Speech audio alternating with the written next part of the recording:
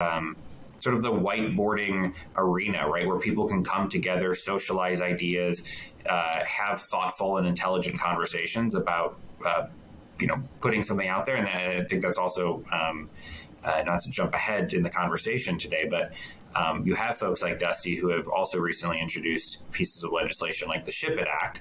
And so that's where some of these ideas can gain traction across different constituencies in Congress, build support for and momentum for causes like that are well-intentioned, they're practical solutions, and they stand to ultimately improve, the nation's supply chains. And so you mentioned the Ship It Act, which was introduced a couple of weeks ago, bipartisan, I believe, Dusty Johnson and John Garamendi, I believe. Jim Costa. Right. So I mean, I guess that's a good way to start a bill.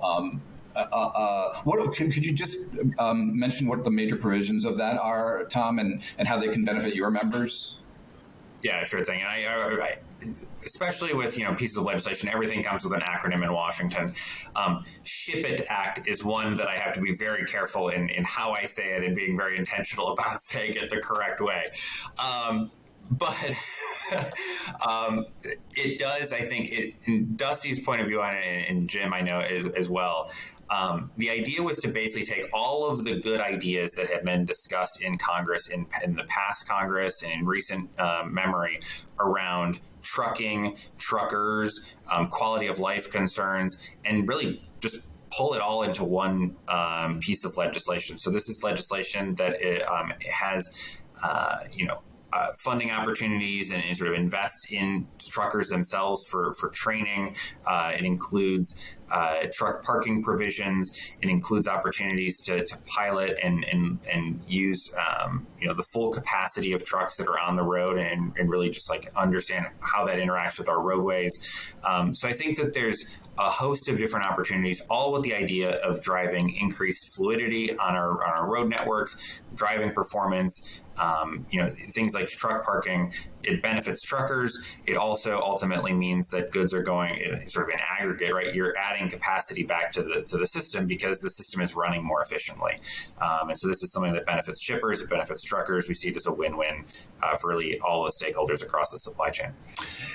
Yeah, and so what is what do you see as the appetite for? It's hard to predict, obviously, these things, but given the climate in Washington, good or bad for something like a transportation legislation, do you see this as moving? I think that you're right to sort of pick up on the. There's always like hesitation. You have a divided Congress. People know that there's going to be back and forth. There's bickering. There are some issues that actually might see some level of agreement, right? And supply chains, I think, thankfully, are one of those that it impacts all consumers, it impacts all constituencies. And so maybe there's some sort of collective buy-in and support for moving those across the finish line. I think that the sense that I've gotten from Dusty and Jim's office is that they're considering, this is it's a flag in the ground. It's something that you build support around from other members of Congress being able to sign on and say that they support it. It's likely to move, and it's part of a bigger package that would be outlined by the Transportation Infrastructure Committee in the coming months. I know that Dusty alluded to that actually on the other day, that he's working with Representative Graves, the chair of the T&I committee, to sort of on a broader supply chain package. I know that that's a similar conversation that's happening in other committees. And so I do get a sense that you're likely to see Republicans and Democrats work together on some of these issues, as long as they stay sort of germane enough to that issue of supply chain competitiveness, being practical, which I think is the other benefit of legislation like the Ship It Act, where it's tangible. It's not just like throwing money and lighting it on fire. It's changing policy to ultimately change something about how the supply chain operates. And so I think it's helpful that it is something that people in the room can be like, oh, I can see how that would make a difference. And there's still room for that in Washington. Mm-hmm. Yeah. And, speaking of a big bill, also ocean shipping reform, too, going back onto, more global type supply chains versus domestic, that, that's going to be on the table from what I understand as well. I guess OSTRA 2.0, I think. Like a 2.0 version that's sort of, I think, trying to clarify some of the implementation of it. In certain respects, the Federal Maritime Commission, I think, has taken that legislation and started down good paths. Other cases, maybe it hasn't lived up to, and that could just come down to like wording changes, things of that nature. Right? Like just trying to really take it to that next level. I think there's also opportunities to address issues like this. I mentioned the declining rail performance. There's still some of these issues that have to be addressed, and there's certainly an appetite for taking those opinions into consideration this year. Mm-hmm. Yeah. And when you were mentioning rail reform, you mean that could be part of this bigger supply chain package that comes out?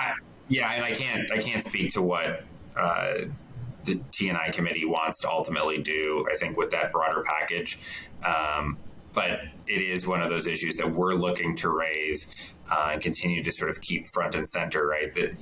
What happens sometimes, right, is that you have this big kerfuffle or this big sort of outpouring of like, oh, everybody's concerned about the state of rail because there's an impending strike.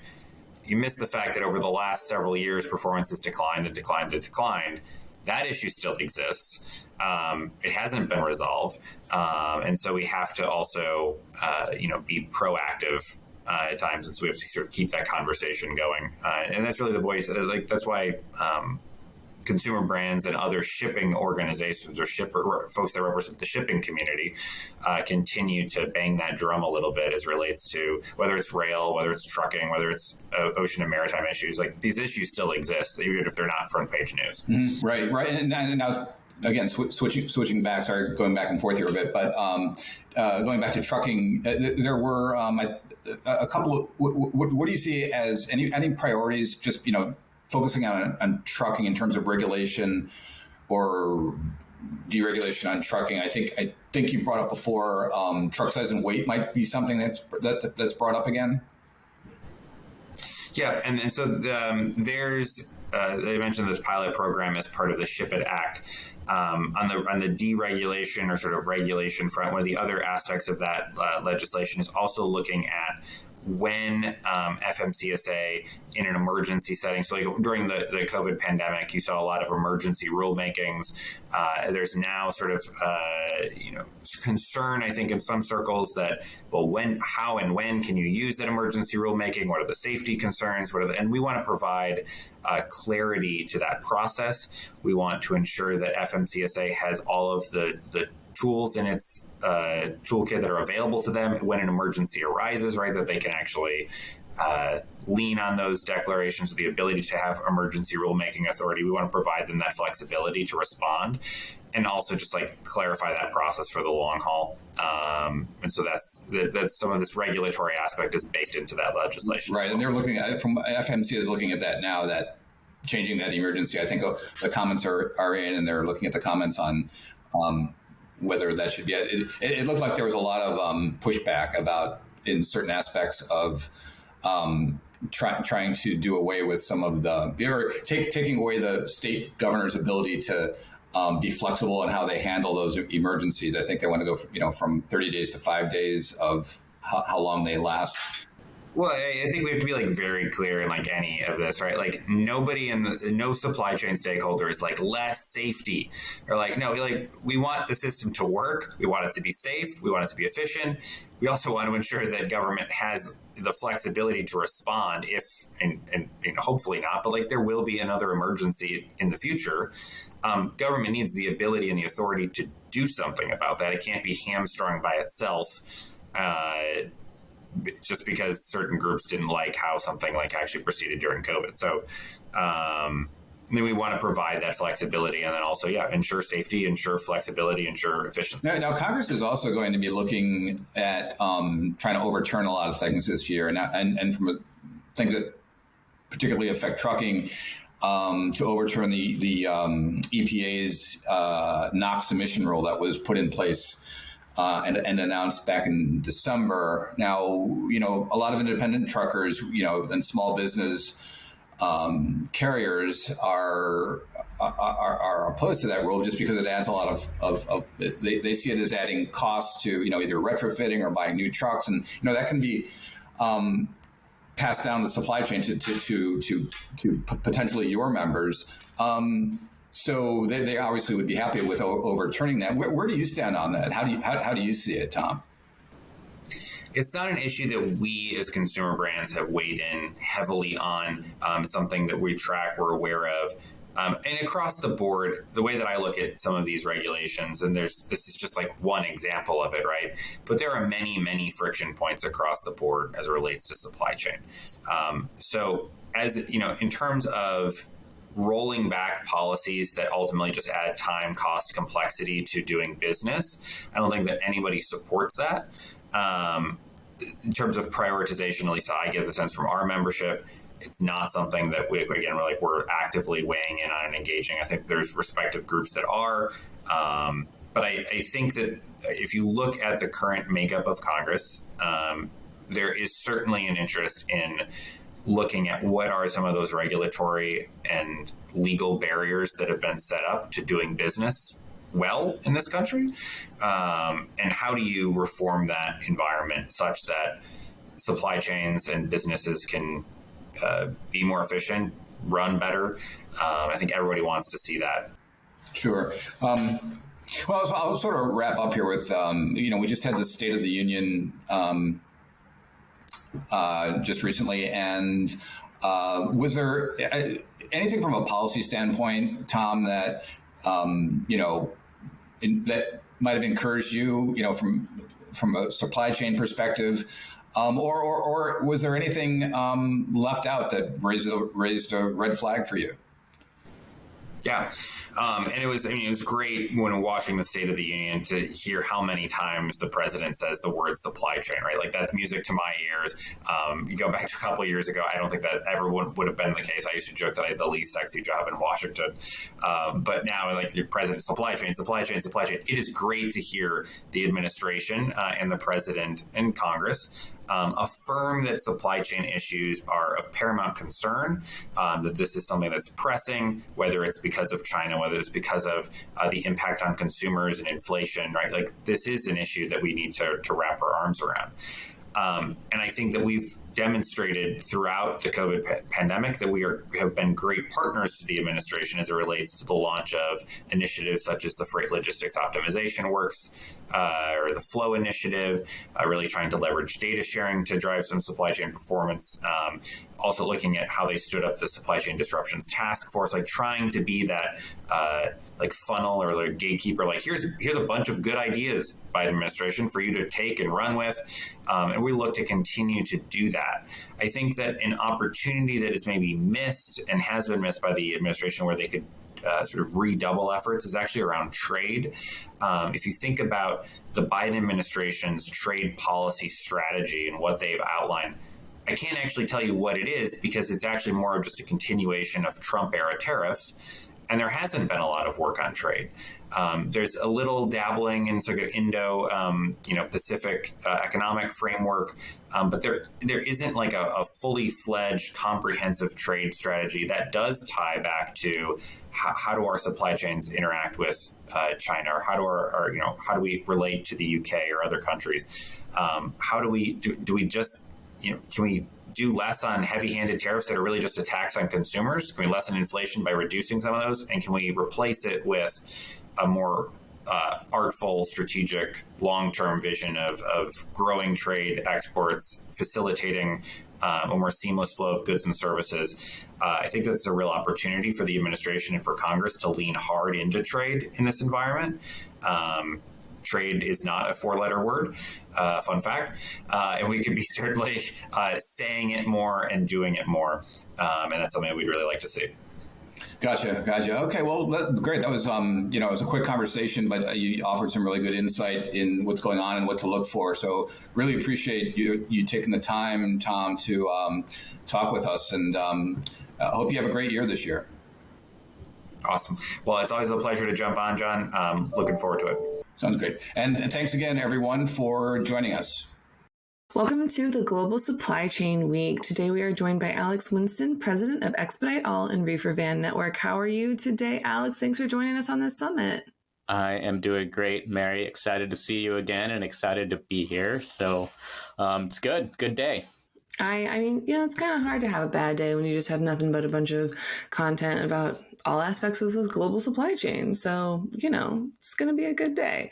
Speaking of some good day, let's get some background real quick. Let everyone know kind of where did you start at Expedite All and just like a little rundown of how you got here. So I actually started at the beginning, right? So I was with the company at the founding. I am basically a co-founder, if you want to put it that way, because we had a team. So I don't call myself the founder, but I'm the initial president of the company. So I was there from the very beginning. My background before that was my logistics exposure was as a general counsel, as an attorney, right? And so I came from corporate law, used to help buy and sell companies, including logistics companies.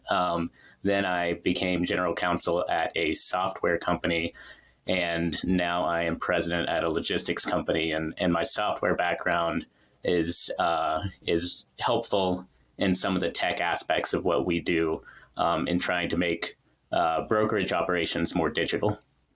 So basically, you're everybody's best friend, being the legal counsel at a logistics company. Yeah, no, it's not always your best day when you get to talk to the lawyer, but we have value, I promise. Yeah. So you guys serve a very, very, very important purpose. Speaking of very important purposes, auto parts, they can be either giant pieces of engine or tiny little screws that you'll inevitably lose when you go to just make one quick repair. So how do you guys kind of even begin to start knowing where to ship on some of that? Because you'll have such shipping challenges that come with, you can't just say like, oh, we ship auto parts, but it could be something to like a bumper or to like a screw. So kind of what challenges come with that? Yeah, so I mean, the biggest challenge I think with auto parts is always speed. A lot of times when an auto part is needed, it's needed fast, right? And so regardless of what it is, it needs to move quickly. And so I think, really the expedite industry kind of grew out of the need of the auto parts industry, right?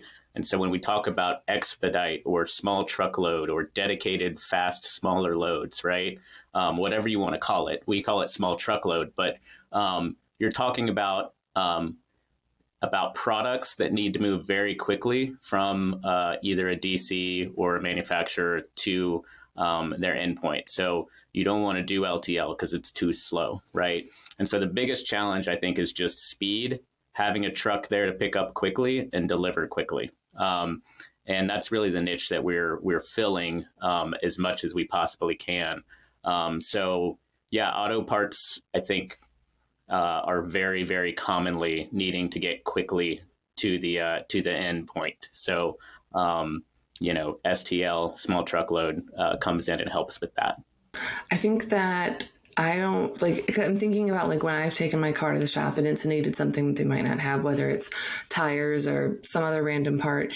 Usually they're like, oh, we can get it here tomorrow, maybe the next day. If they're calling me at like 5 p.m., they're like, yeah, we can usually get it. If not tomorrow afternoon, like we'll have it first thing the next day.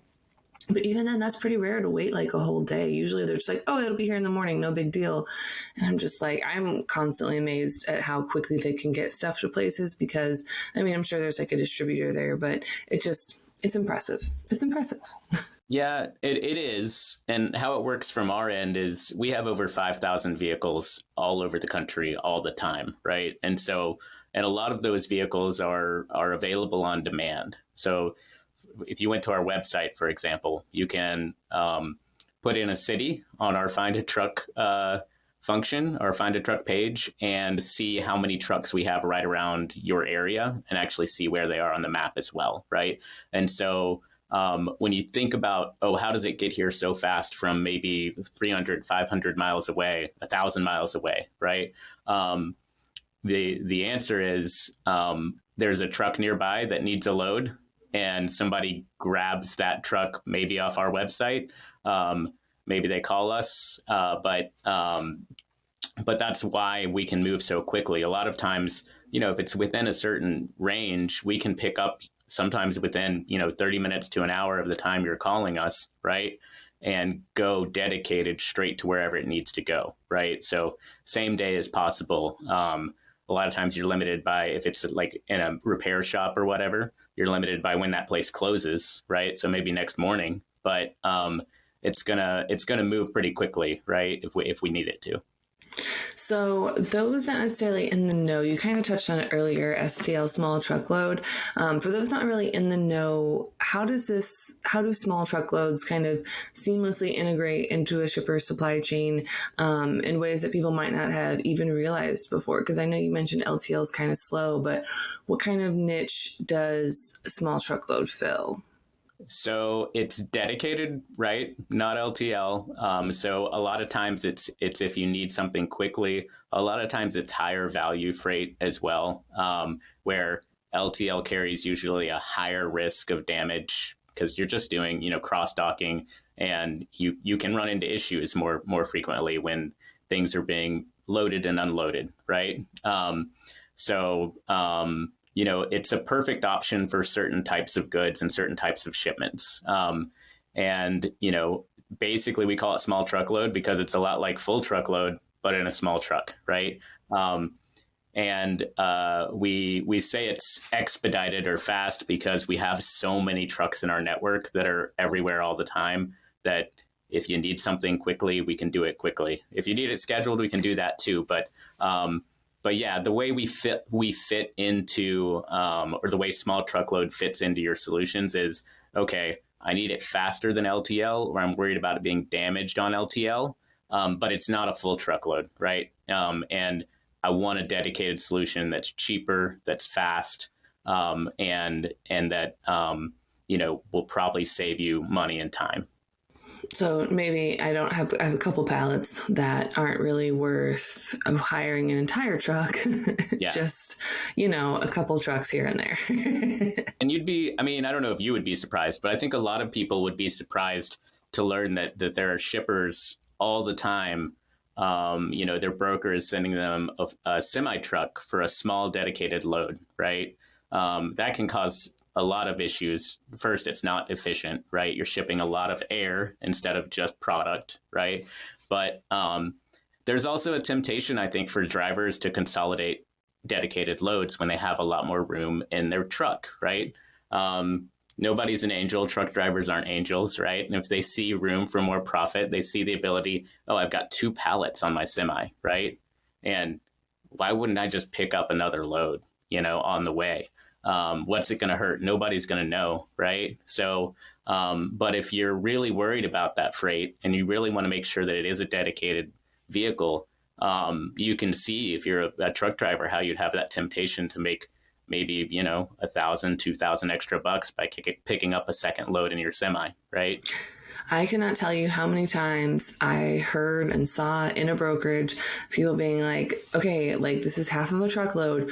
Do not go get another half of a truckload. And driver's like, I won't. Sure enough, it gets to the receiver and there's a full truckload on it. And then product from one shipper ends up at the wrong receiver, and it's a nightmare. And you tell them up front, don't do it. But drivers are human. They're going to see an opportunity to make money. And, I'm all for filling up the trucks the most that you can. But sometimes it doesn't work. And it's always just a headache. So it's nice, like, not only like if I'm a broker trying to service my shipper, that I can take that anxiety and that stress, because that means I don't have to deal with it on the back end. If I can just send it in one truck that's cheaper, is less wasteful, then I'm just doing that, because why would I want to bother with everything else?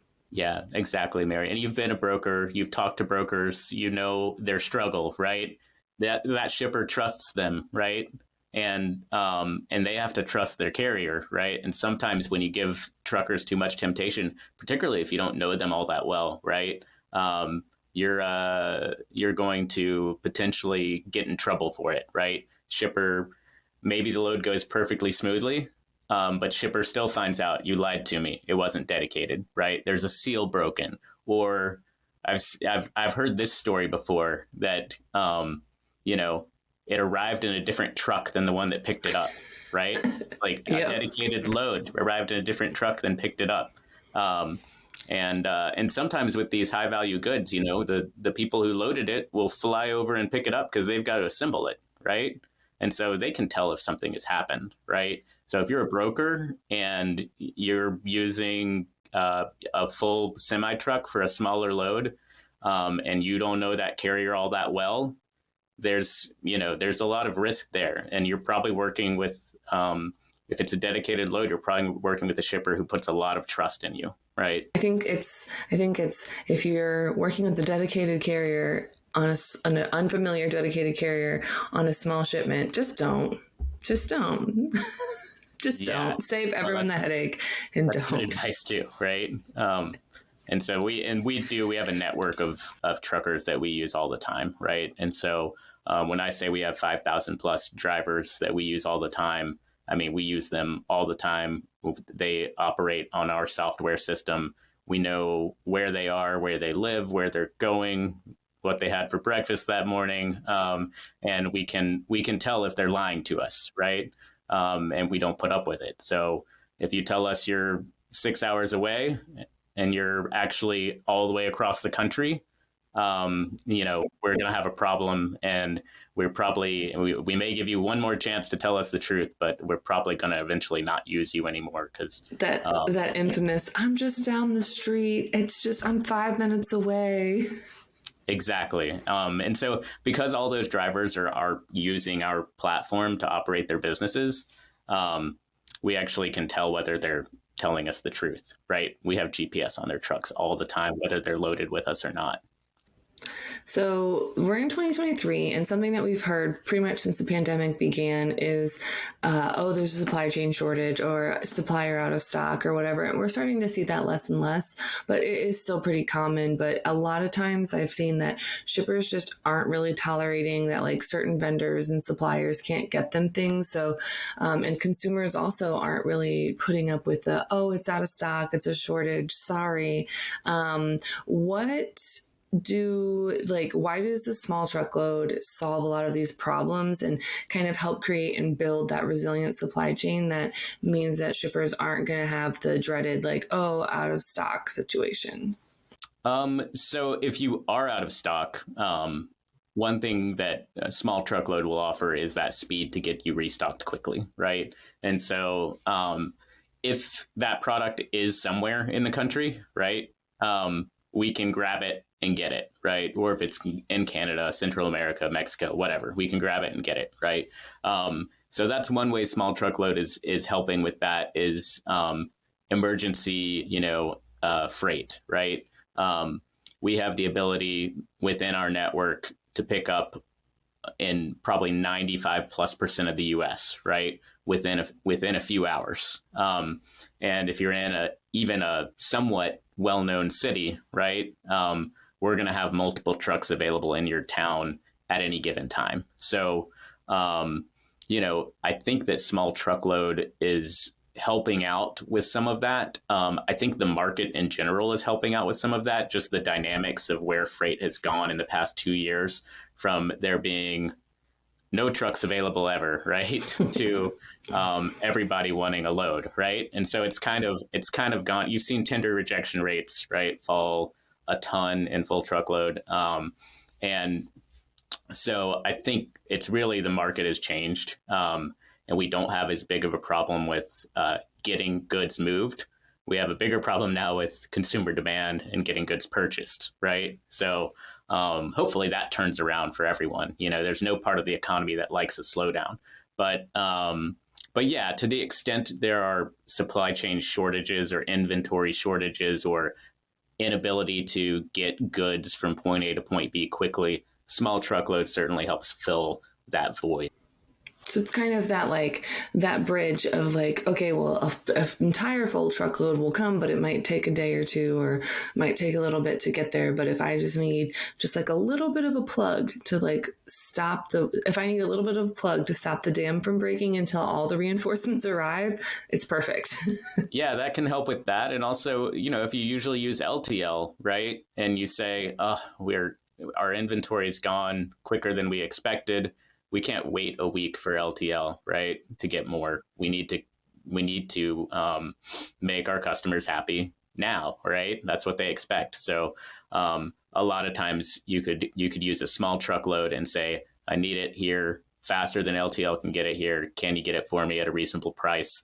And of course we can, right? And we have a truck where it needs to be and going to where it needs to go, probably regardless of where it is in the country, within 2 to 3 days, easily. A lot of times we're delivering same day and next day as well. I like it. You guys are the solutions to many things. So we are just about out of time for today. But if someone wants to reach out to you about the benefits of small truckload or any other hot freight opinions, where can they find you outside of the summit? So they can find me on LinkedIn, Alex Winston. I'm not hard to find there. I'm with Expedite All. I'm with Reefer Van Network as well, which is our refrigerated division. And they can also find us at expediteall.com. So reach out to me at either of those places. I'm always happy to talk freight with anybody who wants to talk. Thank you so much for joining us for the summit, and everybody stay tuned. We've got a great rest of speakers lined up.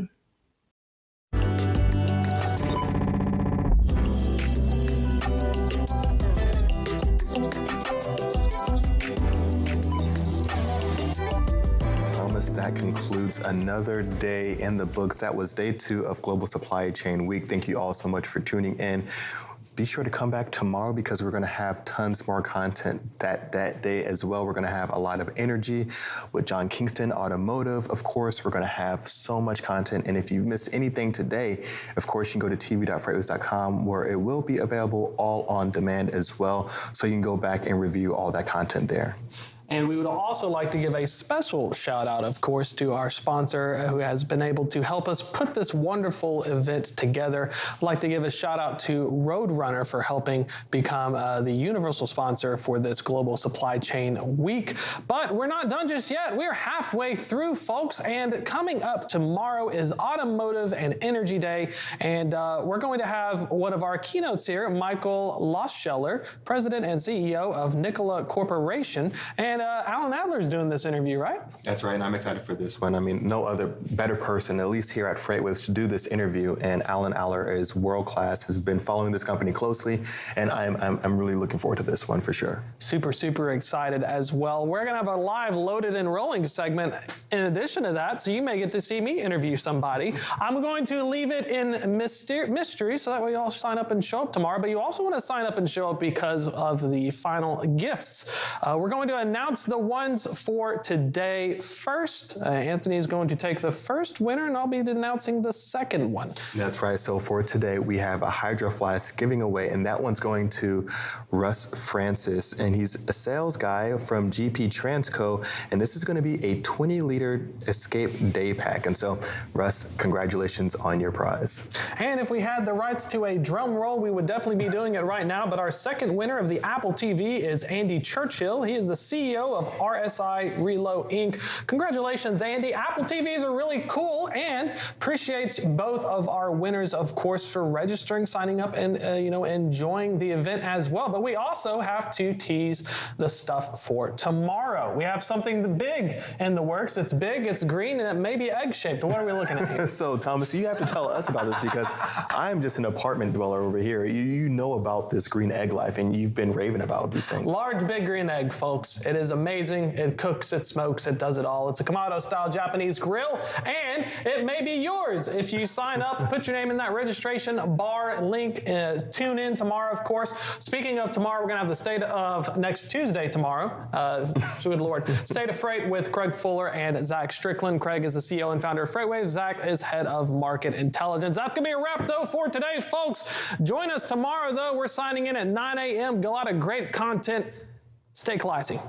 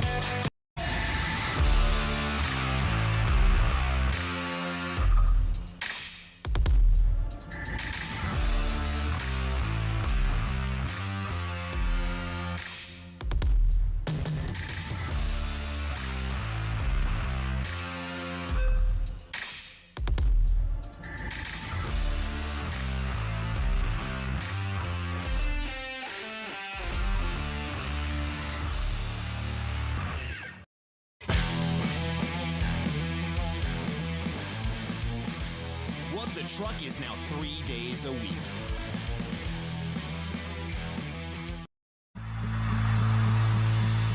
When guests come to an event like F3, we know what they want is a chance to show off their products, their swag, and make new partnerships that will last until our next FreightWaves event. But the problem is there are so many industry events, it can be so hard to find the right one to invest your time and energy in.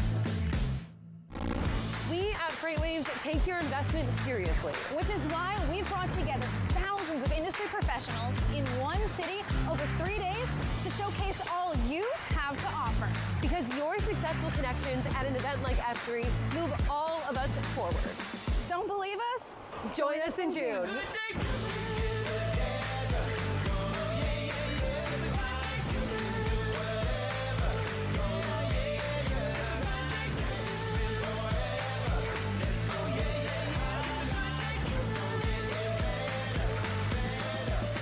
It's a good day coming.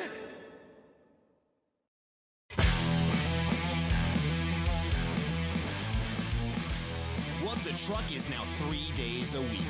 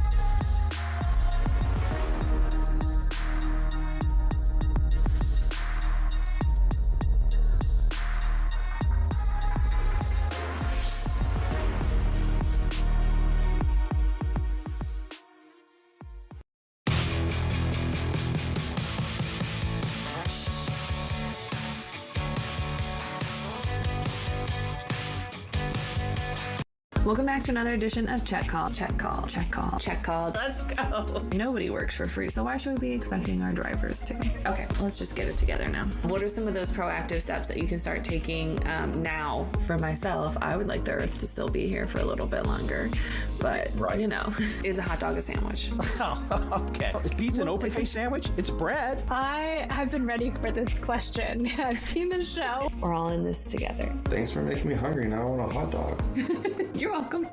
Catch episodes of Check Call Tuesdays at 12:30 on FreightWaves TV. Keep up with all things Check Call on freightwaves.com/checkcall. See you on the internet.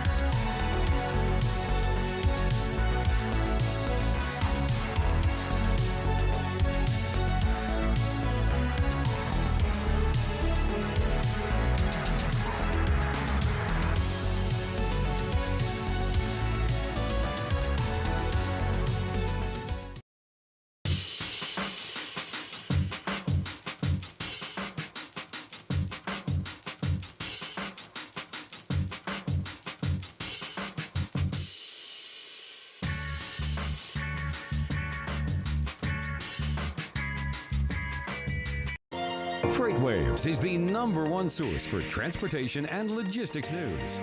FreightWaves.com provides you with in-depth news coverage, data, and insights from the leading industry journalists and market experts.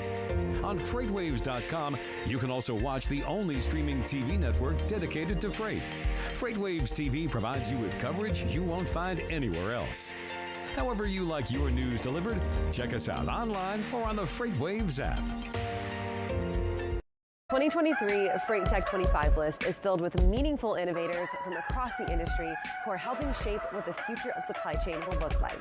Check out the full list of these companies and all the latest Freight Tech news at FreightWaves.com.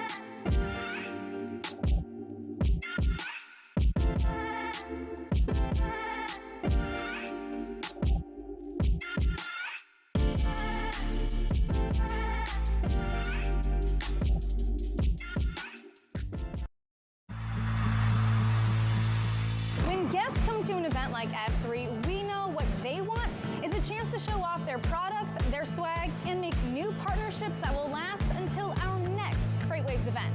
But the problem is there are so many industry events, it can be so hard to find the right one to invest your time and energy in. We at FreightWaves take your investment seriously. Which is why we've brought together thousands of industry professionals in one city over 3 days to showcase all you have to offer. Because your successful connections at an event like F3 move all of us forward. Don't believe us? Join us in June.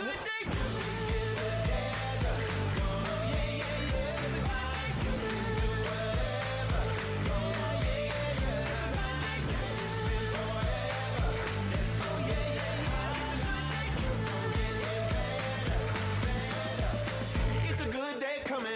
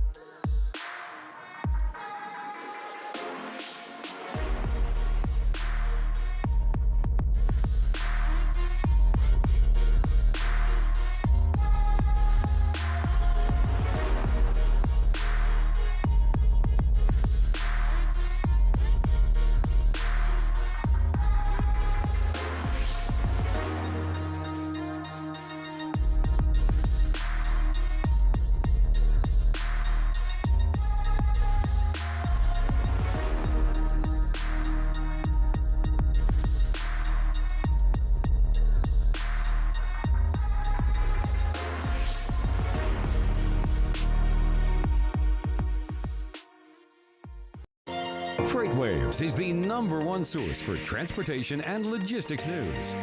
FreightWaves.com provides you with in-depth news coverage, data, and insights from the leading industry journalists and market experts. On FreightWaves.com, you can also watch the only streaming TV network dedicated to freight. FreightWaves TV provides you with coverage you won't find anywhere else. However you like your news delivered, check us out online or on the FreightWaves app. 2023 Freight Tech 25 list is filled with meaningful innovators from across the industry who are helping shape what the future of supply chain will look like. Check out the full list of these companies and all the latest Freight Tech news at FreightWaves.com.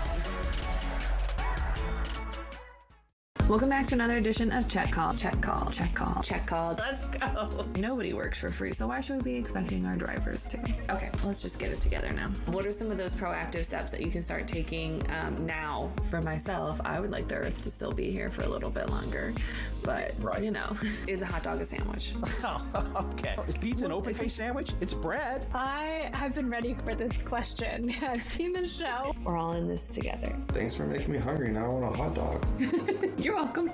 Catch episodes of Check Call Tuesdays at 12:30 on FreightWaves TV. Keep up with all things Check Call on freightwaves.com/checkcall. See you on the internet.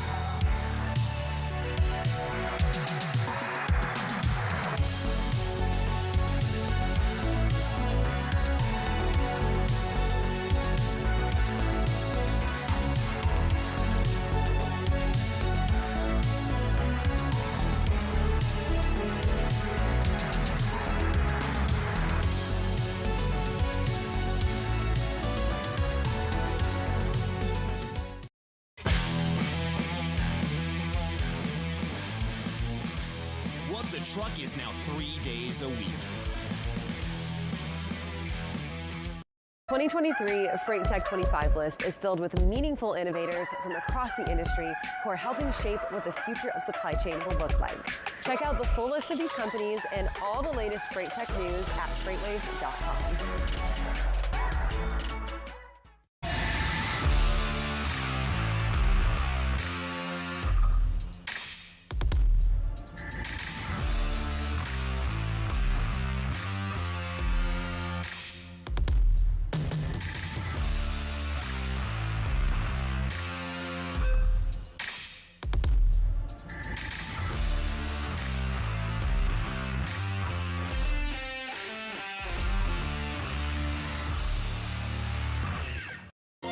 FreightWaves is the #1 source for transportation and logistics news.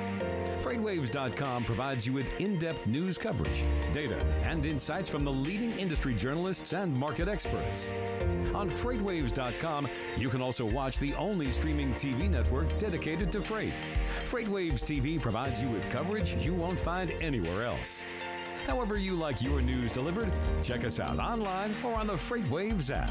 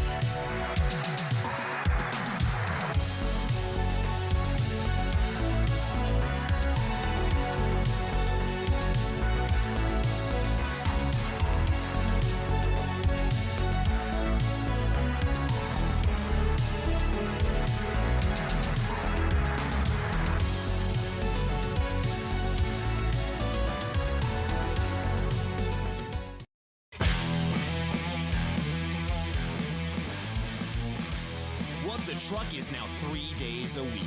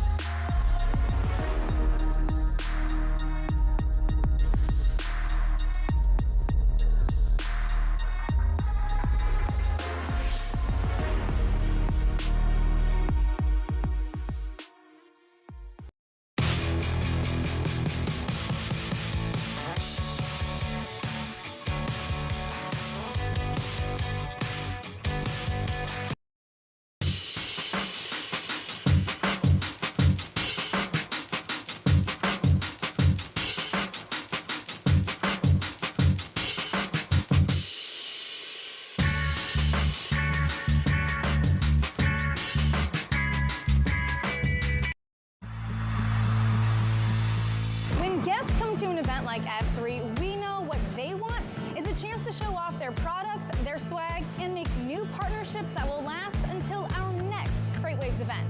But the problem is there are so many industry events, it can be so hard to find the right one to invest your time and energy in. We at FreightWaves take your investment seriously. Which is why we've brought together thousands of industry professionals in one city over 3 days to showcase all you have to offer. Because your successful connections at an event like F3 move all of us forward. Don't believe us? Join us in June.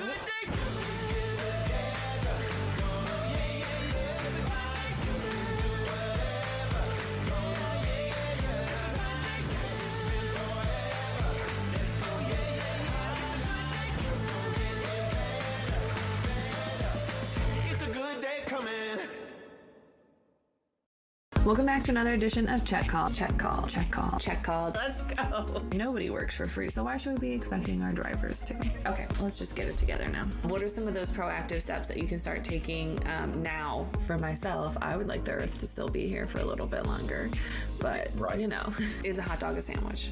Oh, okay. Is pizza an open-faced sandwich? It's bread. I have been ready for this question. I've seen the show. We're all in this together. Thanks for making me hungry. Now I want a hot dog. You're welcome. Catch episodes of Check Call Tuesdays at 12:30 on FreightWaves TV. Keep up with all things Check Call on freightwaves.com/checkcall. See you on the internet.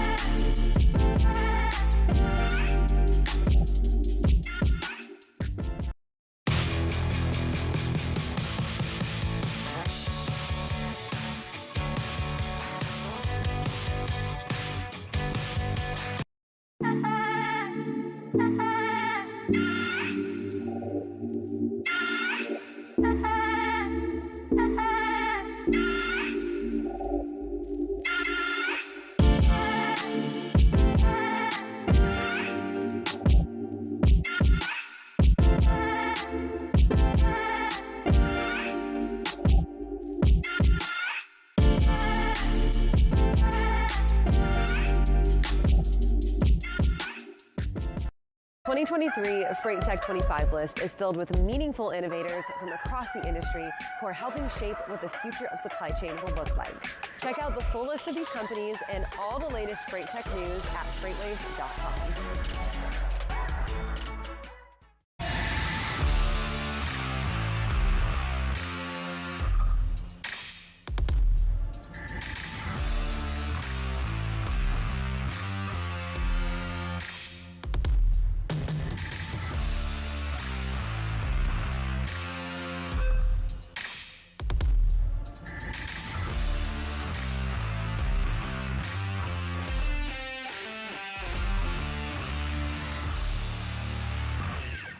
Welcome back to another edition of Check Call. Check Call. Check Call. Check Call. Let's go. Nobody works for free, so why should we be expecting our drivers to?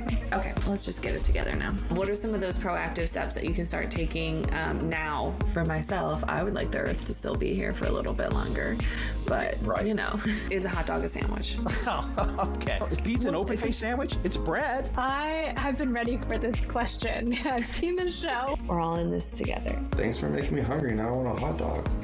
You're welcome. Catch episodes of Check Call Tuesdays at 12:30 on FreightWaves TV. Keep up with all things Check Call on freightwaves.com/checkcall. See you on the internet.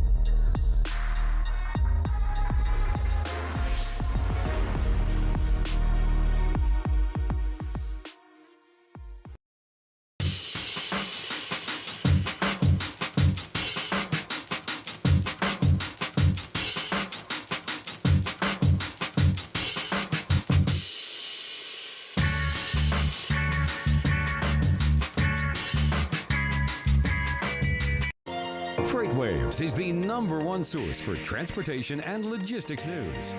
FreightWaves.com provides you with in-depth news coverage, data, and insights from the leading industry journalists and market experts.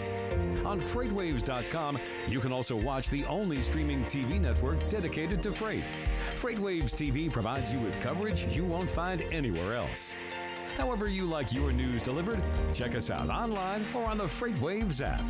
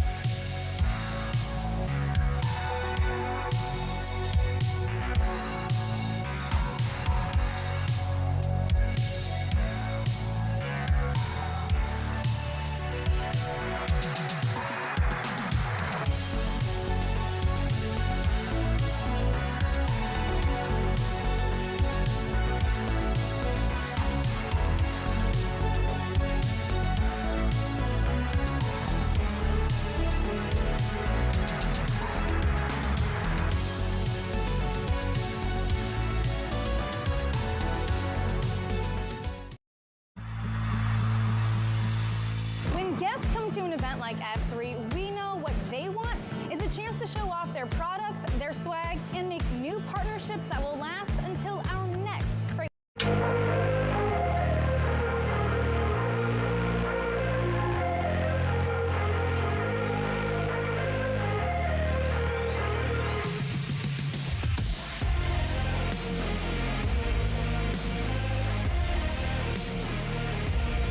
Welcome to another episode of With Sonar. I am your host, Tanner D. Hart, joined alongside Tony Mulvey, who is calling in today. I am in the studio solo, which is perfectly fine. But Tony, you're in Sunnyside, not California, but Sunnyside, Florida. How are you?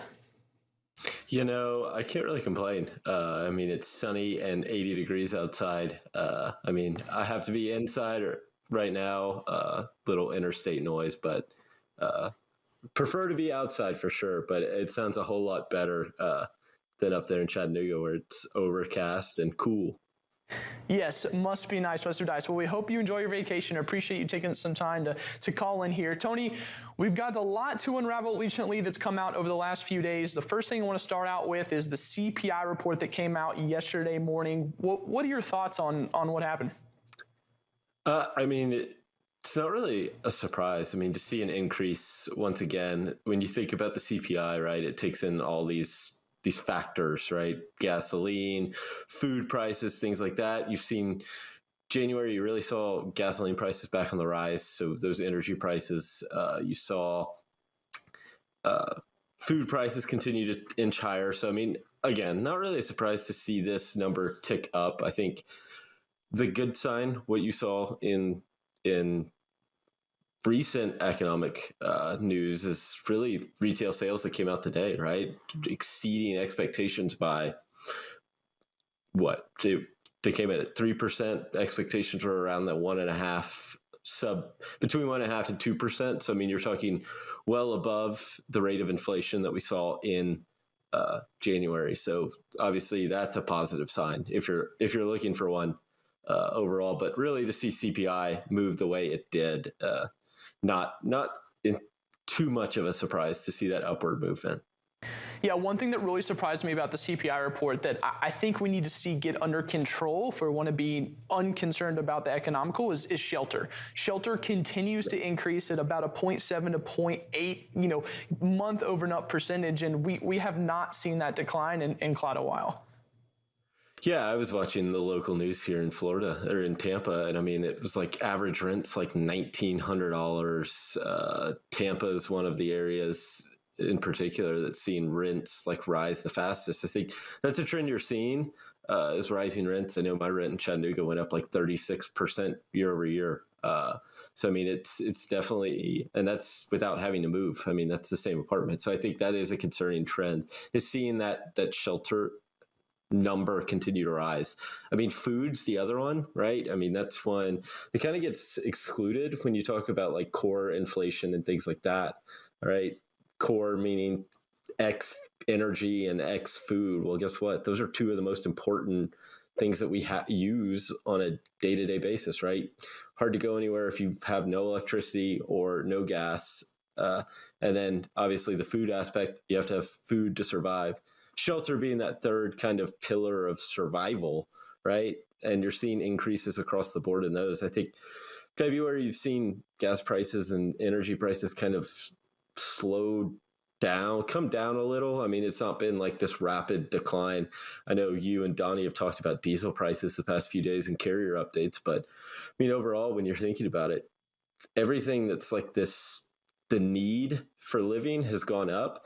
I mean, things like used car prices, right, are coming down, or like there's just these impacts that maybe aren't so important to the day-to-day life that are impacting the CPI, whereas some of those day-to-day underlying numbers are concerning, and the ones that you really need to see to be like, okay, inflation's not having as big of an impact on the consumer as it currently is.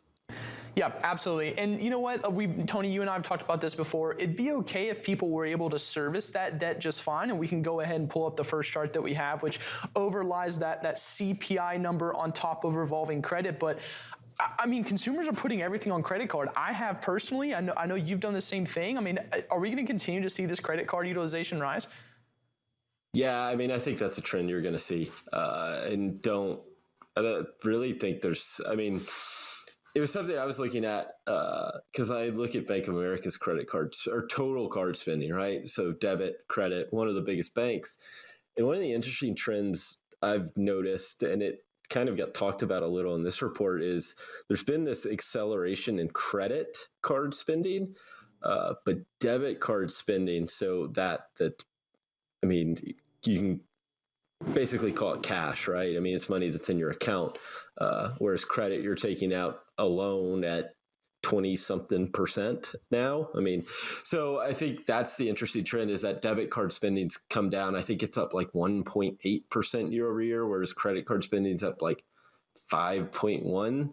So it's kind of this give and take that you're seeing. And it's like, well, you're seeing growth in credit card spending. You're seeing debit card spending slow its growth.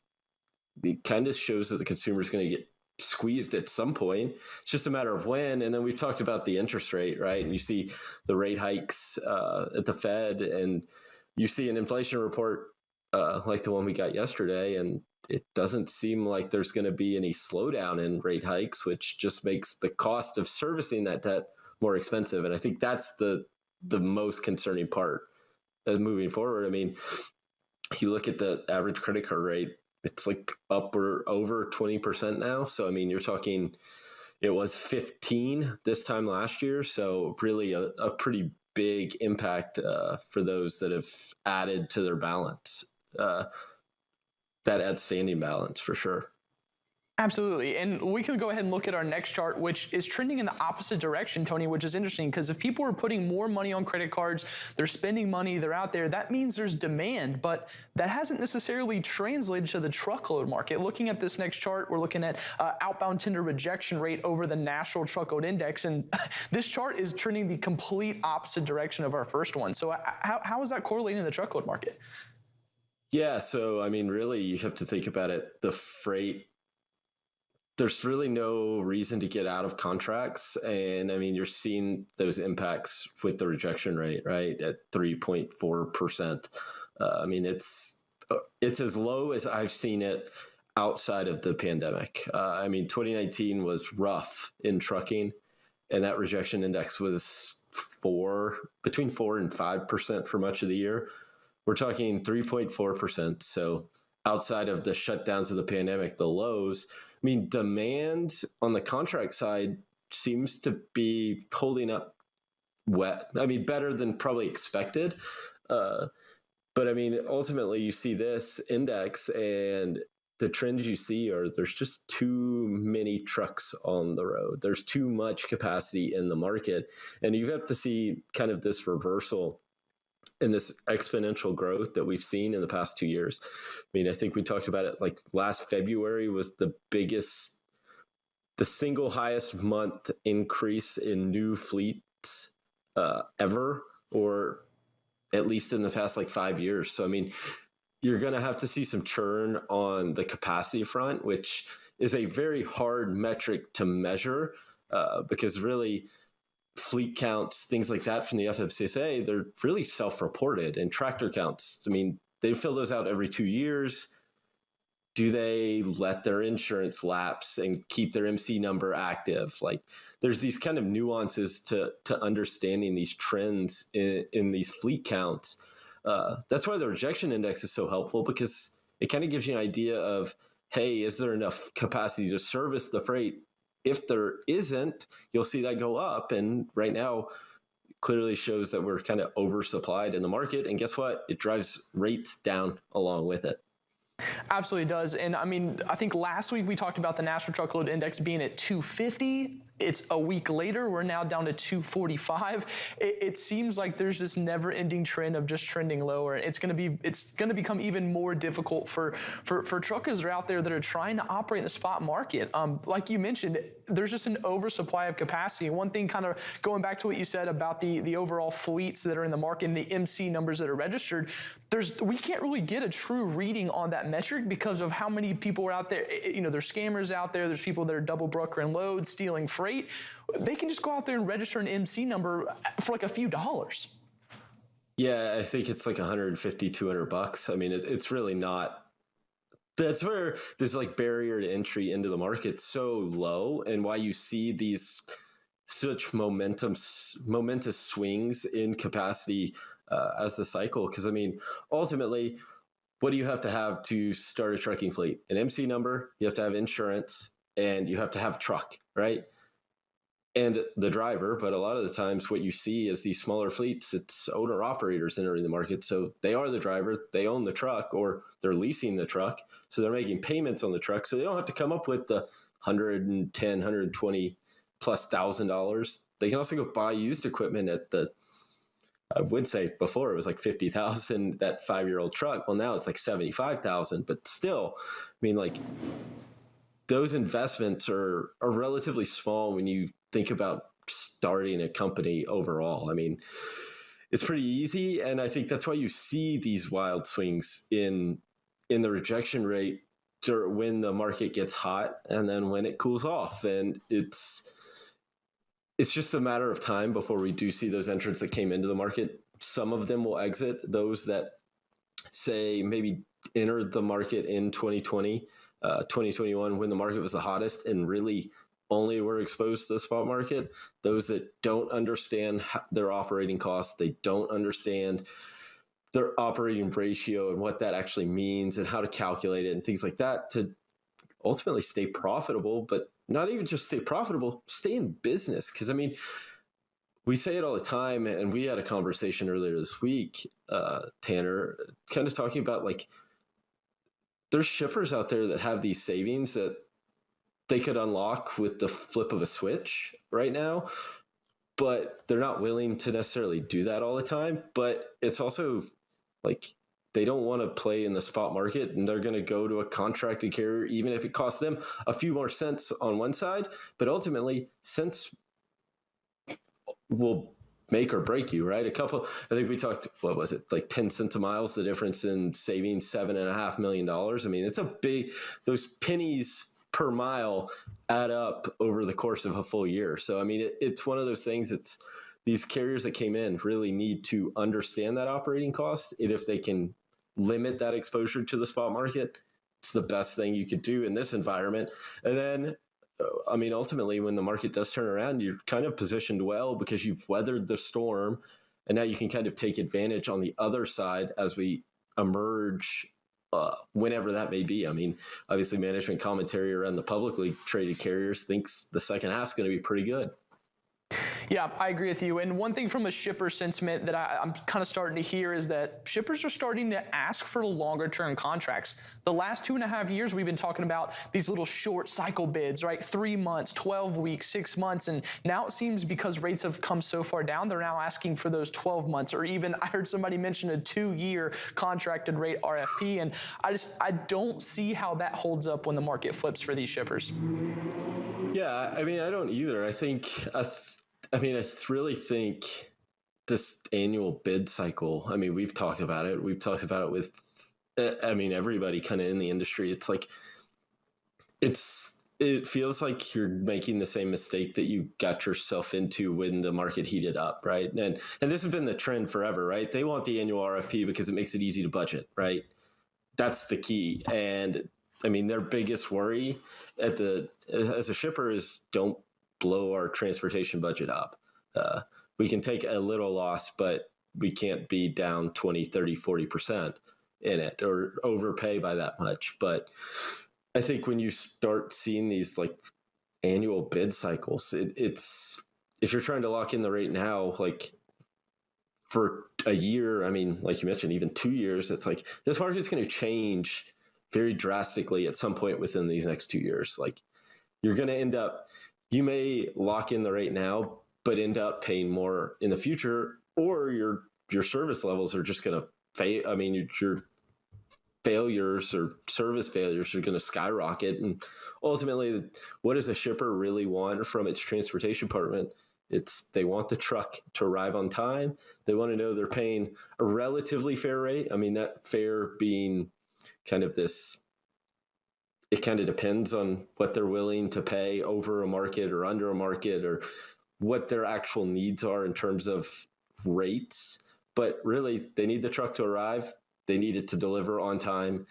And they want to know that they're paying a rate that's comparable to what others in the market are paying without ultimately having their budget just crumble underneath them. And I think if you lock in that annual RFP, you're kind of at risk when the market does turn. But I mean, I think that's kind of the trend that we're seeing kind of go back. And if you mentioned it, we've seen all these 6, 3, 6, 9 month like mini bids. It's like that should smooth some of the volatility, limit those service failures. You would think that's what you would want. But I get their concern, right? Is, well, if we lock it in now and rates go up, well, maybe we can limit the service failures and pay lower rates. But it's kind of a risk versus reward that they have to be willing to swallow. Yeah, absolutely agree with you. Let's kind of switch gears here. Let's bring up this next chart. Tony, one thing I found interesting, we talked about it last week with Chinese New Year, is the inbound ocean shipping index, right? So this is basically as far upstream as you can possibly get when looking at new order volume coming into the United States. Obviously, we've all known, we've taken a close look at this. This has dropped dramatically since May, but the last couple weeks here, we've had this huge drop off from Chinese New Year. Honestly, in my opinion, I think it has to do a little bit more with just, again, those shippers not backfilling that inventory, worried about a down cycle in the economy. But there was no ordering pre-Chinese New Year like we've seen in years past. I mean, what does this lead to in as far as the next 2 or 3 months? I mean, obviously, it means import levels at the ports here in the U.S. will be depressed. And then what's that lead to, right? Once it comes through the ports, it's got to go a truck to somewhere, right? Warehouse, or it's going to go on the rails and then get moved from there to a warehouse or the like. So, I mean, it just means less demand domestically. Now, the timeline can vary. I mean, there's no clear cut, like perfect, hey, we saw this drop, we're going to see it in 6 weeks, like there used to be, just because some of the changes that we've seen around the ports, right? You used to be able to see, hey, things were leaving China, destined for LA. Well, when we saw IOTI or IOSI in this case pick up in China, well, you kind of could forecast that, hey, we're going to see OTVI out of LA or Ontario and Southern California kind of pick up steam. And now it's not as clear, cut and dry, just because you've seen ports like Houston and, I mean, Baltimore and New York, New Jersey, Savannah, Charleston, all pick up, Jacksonville, pick up a little that excess freight. So take some market share on the port side, but ultimately it means less demand domestically. So it's just a matter of where that really rears its head. I think this interesting part looking at that index, right? Chinese New Year, Lunar New Year is really a 2-week thing, and then there's some ramp up time to get shipments out. And like you said, we didn't really see a pull forward. You saw a little bit there end of the year, right? Really nothing in January that would garner any attention. Then we saw the steep drop off, and then we've come back to levels that are half of what we were pre-Lunar New Year, and we're now halfway through February. Lunar New Year started on January 22nd. So, I mean, we're almost a month past that. And you're just not seeing bookings come back in any real strength that would signal, hey, there's a lot of demand coming. Yeah, and it's been fine since May, right? Because it's kind of slowly been dropping, and there was 100 boats that were waiting at the port of LA, and so that downstream, it took a while to unload those, so there was still enough volume. Well, nowadays that's cleared out. There are 0 boats waiting at the port of Long Beach and LA. So as soon as these boats from this dramatic drop off after Chinese New Year arrive, I mean, that's going to hit the truckload market almost instantly.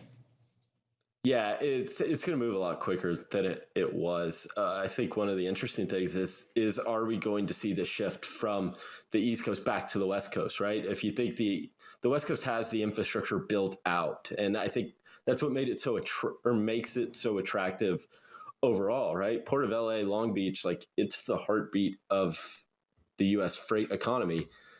New York, New Jersey is a very big port. I think it's second behind those two. Those two combined are by far and away the largest, but New York, New Jersey pulls above its weight class too. But do ports like Houston and Savannah that are getting all this investment, that infrastructure is not necessarily built out completely yet to rival what you would see in a port of New York, New Jersey, in a port of LA, port of Long Beach, do they end up losing some share, at least here in the short term, right? Until that infrastructure is really built out, because ultimately the time constraints are really gone. The time sensitivity of freight's really largely gone, is probably the better way to put that. But you can get it into LA, Long Beach in 15, 20 days, and you're really not going to have to wait for it to be unloaded. Whereas you're going to talk 20 plus days to sail from China to the East Coast. So, I mean, ultimately it works itself out kind of the same way, but I think that's going to be the interesting trend is, do LA, Long Beach kind of get back some of that market share that they may have lost over the past 2 years? Yeah, absolutely. And going to our last chart, speaking of LA and Long Beach here, I was kind of comparing some truckload rates against intermodal rates. Are they still competitive? Are they close? Usually historically, rail rates are a lot cheaper than truckload rates, right? It's a lot less convenient. There's a way more touch points involved. It's not as safe. It takes a lot longer. But interestingly enough, I was looking at rates out of Los Angeles and noticed that from Los Angeles to Miami, you're talking cross country, right? Basically 3,000 miles. The price for a spot market truckload has dropped below the price for a rail container. I mean, you don't see that very often, right? Because intermodal, if you think about it, it's typically in that 10 to 20% discount to the truckload market. And you take that discount with giving up some service metrics, right? It takes a little longer. There's the more touch points, like you mentioned. So, this makes the truckload market more attractive. If you had, in comparison, right? Obviously, a truck from LA to Miami is going to take a long time to get there, but so is a train. So ultimately, you're just giving up the service. And really, the one kind of difference in the two markets, right? the spot market on the intermodal side and the railroad side is very limited. I mean, you look at rejections on the intermodal side out of LA, I think they're 0.4%, right? So you're talking less than 1 out of every 100 loads. So typically they're not turning away any freight. The rails aren't. So, I mean, the spot market's very limited. It's very small compared to the truckload market. So it's nice to see the difference in rates, but ultimately how much freight actually moves on the spot market on the rail side is very limited to what we would see on the truckload. But I mean, to see that, it just, to me, that's a signal to shippers like, hey, maybe we can take advantage of a truckload market right now, get better service, right? It's going to move a little faster and pay less. Yeah, absolutely. And I mean, great for the railroads for holding the rate. I mean, rates have actually gone up since the beginning of the year out of LAX and Long Beach for rail. So I mean, good for them. I mean, I guess they've had a surge in demand. And the thing that's interesting about the truckload portion is that, I mean, Florida's historically dry. So you usually have to pay a premium on the spot market to get a driver to go all the way there because they have to deadhead all the way back up to almost like southern Georgia or Jacksonville to find something else. Yeah, I mean, that's the one problem with covering freight into Florida is you're paying on the front end for that carrier to get out of Florida with both. That rate in is going to pay for both the rate or the drive in and the deadhead out. So, I mean, really, I guess the big one is like, it's not really a surprise. I mean, I do think the rails, I haven't looked at the O-rail data recently. I mean, I know it's probably held up a little better than OTVI, and it's kind of expected, right? Again, time sensitivity coming off the holidays, right? Railroads can kind of take this kind of advantage of, hey, we don't have to move this freight at one time. We'll take the cheaper rates traditionally, and ultimately they can kind of weather the storm with demand. Whereas the truckload side, hey, we offer better service, but our rates are going to be slightly more expensive. Well, it kind of gives the shipper has a little more optionality now with freight. Obviously, networks not being so congested like they were, that they can take the time sensitive and the cost into account. Absolutely. Awesome. Appreciate the information and the time, Tony. It's going to be interesting. Yep. I think the next 30 or 60 days, we're going to see with those inbound ocean shipments, the national truckload continuing to decrease, so we're going to have to keep a close eye on it. That does it for us here on With Sonar. Really appreciate you guys joining us. We'll be back at 3 p.m. next Wednesday for Global Supply Chain Week. Thanks and have a nice day.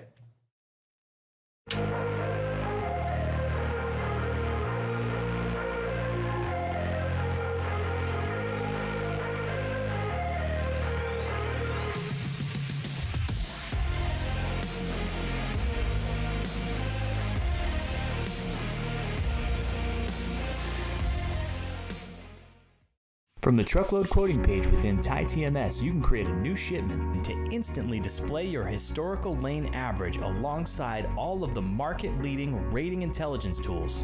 In just a few clicks, you can adjust the quote, add your margin, select your quote response template, and email an official quote right off to the customer from the same page.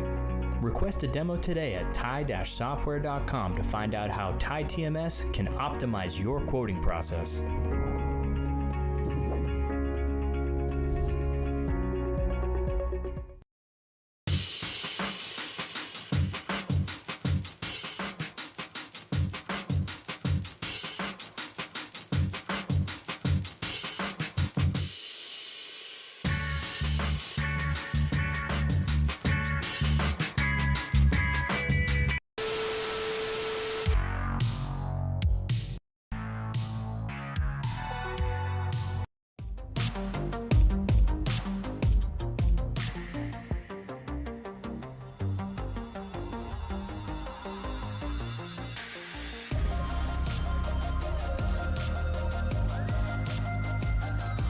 Folks, welcome to another episode of The Drop Zone. I'm your host, Jack Dalio. We experienced a brief hiatus, but we are back and better than ever for 2023.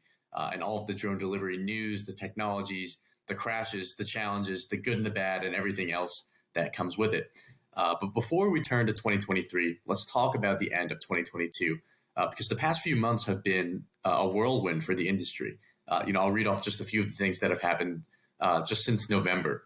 You had Wing partner with DoorDash in Australia. Zipline launched a nationwide drone delivery network in Rwanda. Walmart and DroneUp expanded to 7 states.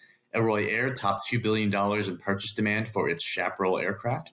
And Amazon unveiled its newest drone, launched services in California and Texas, and then fired a chunk of its drone team, all within the span of a month. Even just last week, we saw Flytrax become the 5th company in the U.S. To receive a standard Part 135 air carrier certification from the FAA.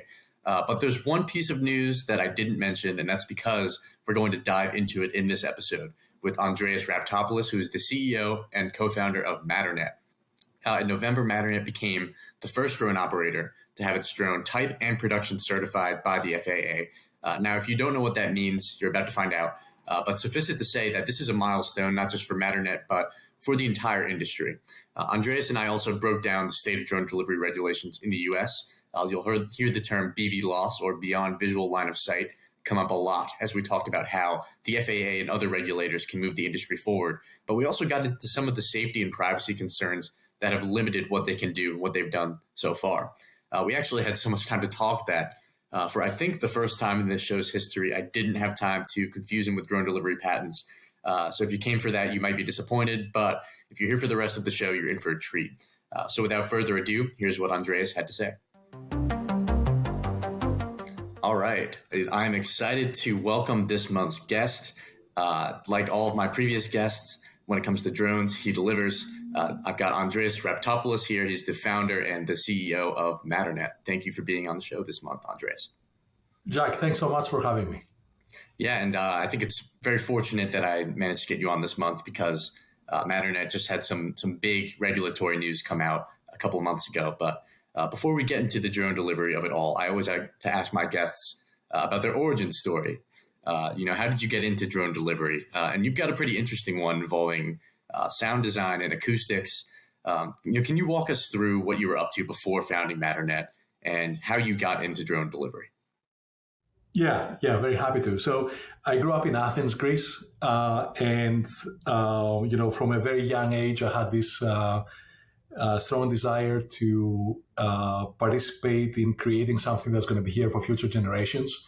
When I was growing up in Athens, I used to sort of watch what's happening in Silicon Valley in the personal computer sort of revolution that was happening in the 80s. And I thought, wouldn't it be amazing for me to be at the right time and place when this is happening for another technology? So I grew up in Greece. I studied mechanical engineering and aeronautics. I was very good at it, but I always wanted to be an inventor. So when I finished my engineering studies, I went to London and at an art school and started trying to understand, what does it take to really create great products, and started like user-centered design and how do you marry engineering into it. That led me to my first invention, which became my first company. We developed these systems that, to put it simply, transform noise into music. That was pre-MP3 when, working into an open plan office, meant a lot of distraction from people talking. And I created these algorithms that, created like active noise suppression systems and active masking systems. I stayed engaged with that company for about 10 years. And as I was coming to, exiting that company, I started asking, has something changed in technology that would allow us to build a flying car differently? So I asked this question around 2010, and I stumbled across the DIY movement on drones back then. And, as you and your listeners may be aware, out of the revolution that came out of these tiny sensors we have on our smartphones came a DIY movement of creating algorithms for things to self-aviate and self-navigate. And there was a DIY movement in 2010-11 where people just created like these very simple machines that could fly by themselves and follow GPS coordinates and so forth. And when I saw that, I thought, wow, that's going to change how we move goods and how we move people around the world.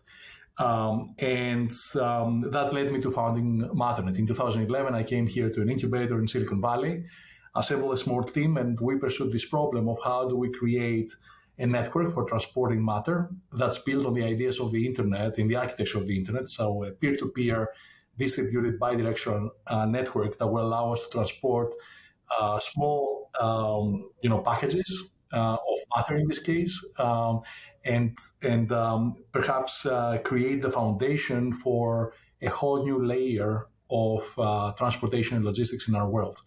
The big driver, in my history of trying to build Matternet has been to really get to that leapfrog scenario where, we create a new layer of transportation for goods that can help countries that never invested in road infrastructure to be able to leapfrog to this type of technology with this type of technology and solve transportation problems. And then also for this part of the world where we do have road infrastructure that's quite developed, find a way to transport small packages on demand way more cost efficiently and in a way that's way more friendly for the environment than what we're doing today. I often say that, I just had salad for lunch and it was great. I felt great, but I still had like a 2-ton car bring me that salad with all the emissions and utilization of road real estate that comes with that. And the secondary sort of effects that this creates for our economy. And I think it's crazy that we do this at scale. And I would like to see us create a future where when something is lightweight and time sensitive, starting with mission critical things in healthcare perhaps, which is what we are focused on right now, all the way to e-commerce and then maybe even food delivery, being serviced by this new mode of transport. Yeah. So you had some big dreams for this company about a decade ago. It's been in the works. You said you dreamed about being in Silicon Valley. Now you're there. You've got the company headquarters in California in the U.S. And you've also got operations in a few other places outside of there.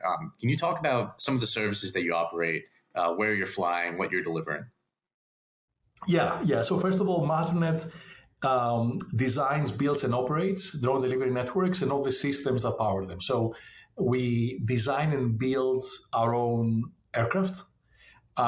We design and build the ground infrastructure that is quite minimal, but still exists for those networks to operate. And we also design and ship our cloud platform, which manages these types of networks. We're operational today in 2 countries, in Switzerland and in the US. In Switzerland, we have our own small airline that operates these networks. So we go to a customer and we provide them the services, drone delivery services, connecting their locations. And today we offer these to healthcare customers in Switzerland. And in the US, we partner with UPS. UPS operates our technology systems and our drones under their 135 operational certificate.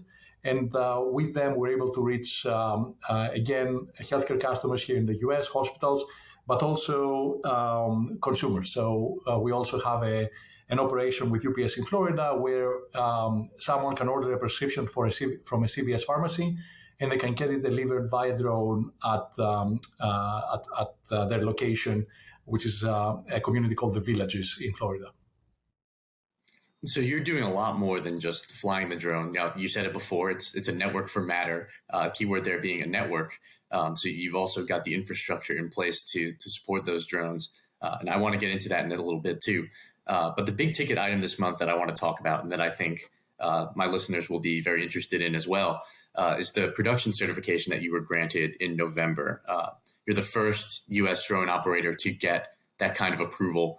But even before that, you had to get a type approval. So before we talk about the production certification, can you just run through, the features of the M2 drone itself and the significance behind getting that type certification? Yeah, absolutely. So the aircraft that got type certified, the Matternet M2 aircraft, is the first UAS that acquired standard type certification from the FAA. It's also the first, I think, electric aircraft that acquires type certification. So it's a pretty big deal. To date, we're the only company in the US and globally that has this type certificate. The type certification means that the FAA is certifying the Matternet two are safe and reliable to fly over people, and in the national airspace system here in the US. This aircraft is able to transport packages of up to 4.4 pounds, 2 kilograms, in distances of up to 12.6 miles, which is 20 kilometers. And we have the technology on board to be able to fly beyond visual line of sight. We do that in Switzerland. In the US, it's more restricted currently. We do EVLOS flights. We have the technology on board to sense cooperating aircraft through ADS-B in Switzerland. And then this aircraft, through ADS-B here in the US, and also an equivalent sensor called FLARM in Switzerland. When this aircraft is flying, it's flying fully autonomous missions. So, we're flying on a pre-approved route, following GPS waypoints in a very strict geofence. We have safeties on board to make sure that we stay in that geofence. From an air risk perspective, this is very important. There's also a parachute on board in the case of any malfunction. Let's say we lose a motor, we lose a propeller, there's a battery malfunction. Our parachutes will be deployed within typically 3 seconds, and the aircraft will descend to the ground with a terminal velocity that would not cause a fatality, even if the aircraft was to hit someone on the head.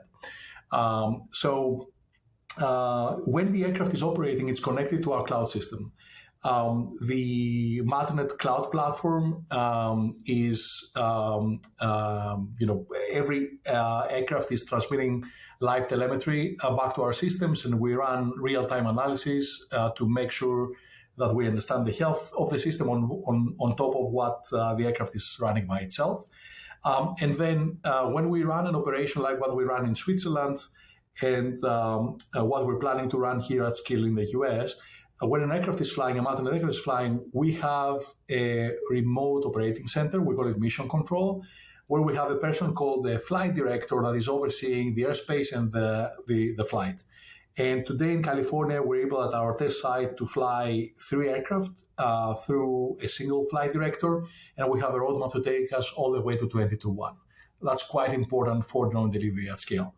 So all of those features of the aircraft and the so-called associated elements have been part of this initial, effort to go through these like very heavy regulatory approvals.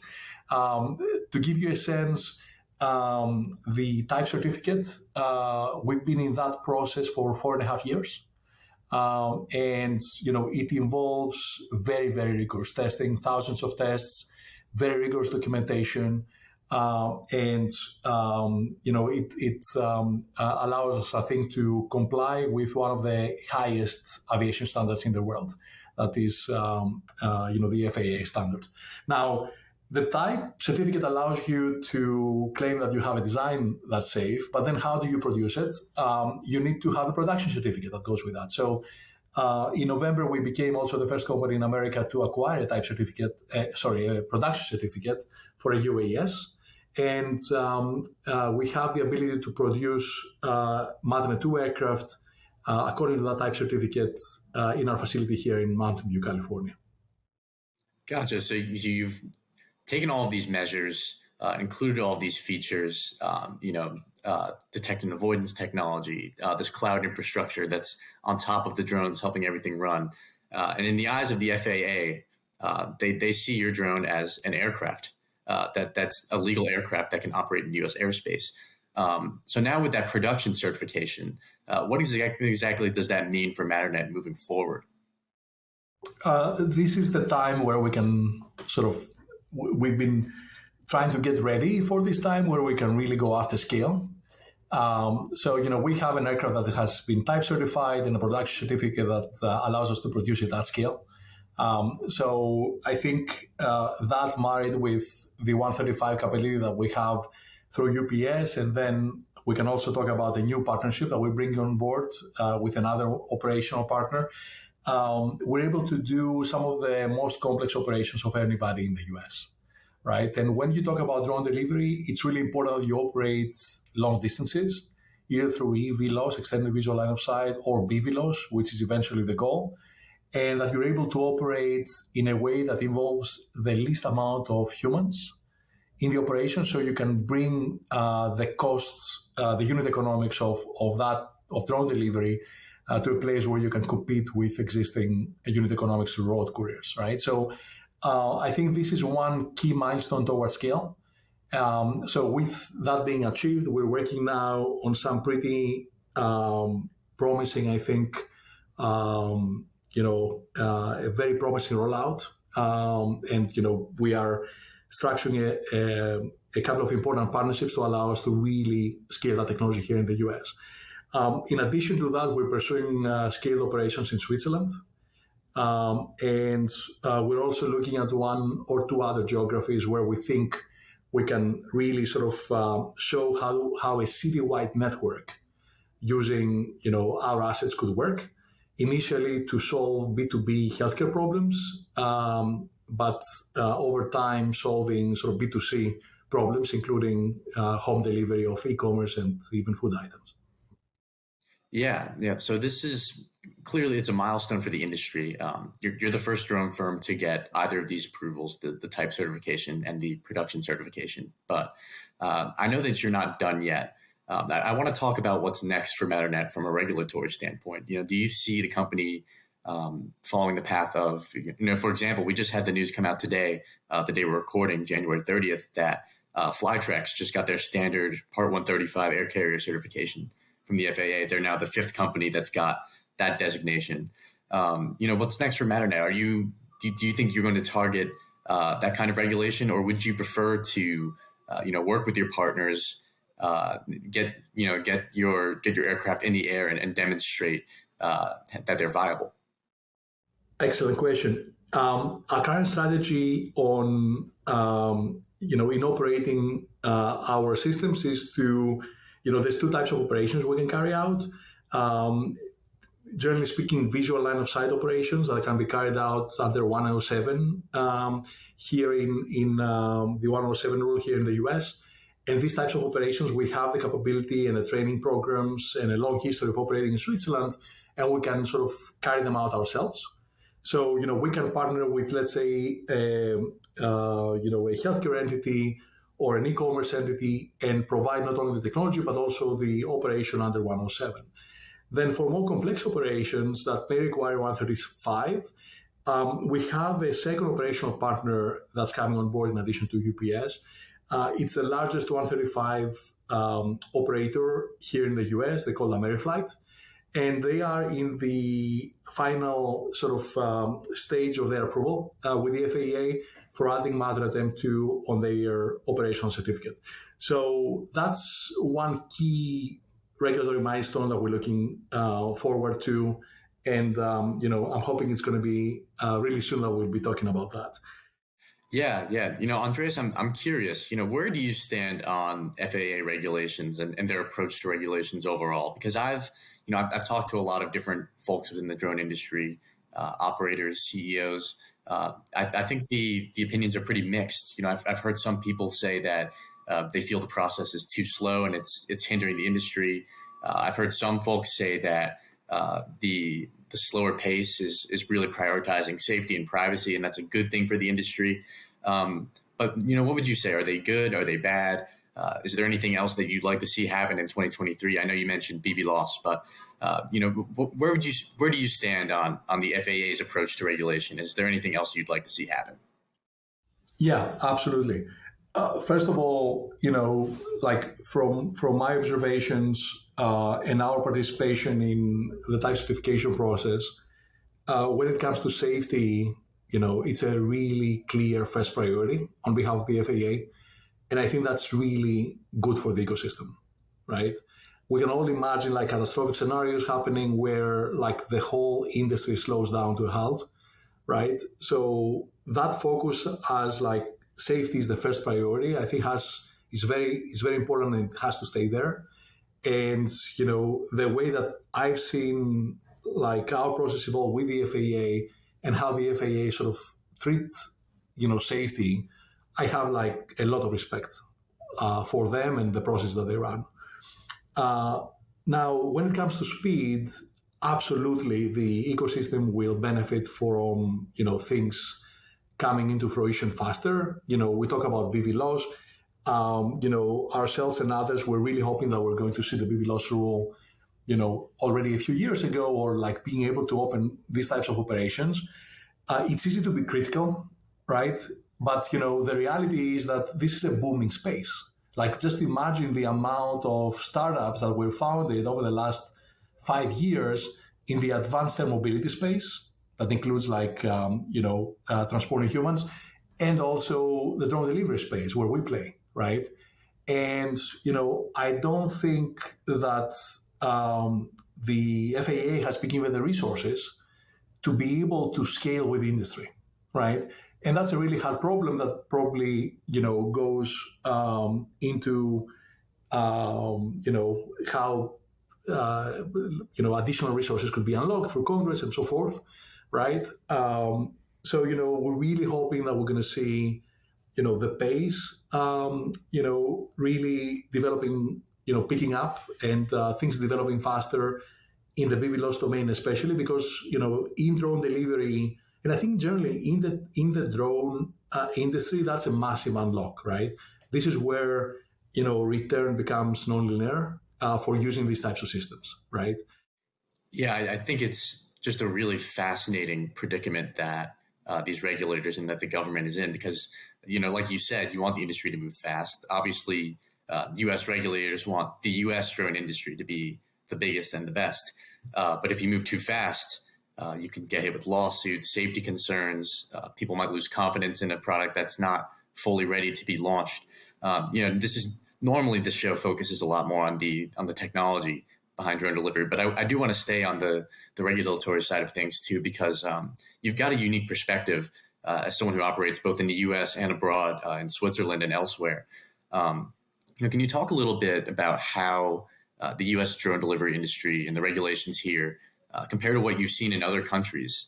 What other kinds of regulations have you faced, and do you think that they're better or worse than what you've encountered here? I think we've been very fortunate. Matane has been very fortunate to work in Switzerland. We saw an opening there. We had, I think, probably informed intuition that the Swiss authorities and the Swiss Ministry of Transport was interested in sort of becoming a drone pioneer and making Switzerland a drone capital of the world. And in 2017, we started executing real logistics services in Switzerland. We became the first company in the world in March of 2017 to be authorized to fly over people, including densely populated areas, through beyond visual line of sight flights. And the framework that was developed out of the work that we've done with FOCA, the Federal Office of Civil Aviation, became, I think, the blueprint for the so-called SORA framework, which is Specific Operations Risk Assessment, that is currently used in Switzerland. It has also been embraced by EASA, the European authority, for operations for drone delivery and other drone services in Europe. So that's the other regulatory regime in which we work in. And the key thing, I think, that it allows us, obviously, we started in Switzerland in 2017 and we flew BVLOS. We have been in operations in the US with UPS since 2019, and we're still not flying BVLOS. We're flying EVLOS, right? So we still haven't been able to get to that, key milestone, right? So in some ways, in this specific way, the Swiss authorities were way ahead, and they are still ahead today. And to the extent that this type of framework is adopted by other aviation authorities around Europe, they are ahead of the US, right? So the Specific Operations Risk Assessment, the SORA framework, is, I think, very smart in understanding, what is the risk associated with your specific operation, and then coming up with the appropriate mitigations for that. And what we're doing in Switzerland, there's multiple layers of safety for air and ground risk that, this SORA framework allows you to account for and apply mitigations. Having said that, this type of regulatory approvals are not uniformly distributed across Europe. So do you think it would be fair to say that the FAA is maybe thinking a little bit longer term than some of the authorities in Europe might be? I think, my assumption for a while was that, for the FAA has a scale mindset in mind, right? They are in a scale mindset. So in some ways, like you're really thinking, okay, how is that going to work for scale? But I think, to be fair to the Europeans, I think they're also thinking long term. They're also thinking, how can we enable the whole industry? There's been some very interesting reports coming out over the last couple of years around the population's perception around the value of advanced air mobility and specifically drone delivery services. Commissioned, I think, by the European Commission, right? So, there's just a lot of work that's happening there, and I think there is a very broad understanding that this is going to be a new industry, right? And creating the frameworks to be able for this industry to really happen in certain countries, right, is really important for the economy of those countries. One can also not discount the environmental benefit that will come out of drone delivery at scale, right? When someone gets a meal on demand here in Silicon Valley, where I'm sitting, there's a 2-ton car that is bringing this 2-kilogram package. And that doesn't make any sense for the environment, right? So, our ability to quickly move into that reality will help us dramatically reduce emissions associated with logistics. So, I think that there is wide understanding in Europe and the US that's going to be extremely important. And I think both of these authorities, EASA and the FAA, are thinking long term and are thinking how can they enable scale without compromising safety, security, privacy, quality of life. Noise is a big issue when we come through when we think about any aircraft, right? We're making very positive, I think, there's very positive developments around e-mobility on the ground that will reduce noise for our communities. So we need to be really sensitive on making sure that we don't introduce a new source of nuisance, right? So, these are not easy things to figure out, and there needs to be a balanced approach. But at the same time, the frameworks for, real autonomous operations need to be there for the industry to really happen. Yeah. I'm interested. Do you have any advice? I'm not asking you to share your secrets here, but, advice for any smaller drone operators who are going through this process? Is there something or is there anything that you think that they should be aware of as they make their way through this process? As someone who actually builds technology, they build aircraft and manufacture aircraft. I think, unfortunately, it's more of a caution rather than advice. It's just really hard to develop autonomous systems.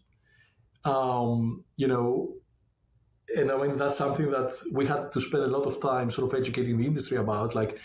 Someone sees a DJI drone operating by, a consumer, and, there's, one, assumes that this technology is really easy to figure out.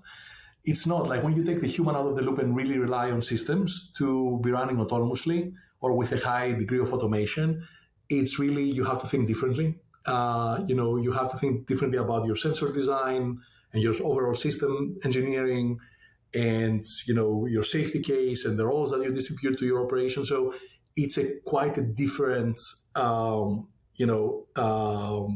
challenge. So I would say that in this space is deceivingly easy to get to some type of demonstration, but really difficult to get to long, sustained, robust operations. And, that road is not an easy road to travel. It's a hard road. There's many obstacles. And, you need to have a lot of focus and discipline in that execution to be able to get on the other side. So if there's any advice, is that just be prepared for that transition, right, towards autonomy. And autonomy is really where those systems, I think, shine, right? So the future has to rely on these autonomous robots being able to do jobs for us for these types of delivery jobs in the sky or even on the ground. And it's hard to figure out. I think the price is pretty great. Like on the other side, I think we have the potential to unlock something that's going to be really good for the planet and really good for many populations that are underserved. When we get to this very attractive unit economics that fall out of autonomy, that is when we have autonomy at scale. Yeah, you heard it here. The drone delivery industry's got a lot of glitz and glamour, but it's got that dirty underbelly. You've got to grind hard, right? I mean, there's maybe 100 companies last year that had pilots. There's only 5 that have Part 135 air carrier certificate. There's only 1 that's got type and production certifications. So you heard it here. Look long term. Andreas, I really appreciate you sharing with us all of your drone delivery knowledge and giving us the lowdown on Matternet's new certifications and educating us on what's going on across the ocean over in Europe from a regulatory standpoint. Thanks again for dropping in, and this has been a great conversation. Jack, thank you. It was my pleasure being here. Thank you so much.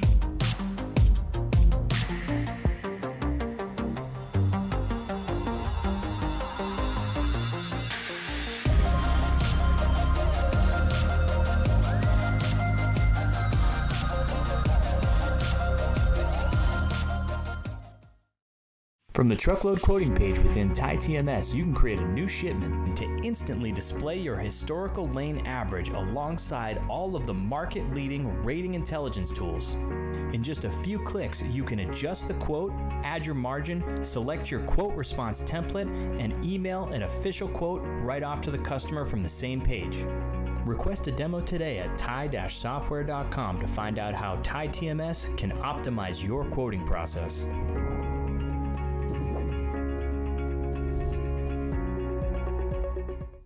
2023 Freight Tech 25 list is filled with meaningful innovators from across the industry who are helping shape what the future of supply chain will look like. Check out the full list of these companies and all the latest Freight Tech news at FreightWaves.com.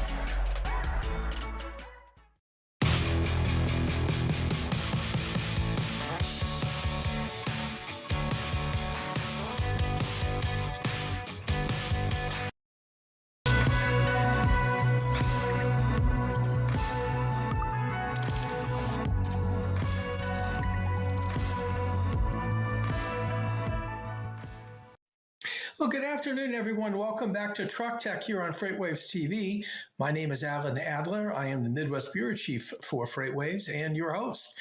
We have an interesting and timely show for you today. We're going to be looking at powertrains, truck powertrains specifically, and we have news that drives a lot of what we're talking about today. So we're going to be joined by Jose Semperio, who is the Executive Director of On-Highway Trucking for Cummins Incorporated, and also by Andrew Roble. Andrew is an analyst with Rhine Associates, the Michigan-based powertrain consultancy.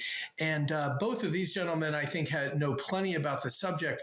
And it's always fun, really, when we have a show where we can actually run off of the news. We've had a chance to do that a couple of times. Cummins helped us out this week by announcing something. They seem to really like Valentine's Day. And so that was their trigger point for their announcement of a new powertrain. We'll get into that in just a little bit.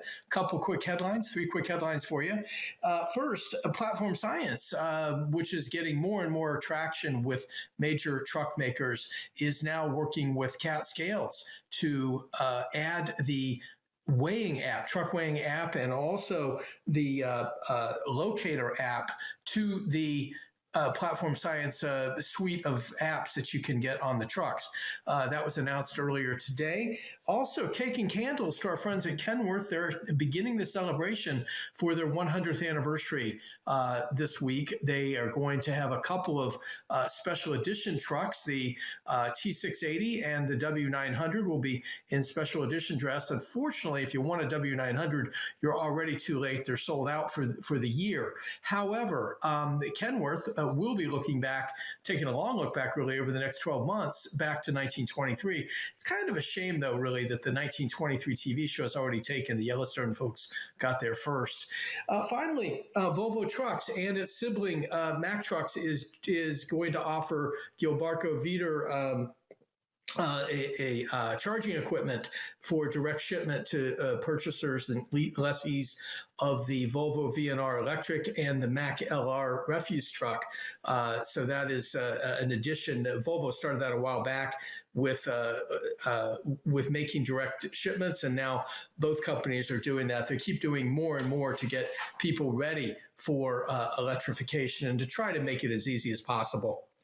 More tech notes like that you can find on Fridays in Truck Check, the newsletter, which will be out about 11 a.m. in the East, and you can also read it on the website, or you can subscribe right there on the screen, FreightWaves.com. You can look that up.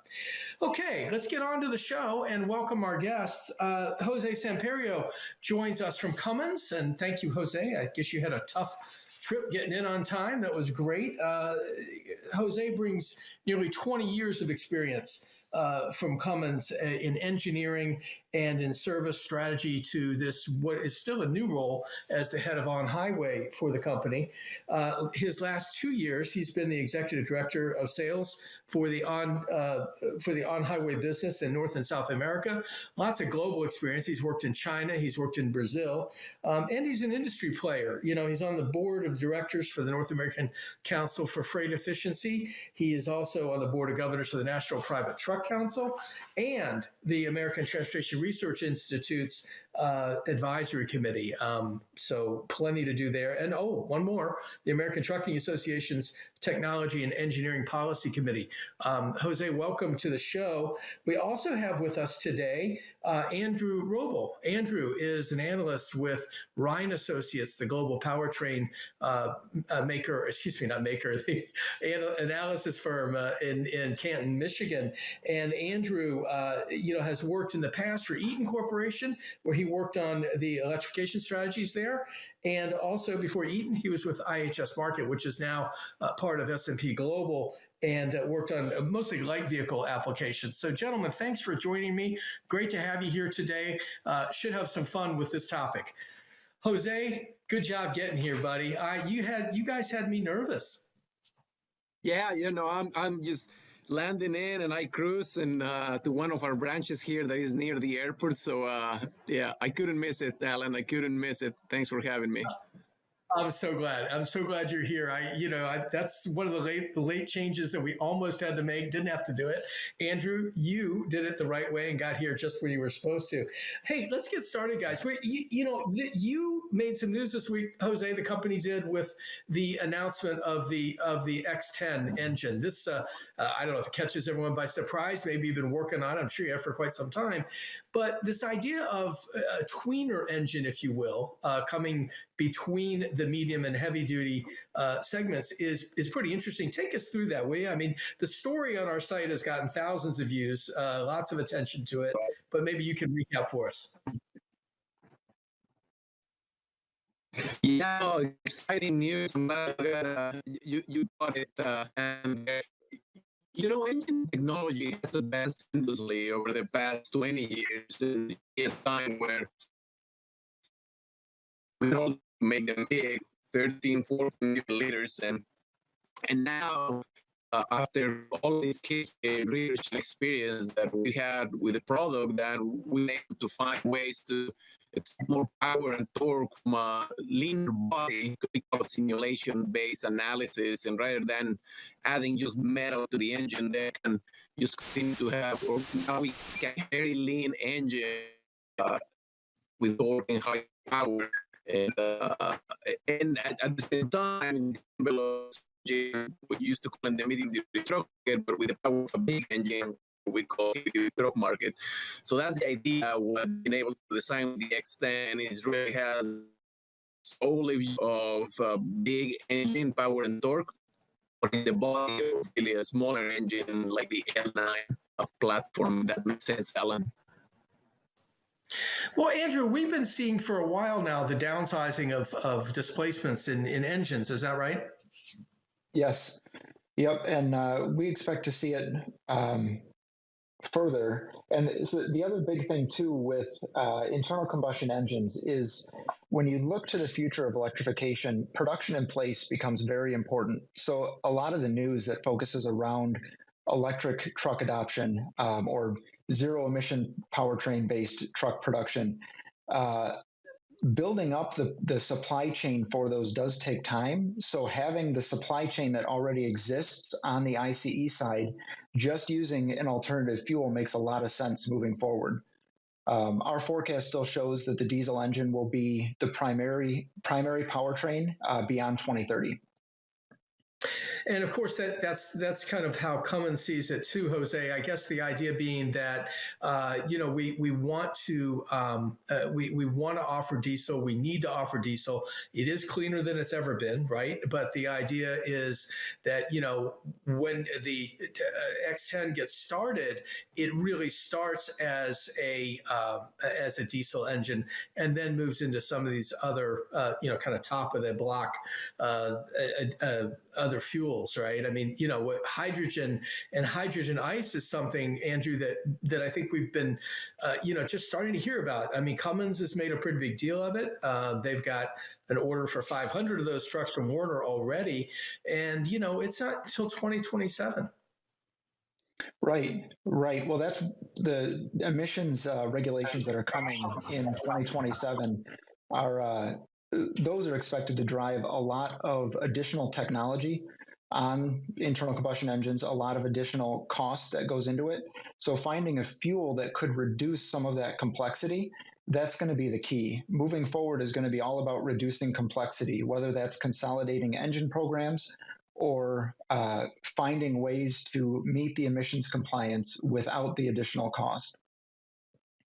Yeah, I guess the whole idea is that we've got to get back to this idea that not allowing, and I did not coin this term, but the idea of good being the enemy of the best.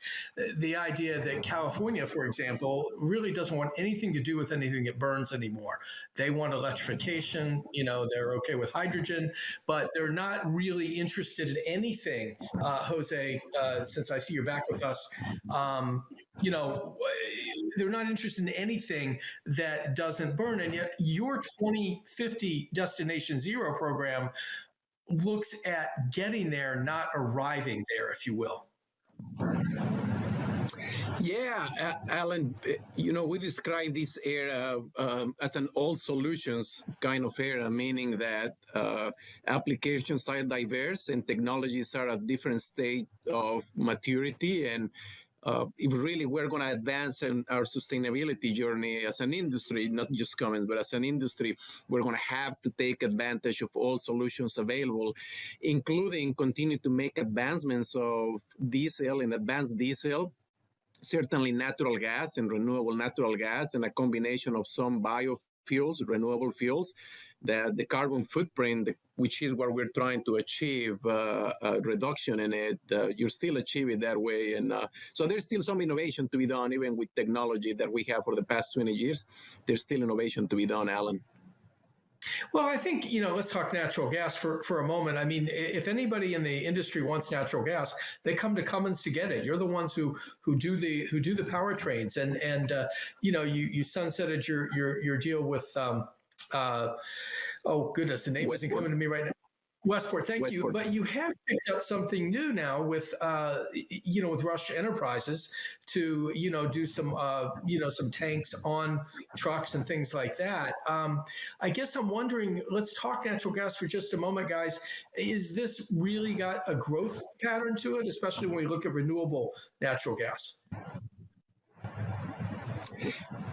I can take a first crack at it. Yeah, we think so, Alan. We think so. And if you look at the investments that we're making, like you said, a lot of people ask us, well, now that you're ending your partnership with Westport, does that mean that you're taking a step back on natural gas? But if you're looking closely, in reality, we're doubling down. And just look at the things that we've been able to do. We're going to release a brand new, what we call clean sheet design engine, a 15-liter that we've never had before. We're going to release it next year. And you're exactly right. We're investing in this partnership with Rush on the fuel delivery system. So we have that going. And then you can see all the recent public announcements that we have with partnerships with fuel suppliers like Chevron and Love's, where we're establishing partnerships for how do we grow this market jointly together. So you look at all of that, and then like, yeah, there is proof that we see this market is going to grow. And as we think about the trucking industry and our mentality for truckers, trucking companies, carriers, they have to be able to reduce their emission carbon footprint, but they have to be able to do it economically, and they have to be able to continue to run their operations the way they run it today. And this is why natural gas start to look very attractive, because it's a very similar technology for what the industry is used to run, and allows them to continue to operate in a similar manner as they have been operating for the past 50, 60, 80 years. And that's why we believe that natural gas, there is a future here now. Yeah. So you put that, and Andrew, I want to ask you about this engine because you started it in China, the 15 liter. You're bringing it, I guess, to Jamestown, and in 2024 you'll start to provide it. Andrew, let me ask you about the 15 liter natural gas engine. Is this something that is going to have a place in your forecasting as being, kind of a player, or is it a niche? It does. It does. So one of the big things we look at with the forecast is use case, and that becomes more important as we start to talk about both alternative fuels and zero emission technologies. So not every vocation, not every body type, not every truck use case is going to be able to use every type of fuel. So every type of fuel will have a place in the future as we meet these emissions targets moving forward. One of the big things with the 15 liter, the opportunity we see is like with Hyliion, for instance, running a hybrid. Behind it, I know right now their focus is on the 12 liter, but if they move that to the 15 liter, where you get a little bit more power, may be able to pull a little bit more weight, see a little bit more volume behind that. It's been talked about that hybrid renewable natural gas powertrains offer the best well-to-wheel emission strategies of everything. Even though the government doesn't necessarily push well-to-wheel, it's all based on tailpipe emissions, it's still a viable technology moving forward. Well, there's a certain magic, honestly, around RNG, around renewable natural gas, because it doesn't come from a petroleum base. It comes from, animal waste and kind of other disgusting things. But I guess the idea being that, there is a future around renewable natural gas. That's certainly something that, Thomas Healy at Hyliion talks about. And I see Love's is adding, production capacity for RNG and that sort of thing. Guys, either one of you, what do you think? Is this gonna supplant or supplant the natural gas, petroleum-based natural gas? Go ahead, Jose. What do you think? Yeah. I think, like Andrew said, I think it's going to be difficult over the next few years to think that one single technology or one fuel is going to take over everything else. I think there is going to be a combination, Alan, of for some people availability, just supply availability, or maybe even distribution of compressed natural gas is just going to be easy to source. But definitely we see a lot of investments in the industry on renewable natural gas. There's been forecasting done by NGVA, I believe, where they look at how much supply there is for renewable natural gas, and the feedstock is there for provide to the industry in very large amounts. You've seen these numbers that NGVA has quoted of the amount of natural gas that is utilized in California. Of all the natural gas vehicles that are running in California, the vast majority of them are running renewable natural gas.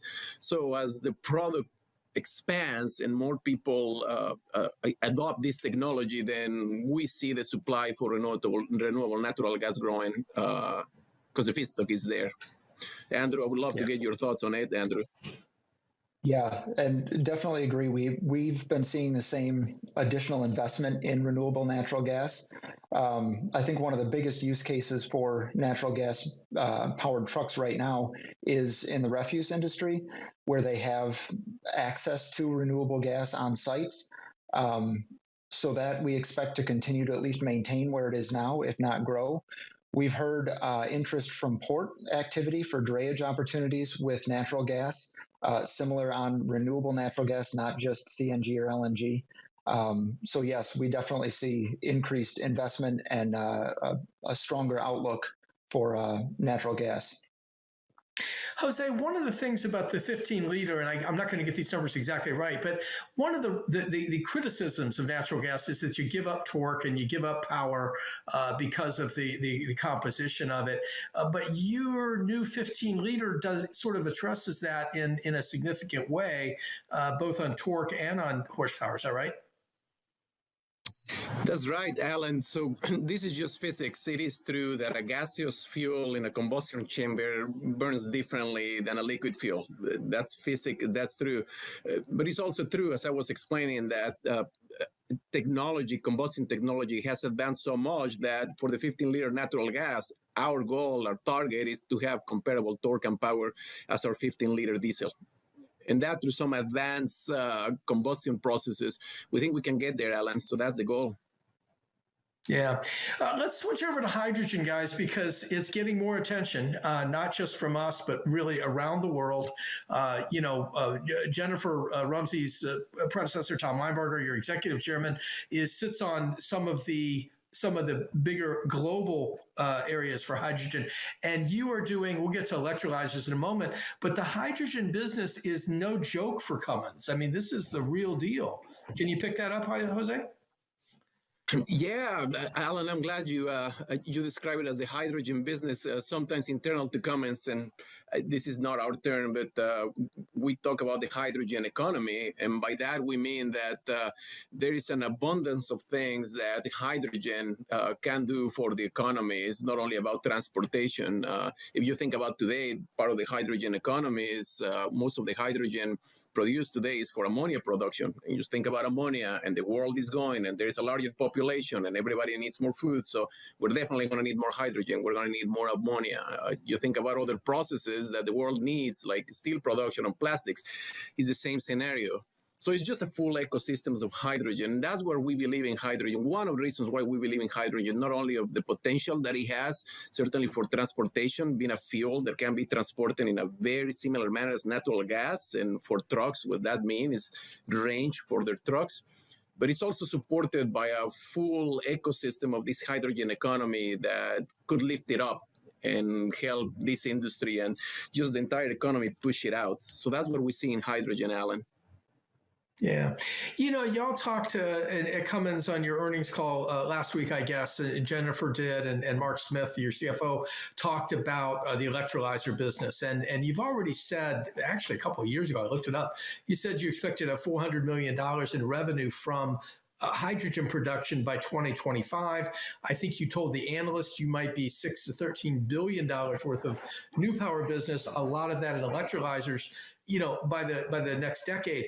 This is something that fascinated our readers. We saw quite a bit of pickup on that particular coverage. I want to understand how you look at electrolyzers, Jose. Yeah, the way we think about electrolyzers, again, is just this complement to what we do in the company, which if you think about our company, we're a company that leverages economies of scope a lot. And think about electrolyzers, hydrogen production, which is essentially a fuel cell in reverse. With a fuel cell, you take hydrogen, you produce electricity, and with an electrolyzer, you take electricity and you produce hydrogen. So very similarly, so now we can look at both sides of the coin and then have fuel cell production and experience for producing electricity and power, and then we have electrolyzers for producing that energy. And in particular, electrolyzers, Alan, is picking up a lot of attention from utilities. As you think about the world moving into renewable energy and intermittency of, say, wind and solar, and the classic examples of, now, when the sun shines the most time, that's when people don't consume electricity. So what do we do with this excess electricity? The same with wind. And now enter electrolyzer, that you have an ability to produce hydrogen and essentially store that energy that is produced by a wind farm or a solar farm. You are storing that excess energy in the form of hydrogen, and then you can release that hydrogen for electricity purposes and back into the grid, for example, when the sun is not shining or the wind is not blowing. So it becomes a very virtuous cycle, especially for the grid, firming the grid, what they say in renewable energy. So that's one of the big things that we see, Alan, in electrolyzers. Hey, Andrew, let me ask you about hydrogen in general. What does your forecasting show? Is it does it get a hockey stick kind of growth, or is it something that is just going to sort of bounce along a little bit? What do you guys see there? So we do see growth in hydrogen. We see a lot of opportunity in hydrogen. But the big concern that we have right now is infrastructure. So building up that infrastructure and leveraging the technologies that Jose is talking about on the electrolyzer side is a big driver that once that happens, like I mentioned earlier, with production in place, being able to do H2 ICE or a hydrogen ICE engine is going to just feed naturally into both fuel cell and then also on the power gen side for a fuel cell or fuel cell stack based generators. A lot of that has a lot of opportunity there. So we do see opportunity for hydrogen, especially just because you can use existing ICE basis for it to meet the emission standards. Sure. Jose, I want to finish up our discussion with some of what's happening in the industry right now. We just today, put up the latest trailer numbers, which of course doesn't involve you guys, but we did see a bit of a slowing in the truck business in January after a very strong December and a fourth quarter. There's a lot of pent-up demand out there. How do you see the market for engines? Let's start with North America. Our audience isn't going to be as concerned with the globe, but let's start with North America for a moment, if you could, Jose. Yeah, Alan, I think as more of your audience knows, we're still have a high degree of pent-up demand. It is no secret that the past couple of years in the industry, there's been higher demand that the industry has been able to supply. And as we go into this year, that continues to be true. There's still some residual demand for the past couple of years of essentially people not getting the amount of trucks that they need, even to meet replacement demand. Forget about growth, even just to meet replacement demand. So we still have a little bit of that. And the way that translates into the trucking industry for us as tier one suppliers to an OEM and an OEM manufacturer of trucks, that translates into a very strong Q1 or Q2 of these years. That's what we have good line of sight, Alan, of the next 6 months, maybe even into the next 9 months. It continues to be as strong, maybe a little bit down from last year, maybe flat, maybe a little bit up. But they're definitely not a complete slowdown from a production perspective. Q4 is still to be seen. We don't have full visibility of what happens there, but I can tell you right now that in both medium-duty truck and heavy-duty truck, more so in medium-duty truck than heavy-duty truck, but both of them, we can see the demand that is coming into our manufacturing plants, and it's still pretty strong. Yeah. Okay. Andrew, I'm going to give you 10 seconds. Your take on the market. I'll give you 15. I'll be generous. You're taking the market for engines in the next, over the next year, I completely agree with Jose. We see, just for this year, we still see continued demand, pent-up demand, especially in medium and light commercial vehicle space moving through the end of the year. Class 8, same. We expect it to be relatively flat year over year, plus or minus a few thousand, but relatively flat. Medium duty, if possible, we would actually see up a little bit year over year, and then light commercial as well. Okay. All right, guys, thank you very much for joining me today. Truck Tech is off next week because of the Global Supply Chain Week activity here at FreightWaves. We'll be back on March 1st, and we will be we'll be entertaining, I hope. From the truckload quoting page within TMS, you can create a new shipment to instantly display your historical lane average alongside all of the market-leading rating intelligence tools. In just a few clicks, you can adjust the quote, add your margin, select your quote response template, and email an official quote right off to the customer from the same page.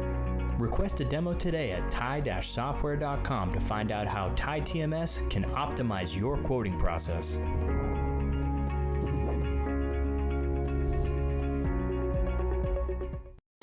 FreightWaves is the #1 source for transportation and logistics news. FreightWaves.com provides you with in-depth news coverage, data, and insights from the leading industry journalists and market experts. On FreightWaves.com, you can also watch the only streaming TV network dedicated to freight. FreightWaves TV provides you with coverage you won't find anywhere else.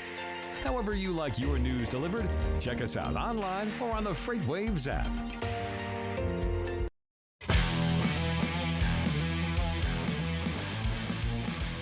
What the Truck is now 3 days a week.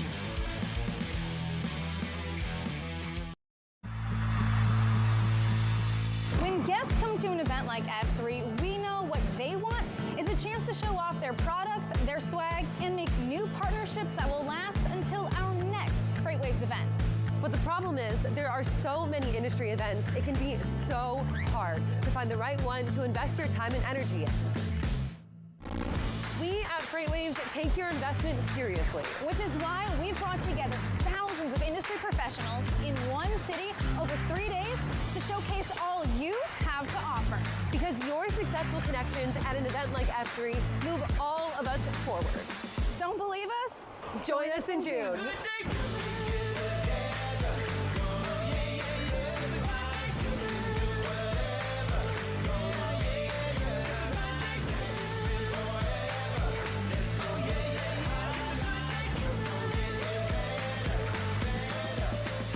Good day coming.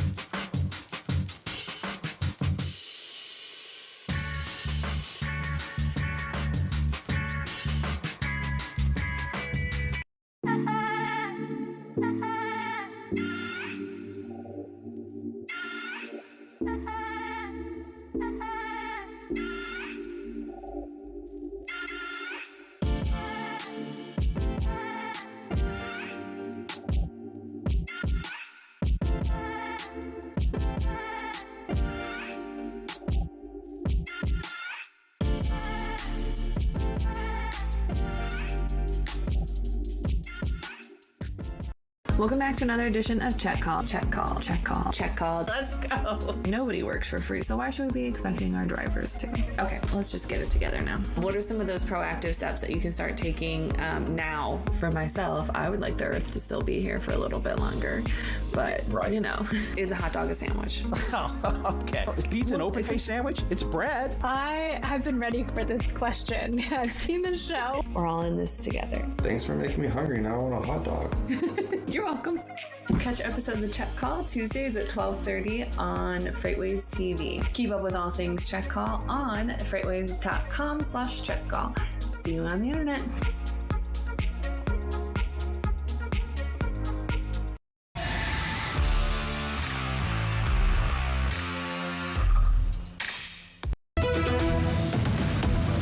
Morning on FreightWaves Now. Mexico keeps pumping out new truck builds. We learn what that means for U.S. buyers. We'll explore some of the biggest challenges when starting or building your brokerage. And a roundtable discussion focuses on what trucking will look like in 2028. All that and more coming up on FreightWaves Now.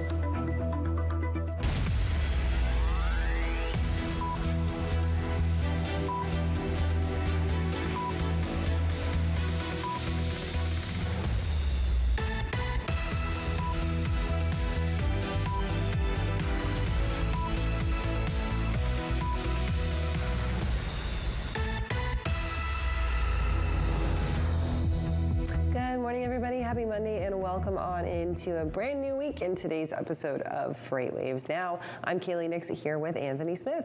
And on this Monday show, we'll get to talk with Mike Bondoso about the latest in the CPG community. We'll also have a preview of our Sirius XM radio show and chat with Joanna Marsh about the latest updates in East Palestine. But first, our top story focuses on more milestones being hit by Mexico's truck producers. And Noe Mahoney is here to talk about the increase in production. Noe, thanks so much for being here this morning. Thank you for having me. So let's dig right into some of the numbers. January numbers in for Mexican truck imports into the United States, and again, seeing major increases. Yeah, that's correct. Truck makers with factories in Mexico started the year really strong in January. They produced about 18,500 trucks in the month of January. That's a 26% year-over-year increase compared to January 2021. And they exported more than 15,000 of those trucks, a 14% year-over-year increase. And the U.S. Took about 96% of those exports. So we were the main export market.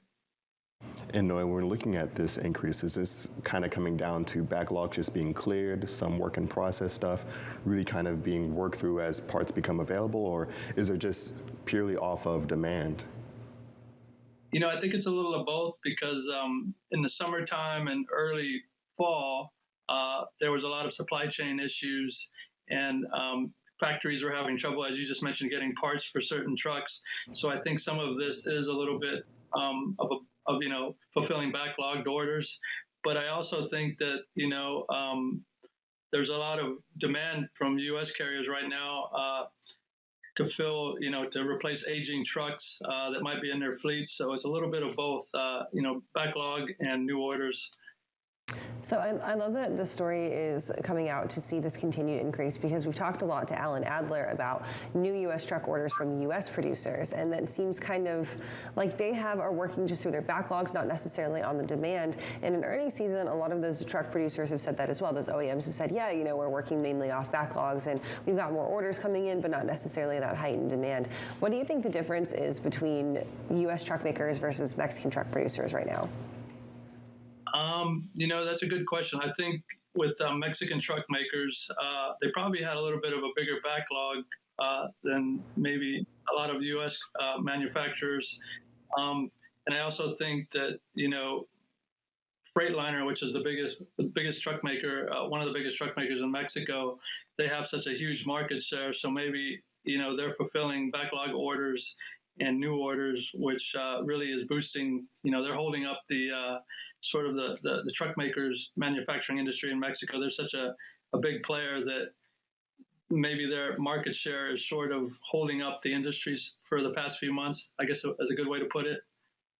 And one of the stats that you mentioned was that a large majority of these trucks went to the U.S., over 90%. Is this something that's typical that we usually see in previous reports, or are there any numbers that jump out in particular for this report?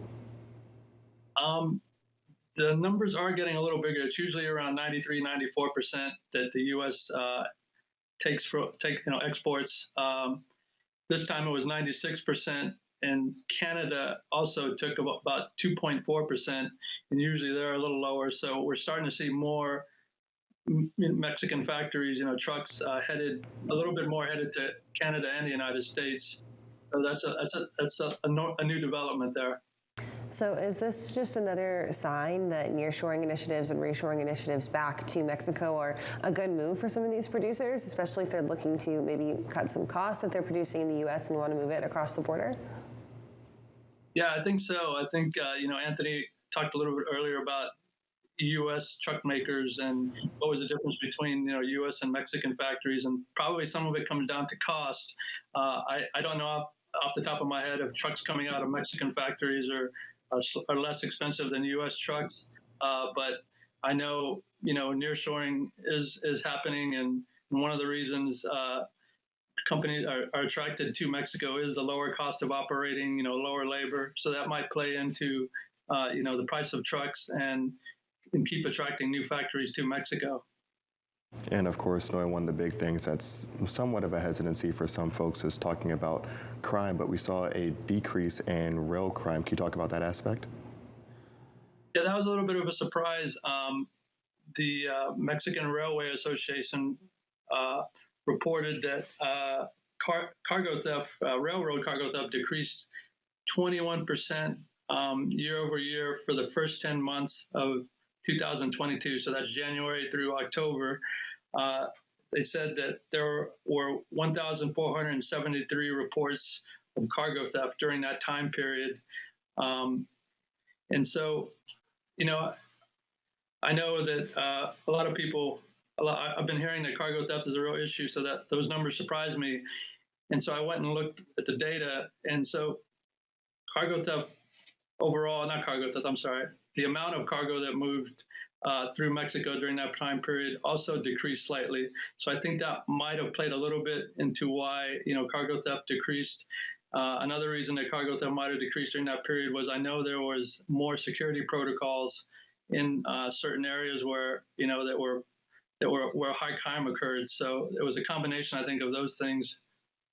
So the interesting stat there is that maybe theft is down, but vandalism is actually up. Are we looking at thieves or criminals, I guess, that are maybe just slightly less opportunistic or are not willing to take the risk but still want to, leave their mark? Yeah, and vandalism, it's not just, spray painting, the sides of railroad cars. It also is vandalizing tracks. So it might be that we had these, organized thieves or gangs trying to damage tracks and damage rail cars, and that also is considered vandalizing. The report that I read from Mexico didn't specify difference between spray painting or vandalizing rail cars or tracks, but it was up significantly for the year. I think it was up something like 20%, the amount of vandalism in the year. So that was up, but cargo theft was down. So it was some very mixed signals coming out of Mexico's rail theft. And Noah, in our last story, it sounds like something small that could turn into something potentially big. There was a rare insect intercepted at a port. Can you tell us about that story? Yeah, I think it was the port of Otay Mesa in Southern California, in a shipment of celery coming from Mexico. They found a rare species of sort of a caterpillar, or an insect that belongs to the caterpillar butterfly family, and this species doesn't occur in the U.S. So it was a first of its kind in port discovery for the port of Otay Mesa.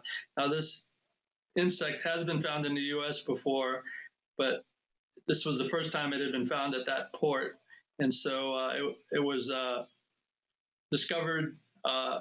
The shipment of celery and the driver were sent back to Mexico. That's protocol for when they discover these types of invasive species. So that celery never made it to the U.S. It's interesting. I don't know if you would know this off the top of your head, but just kind of anecdotally, do you know how many shipments are turned away or sent back for reasons like that every year? Like, is there a number? Is it pretty high that we see? I don't hear off the top of my head. I don't know of a lot of shipments that are just turned around and sent back to what their place of origin. That's a really good question. I don't think it occurs that often because that leads to a lot of loss for that shipment or that company that needs that shipment or the carrier that's carrying that shipment. But that does sound like something I should look into for a story idea. You gave me another idea right now. There you go. Awesome. All right, Noah, thank you so much for joining us this morning to talk about this. Have a great rest of your day, and we'll catch you later. Thank you so much. Right now, we're going to head over to the wall for our first carrier update of the morning.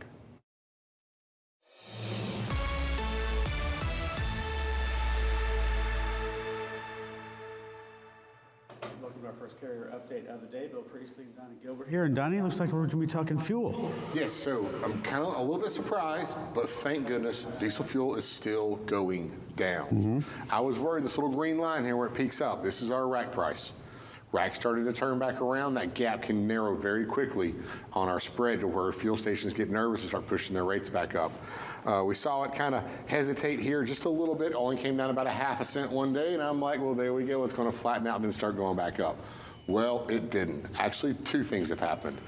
Diesel fuel retail has kept going down, and the spread has actually widened a little bit further. So diesel fuel down to $4.54, Bill. We're working on it. It's a couple of cent to a couple cents per day. It's going to take a while. But here in Chattanooga, I'm starting to see more stations now, $3.89, $3.99, getting below that $4 mark. Now, these are regular retail stations. There is one truck stop in Chattanooga. It's Russell Boulevard off I-24. They are down to $3.99. So I do see one truck stop in here. I know a lot of times your truck stops are a little bit more expensive than your regular fueling stations, and that's why I got to be careful when I say that. Yeah. But there is one truck stop down to $3.99. About how to wreck getting in there. That's when I saw that. But it's happening. So fuel prices are coming down. There's still some areas, obviously the West Coast and the Northeast, where fuel prices are extremely high. But this will still kind of give a little bit of relief to them as well. Look at the next chart here. This is where I'm showing you the spread. This was my concern. I saw rack price go up and fuel prices continue to come down, and this spread dropped about 13 cents overnight down to about $1.40. Now, this is still fine within operating range, but when it starts getting down here that $1.10, $1.20 mark, that's when stations are going to start pushing those prices back up, and that can happen very rapidly. But we reversed and both kept coming down, and the spread came back up to 161. So we're still in a very healthy area to keep fuel prices headed in the downward direction.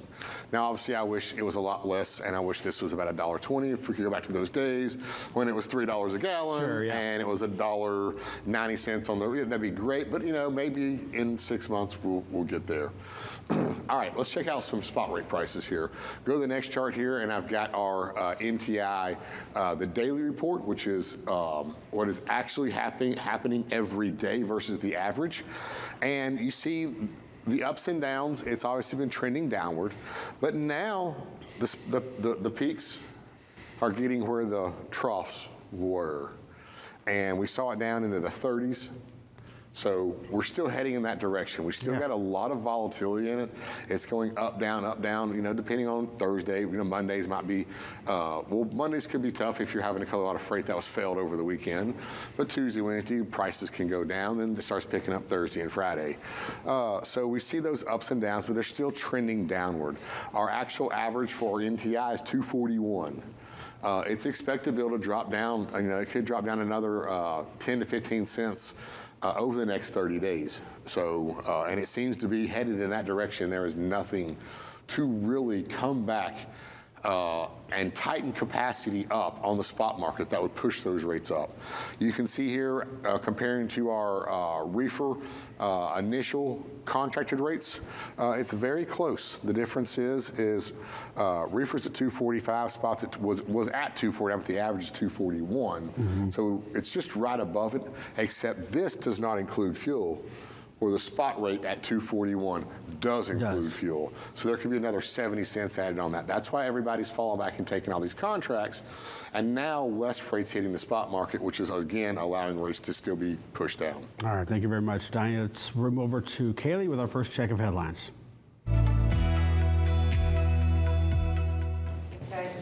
Starting off with the first check of your top stories this morning from FreightWaves.com. U.S. lightweight parcel volumes have fallen off significantly since the pandemic's highs, but DHL's e-commerce solutions forecast that volume will still remain 20% higher than they did in 2019.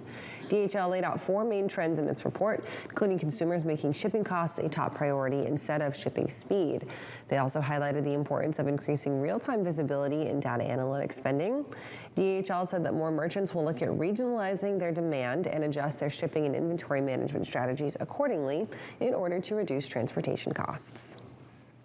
Daimler Truck is conducting a third safety recall of about 77,000 vehicles across 7 model years in the United States and Canada due to brake module corrosion that could cause pulling of the vehicle to one side of the road.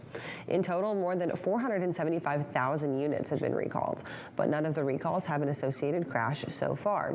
Less than 1% of the recalled models are likely to have the condition, but those include the 2022 Freightliner 114 SD, the 2017 to 2023 Freightliner Cascadia, and the 2022 to 2023 Western Star 47 and 49 X Series trucks.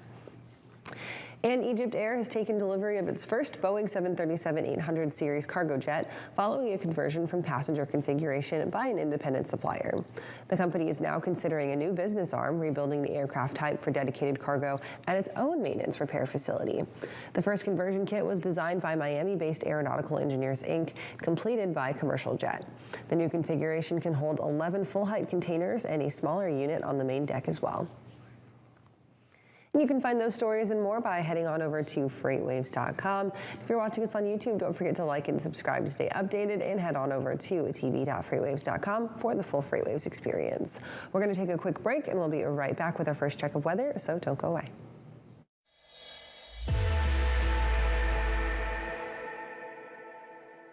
The 2023 Freight Tech 25 list is filled with meaningful innovators from across the industry who are helping shape what the future of supply chain will look like.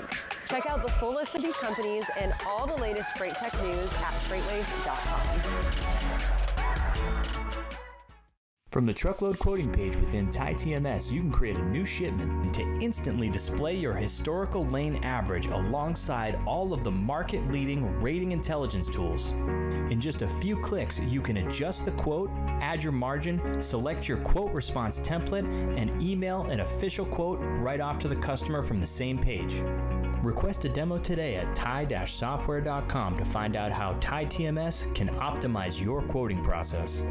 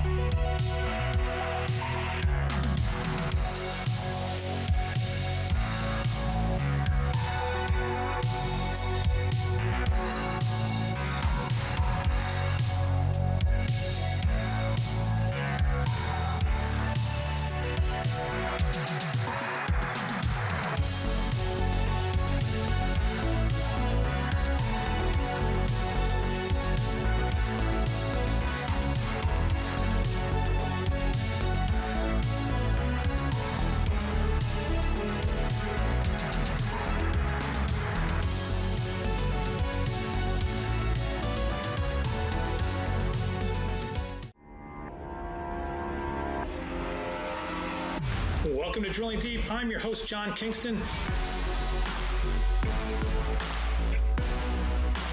Drilling Deep is the place where we talk about oil and we talk about diesel, and you have to drill to get oil and you have to get oil to make diesel, so that's why we call it Drilling Deep.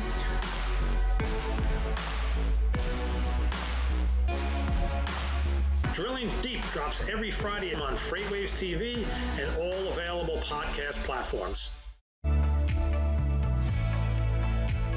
Welcome back to FreightWaves Now. It's time for your first check of weather on your Monday morning. We're watching our next round of pretty heavy snow set up across the northern Great Plains and into the Mountain West.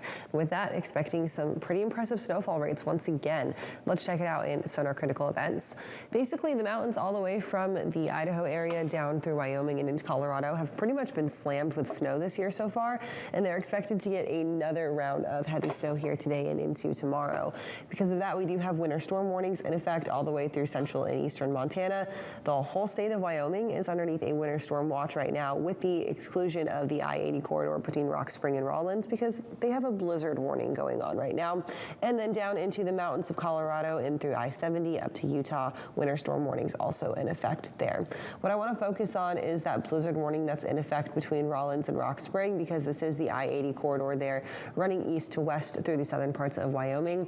This is going to be times where visibility is going to be 0 miles. So if you are driving through here, just be super careful as you're headed through. Make sure that you're paying attention to what the weather conditions look like.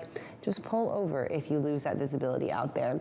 High winds, they're going to be about 40 to 60 miles an hour at some points in time, so could also be seeing the potential for rollovers.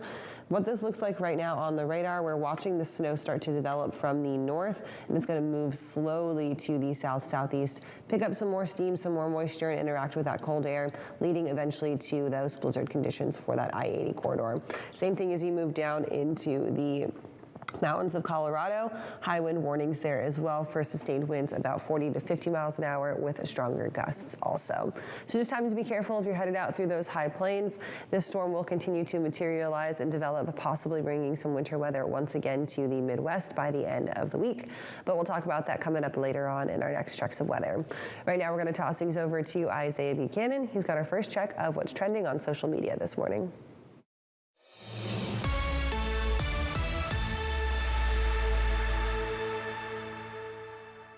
Welcome into Social Roundabout, everyone. I'm Isaiah Buchanan, and this past weekend there were a lot of really cool things that were happening, including a new theme park being open with one of the most beloved characters of all time.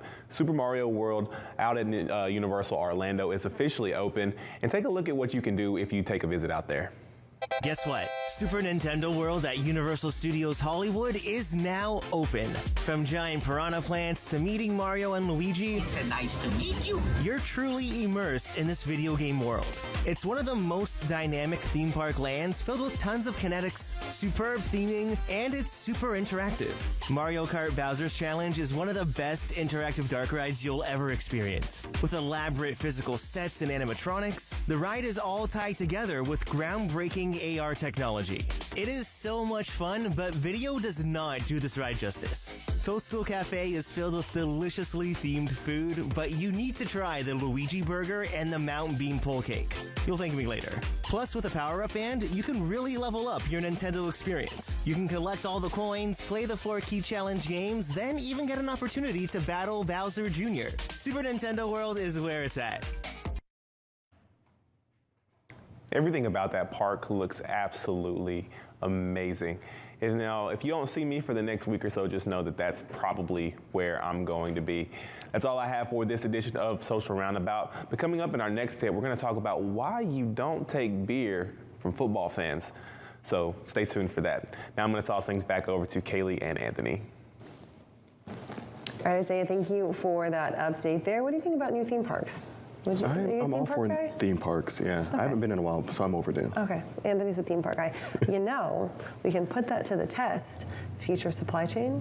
That's right. I heard Ohio has, what is it called? Sydney would be really upset with me right now, but I am blanking on the name. But it is like one of the best places to go ride roller coasters. We're going to put that to the test. Yes. Sid, I'm sorry that I can't remember this right now. Whatever. Right now, we're going to welcome in our next live guest.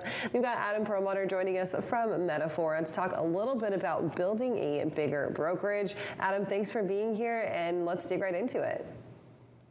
Good morning. Thanks for having me. Good morning, Adam, and it's great to have you on. And so when we're looking at really being able to build a bigger and better brokerage, we're going to be some of the first things that you look at on a headline item basis. Yeah, when building a brokerage or trying to grow a brokerage, actually, we see a lot of missteps along the way. It's a hard business. So probably the most common thing that we see is not having a plan in place, taking an approach, sort of like a figure it out mentality. And the most common areas we see around that are really scattered across the business: sales, tech, capacity, strategy, every aspect of the business.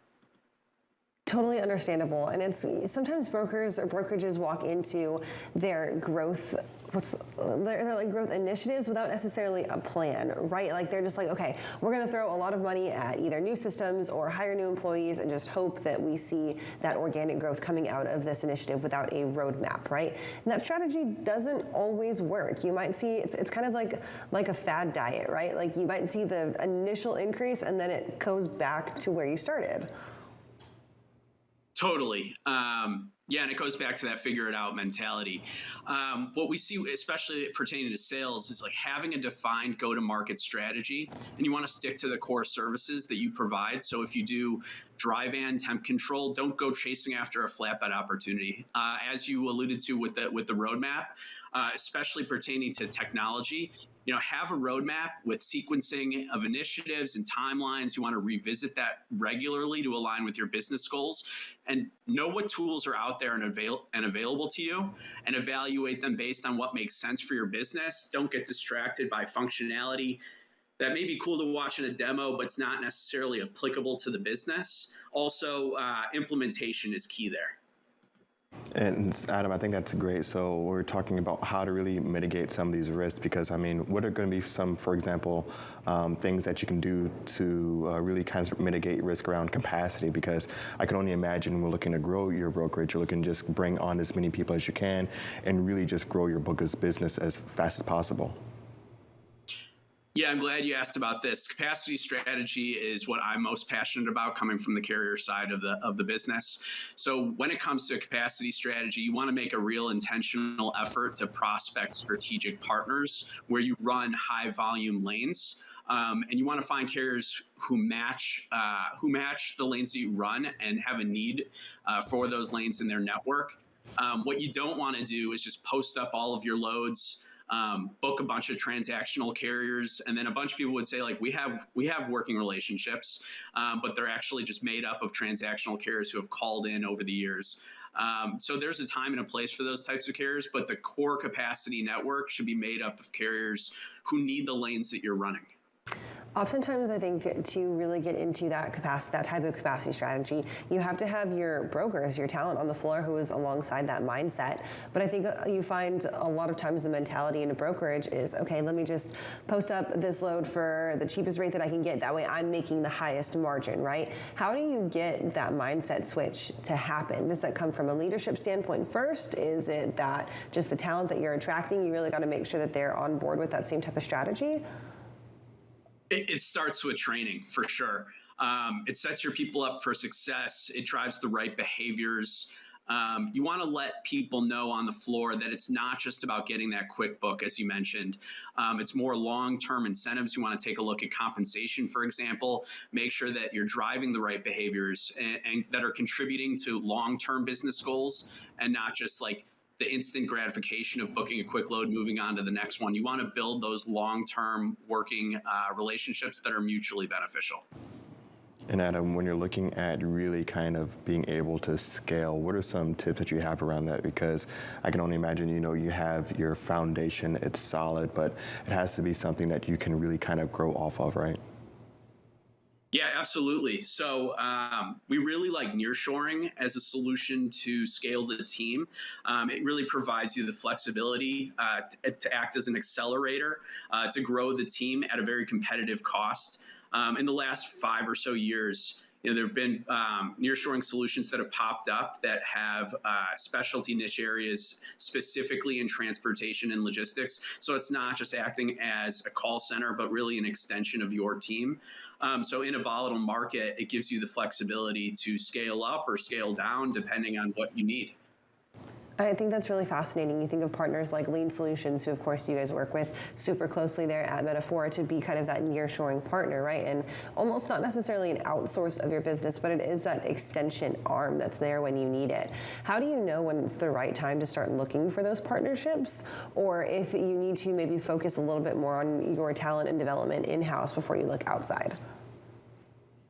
That's a great question. So I'd say you want to have that plan, going back to the top, making sure that you have that roadmap of initiatives and in advance to try to be as proactive as possible when you're going to look to grow, when you're going to look to scale, and have those KPIs in front of you that act as scaling indicators. So as you onboard the next couple customers and you anticipate hitting a certain revenue inflection point, that's when you want to hit the switch, perhaps start to scale the team with a nearshoring solution, but you want to try to be as proactive as possible. I know it's tough to predict the market, but forecasting, revisiting frequently, staying close to your roadmap, all are tools that you can use to help make that decision. And Adam, I'm glad you mentioned around different markets. So when you're looking at really being able to scale and grow, do you have different approaches depending on what kind of business cycle we're in? Yeah, the market's ever changing. And so as a third party, as a brokerage specifically, that's typically where brokerages make their money at, when they can educate their clients in a changing market to let them know, hey, here's what's out there, here's what it's looking like, here are capacity conditions, and we can help you in this way. Again, you want to stay true to your plan, to your roadmap. And you want to just do the right thing. You want to create those long-lasting relationships, and whether it's a bullish market or a deflationary market, you should be able to stick to your plan and execute. So going the opposite way, if you're a brokerage and maybe you bit off a little bit more than you can chew, you grew really fast when you were in an up market and we're in a deflationary period now and you're sitting here and you're like, dang it, we overcommitted, we hired too many people, we brought on too many new customers and you need to walk it back. What type of strategy advice do you have when, of course, nobody likes to say, hey, we got to pull back and pull out of this a little bit, but what type of strategy do you have to maintain your relationships while still being honest about what type of service you can provide as a brokerage, knowing that maybe they overextended themselves and they just can't do it anymore? Yeah, the number one service offering for brokerage is non-asset basis communication. You have to be transparent with how things are, how you're buying, what sort of trends you're seeing in the marketplace, and that's what builds trust. So again, if it's deflationary, if times are slow, you just want to be transparent with that communication and really build trust with your clients, and that will help get you through really any sort of market conditions. And Adam, when looking internally, what are some things to keep in mind when really looking to not only grow but retain, because that's also going to be a big factor as well. I can only imagine training and different types of transparencies and goals can really be important here. Yeah, you mentioned it. Training is key. A quick shameless plug here. Check out Sync Logistics Training. We've been talking about it through the last few segments with you guys, but really key to upscale your people, set a higher ceiling for them, and that really helps with retention if they know that you're making the investment into their growth. And also, it's a smart move to get help from experts in areas where you're not confident. Generally, in brokerages, people come in with a bit of a sales tilt or a capacity tilt, and no one's really an expert in all facets of the business. So it's a good move to get help from people or businesses like Metaphora if you're not confident in a certain area of your business. And Adam, speaking of shameless plugs, you guys have a podcast that you put out at Metaphora on a regular basis. Talk to people a little bit about where to go to find that. That's right. It's called the Extra Mile Podcast. You can check us out. We drop episodes monthly where we cover topics such as this, among a bunch of other important trending things in the industry. So feel free to check that out. We're on everywhere you can find your regular podcasts. Awesome, Adam. We'll have to check that out. And thank you so much for joining us this morning. Been great having you on. Thanks so much. Take care, guys. All right, we're going to go ahead and take a quick break. We'll be right back with more FreightWaves Now, including Mike Bowden-Distel's here for his weekly community segment, so don't go away.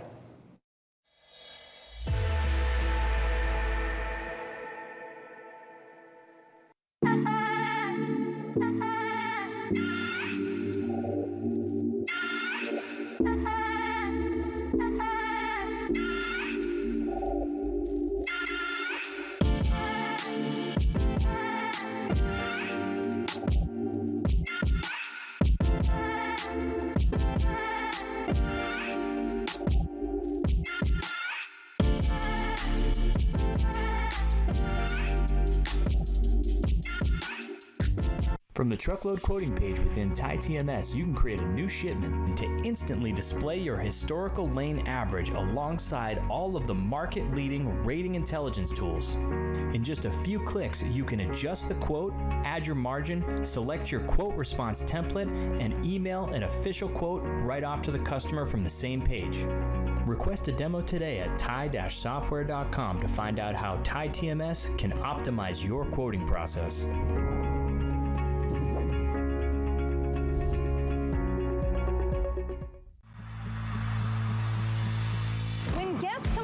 Like F3, we know what they want is a chance to show off their products, their swag, and make new partnerships that will last until our next FreightWaves event. But the problem is there are so many industry events, it can be so hard to find the right one to invest your time and energy in. We at FreightWaves take your investment seriously. Which is why we've brought together thousands of industry professionals in one city over 3 days to showcase all you have to offer. Because your successful connections at an event like F3 move all of us forward. Don't believe us? Join us in June.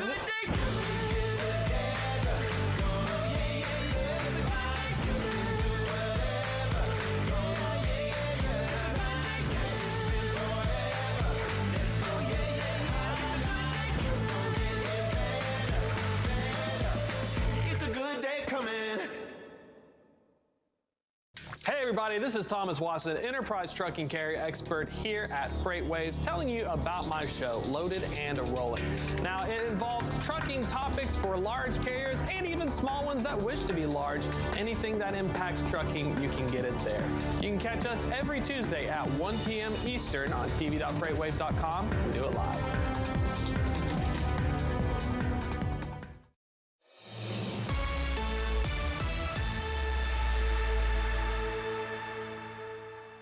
And welcome back for our next carrier update. Bill Priestley here with Donnie Gilbert, and we're headed to reefer. Yes, so look at refrigerated volumes and rejection rates. Here in blue, these are the volumes. Yeah. This is ROTVI, so it's for the USA. And Bill, you can see since we kind of got through the new year, we started January, we finished January with right around close to the same if you take it from about right here after our, this is our rebound from the holiday 7-day. So we were just below where we started at, but it dropped down quickly. But since then, we've kind of been on a steady decline. Not a lot, but we dropped from about 1450 down to 1350. So we've lost about 100 basis points. So slight decline in volumes as we roll forward. But the big story is reefer has dropped to 4.20% in rejection rates. And again, that's because of the deteriorating market conditions and the higher fuel prices. Let's go to the next chart here right quick. Let's see if I brought this. Yes. All right. So last week I said something, and I'm going to correct myself. Okay. We're at record lows. Yes, we are still at record lows, but I didn't realize when the economy shut down that reefer got below where we are today. So there actually is one spot in our history that we are below 4.20%. This is an extraordinary event. We should discount it and not count it. If we don't, then we are actually what I was discussing. And that's what I was trying to think of. What about that tough year of 2019? Well, here it is. We never got below 9%. And that was a year similar to what we are now. But now we have similar conditions to 2019, but we have fuel prices that are almost double. And what has that done? It's pushed our rejection rates down to 4.20%. And that's why we have kind of two things really affecting our rejection rates right now, when normally it's just what's going on in the spot markets. Now, what's going on in the spot markets is different. With all the major carriers on auto accept, there's less freight going to the spot market. But if you're lucky in a reefer, you can also run a little bit of dry van freight. But with that situation going on, it's pushed spot market rates, as we just showed you, well below, almost 70-cent difference between spot market and contract. Well, what are these shippers doing? These shippers could go to the spot market and save a lot of money, but they're actually trying to be smart, I believe. If they do not give their contracted carriers freight at those rates, then when the spot market will turn around and bounce back, if they push their carriers away and go for the big discount on the spot market, then when it flips and rebounds, those carriers that have been running their freight on the spot market, they're not going to stick with them and give them good rates. They're going to jack their rates up. They go back to their other carriers that were contract, they're not going to help them out either. So these carriers are really trying to help out, and I believe stick with their carriers that they've signed up to run their freight on a regular basis at a contracted rate. They probably work with them, talk to them. If the market flips and goes up, they're going to hope they keep running that freight. And if the carriers are smart, to a degree, they'll run a high percentage of that freight. So they're trying to work out that mix of what do they do. Now, brokerages, I'm sure they're taking advantage all they can of those discounted rates. They're trying to book their loads right now at the contracted rates that they have, and they're trying to run down to the spot market, which could be a very big discount for them. How do you think that's going to affect the overall in terms of rejection rates? Obviously, we're at historic lows at this point, but how will that change over the course as that market, hopefully in the near future, starts to flip? So right now, there's nothing telling us who, what, when, or where that market will flip. So rejection rates are going to stay low, even though they're pushing freight to the spot market a little bit. There's not enough to cover the supply of trucks on the spot market. So they're getting hurt right now. It's going to take a pretty big swing at something to start making that flip. We have to lose a lot of capacity or gain a ton of volumes, one or the other, to tighten up that difference between the supply and demand. And then we'll start seeing probably changes in rejection rates first. Let's go one more chart here real quick. Tender lead times, we see something happening. We see tender lead times getting extended slightly. This would tell me if I'm a reefer carrier, I would try my best to be pushing my prices back up. Is it the holiday weekend? I don't think so. This holiday is not one that shippers are really closing or receivers are really closing for President's Day. Yeah. So something is going on. Keep an eye on this. Something's causing some issues with the shippers on the shipper side. And if I see this as a carrier, I'm going to try to be pushing those rates up. I might have to negotiate a little bit more than I want to, but still try. Absolutely. Good stuff there, Donnie. We'll move over and rejoin our CPG community coming up here next.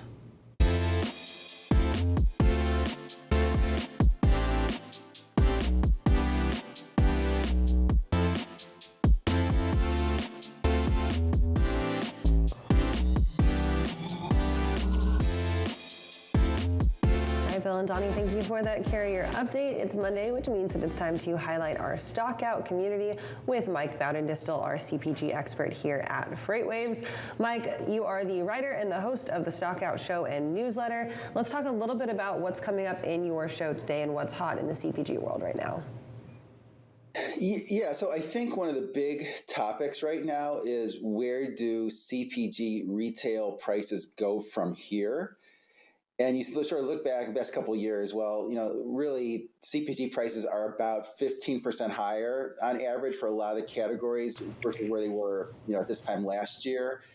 And then even those prices were, in some cases, double digits higher than where they were the previous year. So you're thinking about a lot of these CPG products, 20 or 25% higher price than they were 2 years ago. We know that a lot of these commodities that are used as ingredients have come way down. Like, one of the big ones has been wheat, which those prices have come way down to where they were before the war in the Ukraine. So really sort of the question is sort of where do prices go from here? And there seems to be a lack of consensus, really. Looking at what some of the big companies have said. Last week, Kraft Heinz said that they'd stop further, price increases after going through a few rounds. Pepsi said something similar. There was a really interesting quote from the CEO of Edgewell Personal Care, which makes Schick razors, among other things. And they said that it's going to be very difficult to pass further price increases onto their retailers. And they were speaking about Walmart and said that the consumer goods company is going to have to come to a Walmart with a really good reason that they want a further price increase. Some ingredient material that's higher. They're going to demonstrate that it is higher. So that was an interesting perspective. We probably saw the news the other week where Whole Foods reportedly had a virtual summit that told its suppliers that they're going to start expecting price cuts. Now their supplier base is a little more dispersed, not weighted towards the national CPGs, but that was an interesting comment. And so you have a few votes there for not having any further price increases, but a number of these big heavy hitters in the CPG industry are not on board with that. So just also heard from Nestle last week. I mean, they didn't say too much, but they still said that their sales growth this upcoming year is going to be 6 to 8%, and they say that's going to be, quote, pricing led, which I don't know if that means 6 to 8% price increases on top of what it was last year, which was 8%, or if it's even higher than that. And, they're expecting some volume degradation, but they say they still have, catch up to do on recovering their costs, which is a theme that we've heard from a lot of the CPGs, that their costs rose, they increase their prices, their costs rise faster than the retail prices. They still have some catching up to do to get to the targeted margins. Unilever said that we're past peak inflation, but not past peak prices. So still have some price increases. So that's similar to maybe the overall CPI off of its high level, but still rising high. Went from, I think it was high at 9%. Now it's 6%. Still a lot of inflation there. So you do have some of these companies. Treehouse Foods said something similar, where their costs are still rising. Mondelez said their costs are still rising. Coca-Cola said their prices, they still expect those to rise. Treehouse Foods said something interesting where they said, well, the traded commodities that are so visible, like the wheat that I mentioned, even though those have come down, the non-traded expenses, things like packaging costs, labeling costs, labor, those type of things, those are still rising. So, Mike, of course, we're hearing some of these stories like CPI, you mentioned, PPI also, it actually ticked up in the most recent release, showing that there might be some more rises for consumers potentially. And you hear companies like Nestle say, hey, we are maybe expecting some, increases a little bit later on. But when you're looking at retailers kind of starting to push back on some of that, does this kind of put some of the companies in a hard place of maybe shrinking some of their margins? And if so, are they sitting on enough profits from the last couple of years here, or were they never really able to pad their pockets too much here? Well, most of them really had a lot of margin pressure the last 2 years, where their costs rose a lot faster than the price increases. So they were hoping to get some of that back when the commodity costs came down. The prices tend to be sticky for a lot of these national branded products, and that would make up for a lot of the margin shortfall. Now, most of those big companies I mentioned, those are really sort of cash cows. I mean, they're just really sort of safe companies. Their volumes only move so much. A lot of them are just huge, cash generators, even after paying large dividends. I mean, they're the type of investment that if you're just a buy and hold investor, you can feel safe, owning a lot of those companies. But I do think there's going to be more strain between the retailers and the CPG companies. There was a sort of a funny story from the UK retailer called Tesco, which I had not heard of before, but they had a certain falling out with certain suppliers over price. He was on a show or interview and he said that the consumer goods companies were gouging consumers over their price. That really caused a lot of those companies to get upset. And I guess he's not carrying some of the products that he was. So I'm not expecting those type of things to happen with Walmarts of the world, but you could have stories where there's certain changes to product placement or not ordering as many of a certain product as they normally would because of disagreements over price. Is this at the end of the day really going to be kind of like a battle of wills and almost an ethos battle between retailers and people who are in charge of making inventory decisions at those retailers versus the CPG companies? Like, it seems like that would be kind of the breaking point, right? You take that example from Tesco in the UK is you've got your retailer who's just saying, okay, you know what, I feel not necessarily bad, but my ethos doesn't want me to keep charging these prices for consumers, and the CPG company saying, well, we're not going to budge. Yeah, I mean, there's a lot of different things that the retailer could do. I mean, they could, have fewer, promotions. They could just, promote their products, even make their products more competitive or more at a better shelf space or something. So there's a lot of sort of levers they can pull there. But it is going to be interesting to watch. I mean, I do think that the retailers, as concentrated as they are, I mean, they really do have a lot of sway in terms of how those prices ultimately shake out. But those national brands, they don't seem to be interested in cutting the prices. And Mike, have there been any talks from some of these companies around some of the other costs, for example, labor, if that's been a high input or if they've been able to implement any kind of course, capital improvements to increase technology, or is this even a talking point here? Yeah, it's certainly a big concern. I mean, there's been a huge shortage in having labor for a lot of the consumer goods companies. Some of them are making big pushes into automation.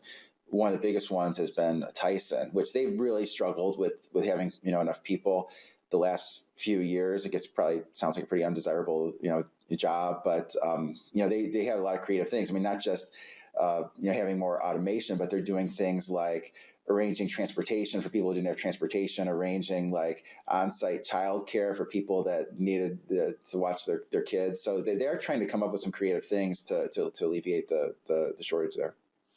All right, Mike, it's interesting to continue to see how this develops in our inflationary state. For the stock out this afternoon, we've got the show coming up at 2 o'clock. What's up on the show today?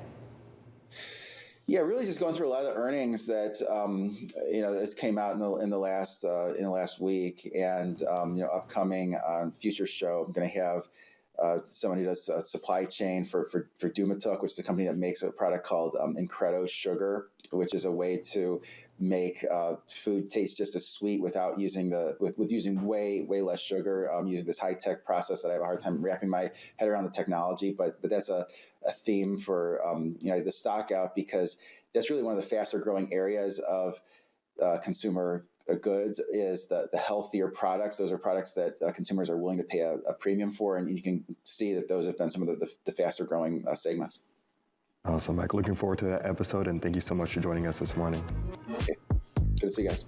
And of course, you can catch the stock out this afternoon, 2 o'clock, right here on FreightWaves TV, or head on over to freightwaves.com/newsletters to get subscribed to that one and all of our community's newsletters as well. We're going to take a quick break, and we'll be right back in just a few minutes.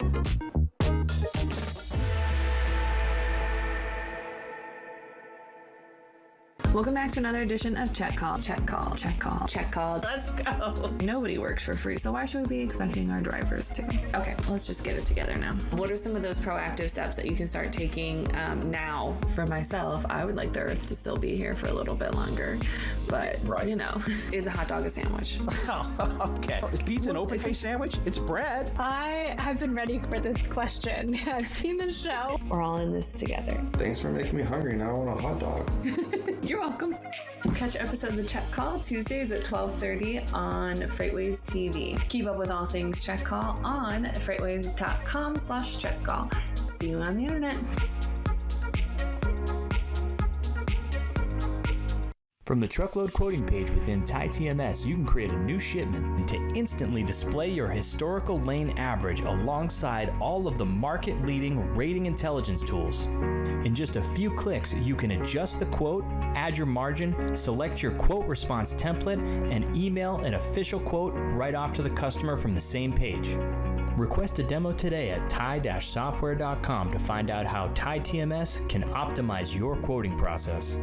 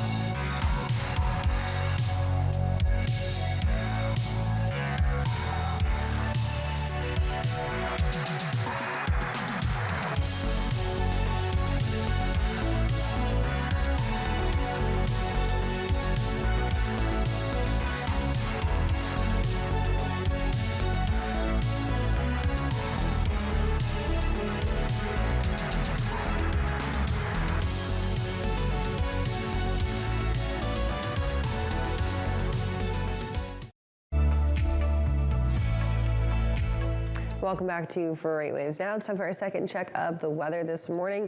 We've got a very spring-like week coming to the south and the southeastern parts of the United States. Temperatures well above average, getting into the 80s and even some 90s for some folks down in southern Texas. Overall, looking at a very nice week after we finish out this little spat of cold here. So let's check it out in Sonar Critical Events. We've got our forecast temperatures up. These are our highs for the next 24 hours to 2 days. So tomorrow on into Wednesday, temperatures breaking well above their seasonable averages for this time of year.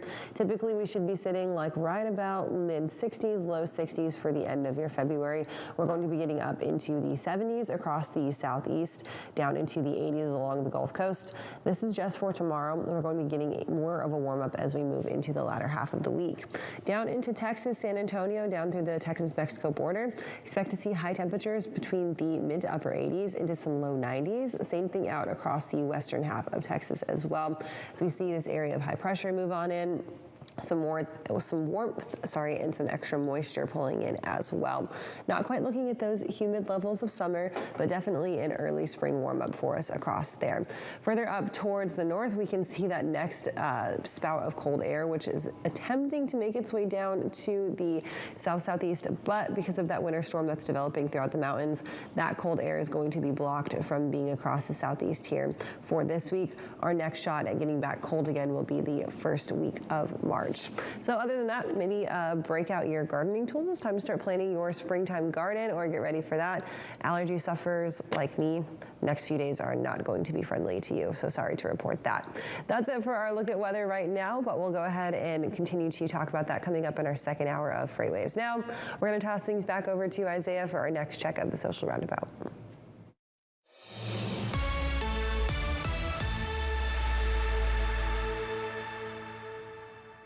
Welcome into Social Roundabout, everyone. Looks like I'm going to be needing to get me some Claritin on the ride home this afternoon. Well, the XFL kicked off over the weekend. There were 4 games, and one of them was the Washington Defenders taking on, I believe it was the Seattle, no, that's not the Seattle Sea Dragons. I'm actually not sure which team this is. Either way, their fans are very dedicated to drinking beer and creating a giant beer snake, and it got taken away from them, and look what happened when they did that. As lemons are coming on the field. What this crew is upset about is they have a tradition here amongst Defenders fans, and that is they make a beer cup snake out of their empty beer cups, and the stadium security took it away from them, so now the fans are revolting. It looks like it's lemons. The fans say, give us our beer snake back and we'll stop throwing lemons. When life gives you lemons, you use it to get your beer snake back. Now, going across the pond over to the UK, they had a lightsaber championship over the weekend. There were some people that gathered together and did an event that's kind of like, it looked like a lot like fencing, but they used lightsabers instead. Like, look at this video right here. I mean, they have a little circle that they have to stay in. I believe there were 2 rounds of qualifiers, and then the top 8 from those qualifiers went on to the championship round. One of the men that won it says that you have to be very precise with your moves. So honestly, this is really cool. I like this setup that they have going on over here in the UK. I mean, that's really impressive too. I mean, it's basically, like I said, just fencing with lightsabers. I thought that was really cool. I saw that over the weekend and wanted to share that with you all. That's all I have for this edition of the Social Roundabout.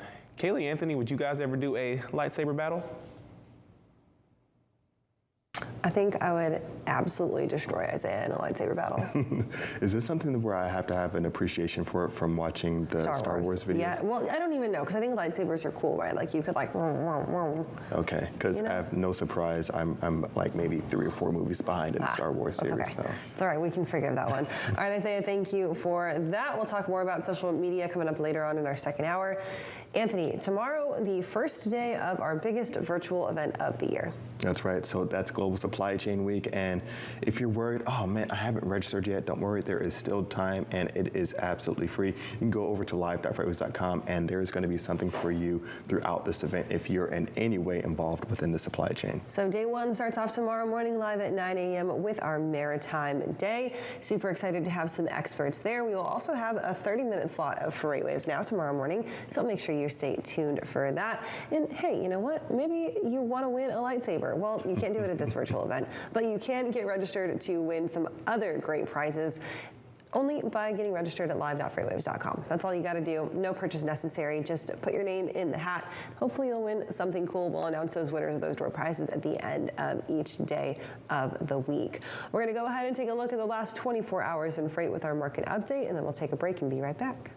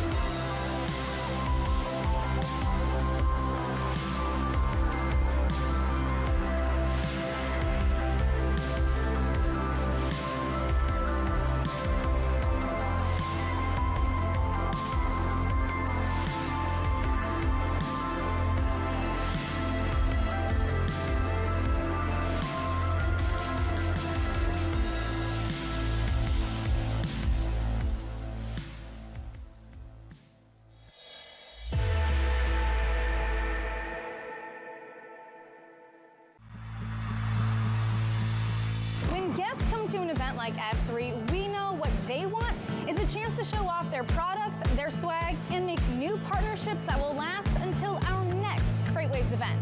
But the problem is there are so many industry events, it can be so hard to find the right one to invest your time and energy in. We at FreightWaves take your investment seriously. Which is why we've brought together thousands of industry professionals in one city over 3 days to showcase all you have to offer. Because your successful connections at an event like F3 move all of us forward. Don't believe us? Join us in June.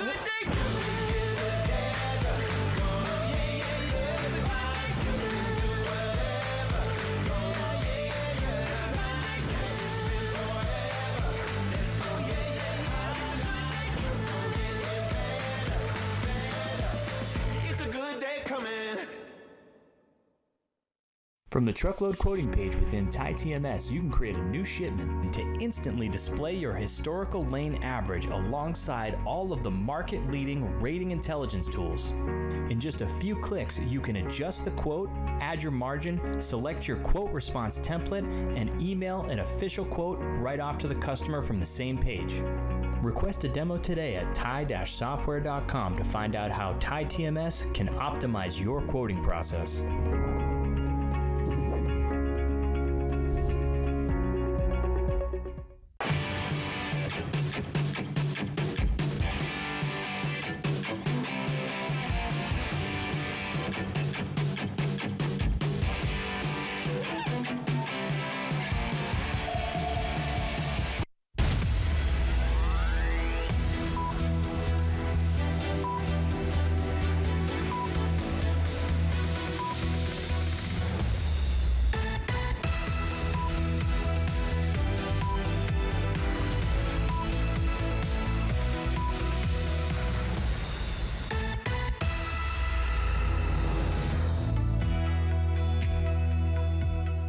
Welcome back to FreightWaves Now, starting off your 10 a.m. hour with a check of your top stories. Daimler Truck is conducting a third safety recall of about 77,000 vehicles across 7 model years in the United States and Canada due to brake model corrosion that could cause pulling of the vehicle to one side of the road. In total, more than 475,000 units have been recalled. So far, none of the recalls have an associated crash with them. Less than 1% of the recalled models are likely to have the condition, but those include the 2022 Freightliner 114 SD, the 2017 to 2023 Freightliner Cascadia, and the 2022 to 2023 Western Star 47 and 49X series models.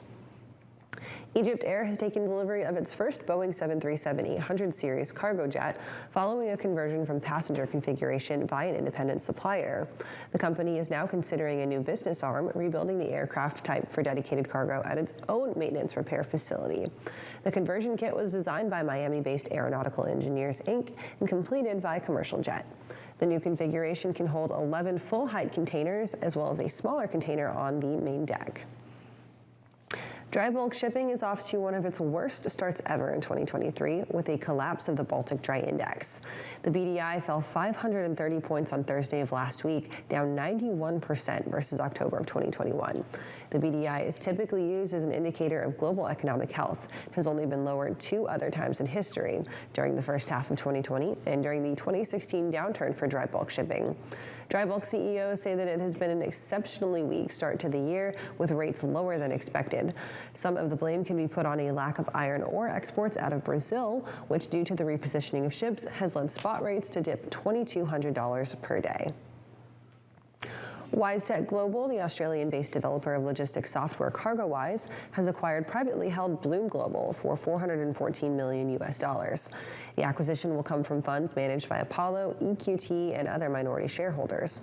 Bloom manages intermodal containers and chassis on behalf of 6 of the 7 Class 1 U.S. railroads, ocean carriers, and other intermodal equipment providers. It is expected to generate revenue between $65 and $70 million this year. And Capilauer Marine Fuels and Lubes recently expanded into Harlingen, Texas to service more customers in that region. The fuels distributor opened a 20,000 square foot facility on 6 acres near the Harlingen Industrial Park, and it is expected to create about 20 jobs, including truck drivers and warehouse workers. The company's customers include car dealerships, oil centers, and trucking companies, plus customers who utilize the port of Brownsville, like shipbuilders and refineries. And for those headlines and more, you can head on over to FreightWaves.com. Give us a like and subscribe if you're watching us on YouTube, and a follow on social media. Head on over to tv.freightwaves.com for anything else you might need. Right now, we're going to toss things back over to Bill Priestley and Donnie Gilbert for our next carrier update.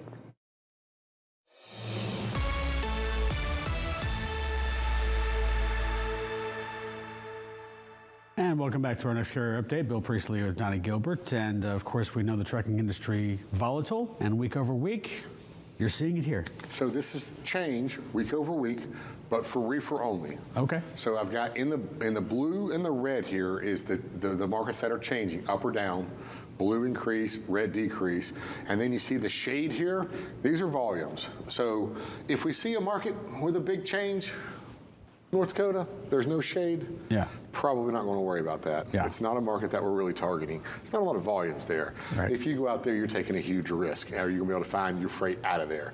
Now, different markets, you look at, here in Missouri, a lot of shade, a little bit of blue. Well, we've got rejection rates that have come up slightly, and you got a lot of volumes in that market, which means volumes, when we look in terms of truckings and we talk about volumes are opportunities. Yep. You always want to try to stick your trucks in markets where that has a lot more opportunities. So, or roll the dice and go for the money in markets that may not have a lot of opportunity that are way up in North Dakota. So you choose what's best for your company. But we look around here, we see a lot of change here in the Midwest here. Missouri, Indiana, Ohio, lots of little blues, means rejection rates are climbing up 1 or 2 percentage points.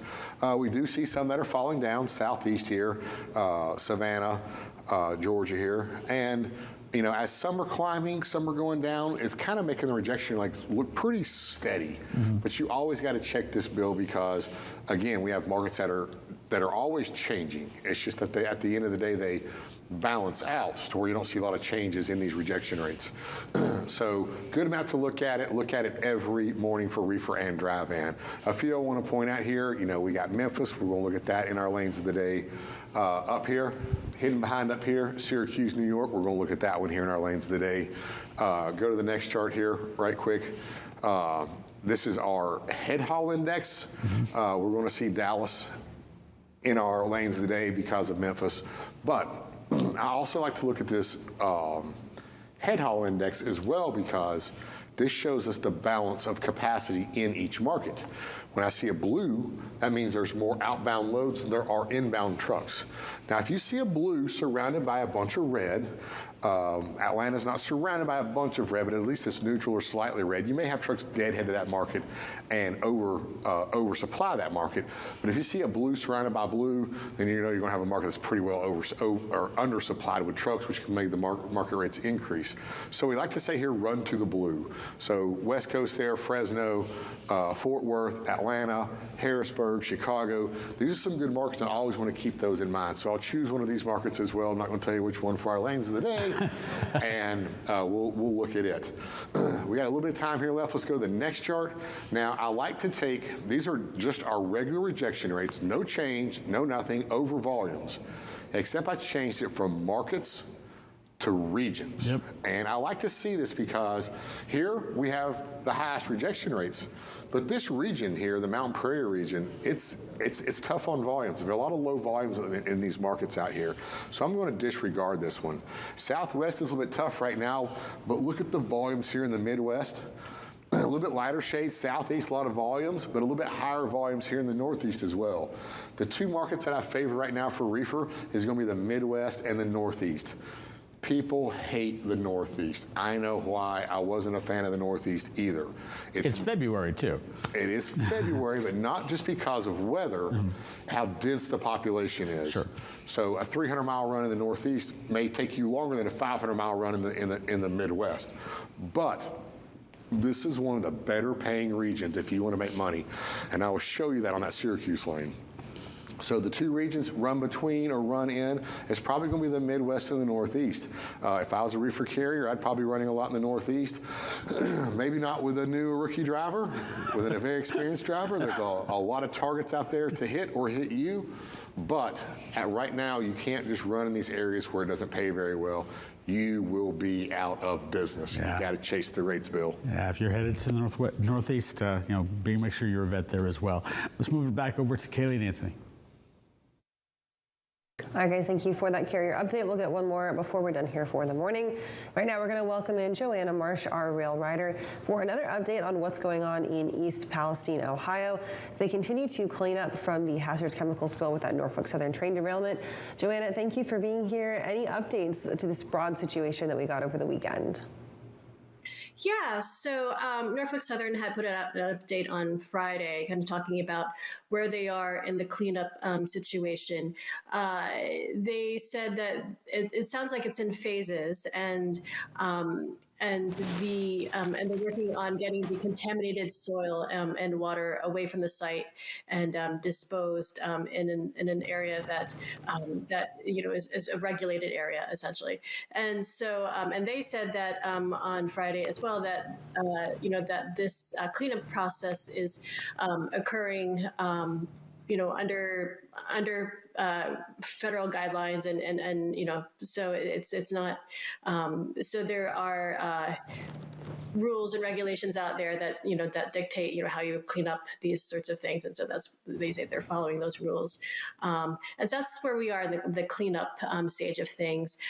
Meanwhile, there's also there's just a lot of I guess political statements out there about the train derailment as well. Norfolk Southern's president and CEO, Alan Shaw, also went to the area, I don't know if it was just a few days ago, and met with the local community there. Meanwhile, you have Transportation Secretary Pete Buttigieg write a letter to Norfolk Southern, saying, we're going to hold you guys accountable to this, and not just the train derailment, but also just the cleanup as well. And so and then of course that's on top of other letters that were sent by congressional lawmakers. And I believe Senator Cantwell wants, to hold a hearing about the train derailment. And then there's possibly another hearing with the Labor Committee on so the Class 1 railroads and Norfolk Southern and just kind of unrelated issues. So there's just a lot of attention being brought onto the railroads right now. There's definitely a lot of hands in the fire right now when it comes to who's dealing with this, and now who, of course, is feeling the pressure to deal with it, especially after it's picked up a lot of traction on both social media, national and international media as well. When you're talking about the kind of coordinated response effort, obviously you go from the federal side, and we have now state lawmakers getting involved, but what about state governments themselves? What has the response been like from the Ohio governor, and has there been any coordinated response between Pennsylvania and West Virginia as well? East Palestine kind of sits right in that almost intersection. It's right on the state border of Pennsylvania and Ohio, and West Virginia is just down the border as well. Yeah. I mean, I believe Ohio and Pennsylvania have been fairly active in their response, but also overseeing how the cleanup is going, and also overseeing how the monitoring for air and water quality, how that's going as well. You see regular updates from Governor Mike DeWine of Ohio, about how things are going at East Palestine. And so, so there's, obviously you have constituents there, residents there who, both in Ohio and Pennsylvania and West Virginia, who are still concerned about, what are there any sort of lingering effects to the chemicals, and so there's been a big effort, I believe, from public officials to try to address those concerns. It's tricky because even though there is that public effort, you still have you still have social media, and you still have a lot of perpetuating ideas about the conditions there, whether or not they're true or not. But as sort of as many people know, it's sometimes things can kind of get carried away with social media. So that's where we are in terms of the state leaders and their responses.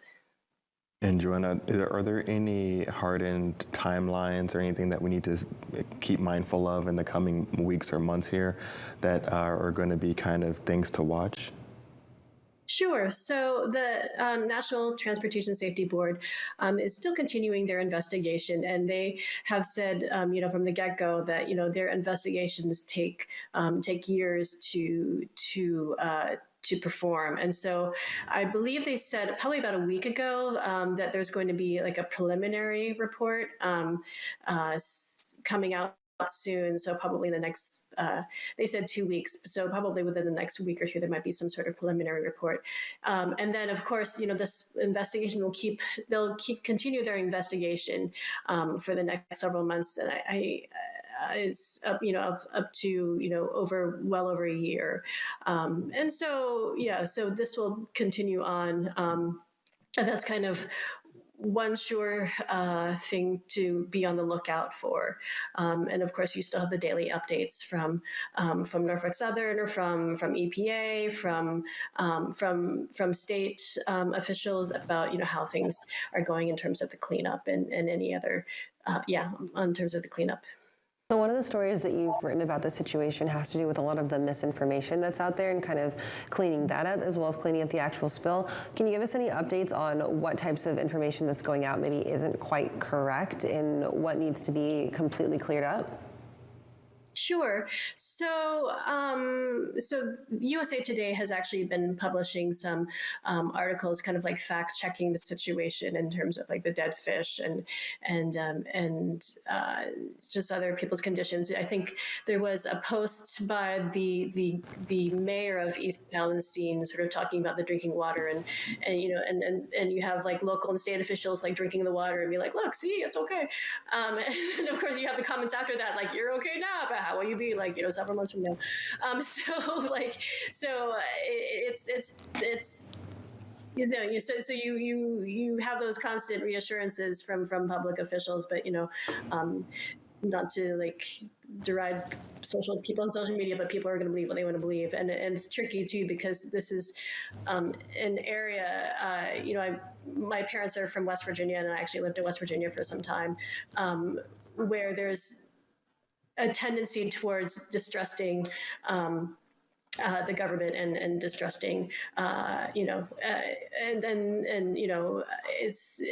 it's hard because the area has been traditionally been, I don't want to say neglected, but just not given the attention it might have needed earlier. And so you have. My personal opinion, kind of have a lot of baggage coming into this as well. So it's an unusual situation, and unfortunate, of course, that the derailment happened in the first place. Definitely sounds like there is a lot more to the story over the coming weeks and almost, months, if not years. Joanna, thanks so much for joining us this morning, and we'll be sure to follow up with you as this develops. Great, thank you. Thank you. Right now, we're going to head over to the wall because we have Kaylee Nix with another weather update. All right, Anthony, thank you for that. It's time for our next look at weather, and we are talking about that storm that's developing across the Mountain West right now, but we're going to look at it bringing some liquid precipitation to parts of the Midwest and the Great Lakes that have seen a lot of snowfall so far this year. With it, that cold line going to be, again, that kind of like razor sharp edge between liquid precip and snow, but the majority of folks throughout the northern Midwest and into the Great Lakes going to be seeing that rain mix, not necessarily the snow. So let's check it out in Sonar Critical Events.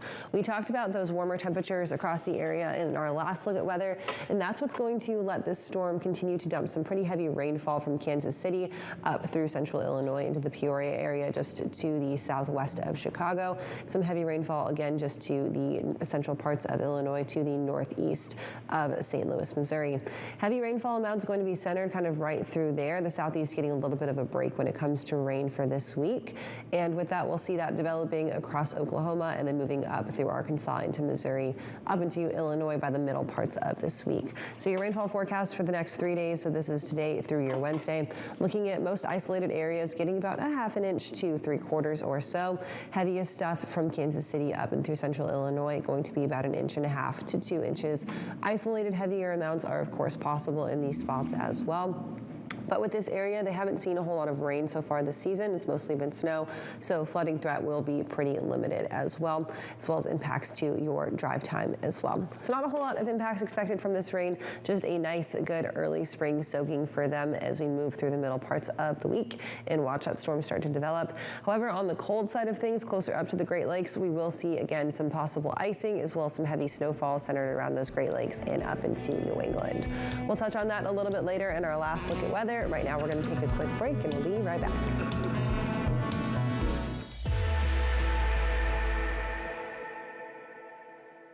The 2023 Freight Tech 25 list is filled with meaningful innovators from across the industry who are helping shape what the future of supply chain will look like. Check out the full list of these companies and all the latest Freight Tech news at FreightWaves.com. From the truckload quoting page within TMS, you can create a new shipment to instantly display your historical lane average alongside all of the market-leading rating intelligence tools. In just a few clicks, you can adjust the quote, add your margin, select your quote response template, and email an official quote right off to the customer from the same page.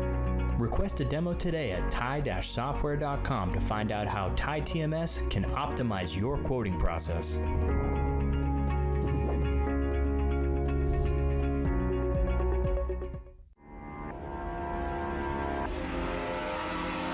Welcome to Drilling Deep. I'm your host, John Kingston. Drilling Deep is the place where we talk about oil and we talk about diesel, and you have to drill to get oil and you have to get oil to make diesel, so that's why we call it Drilling Deep.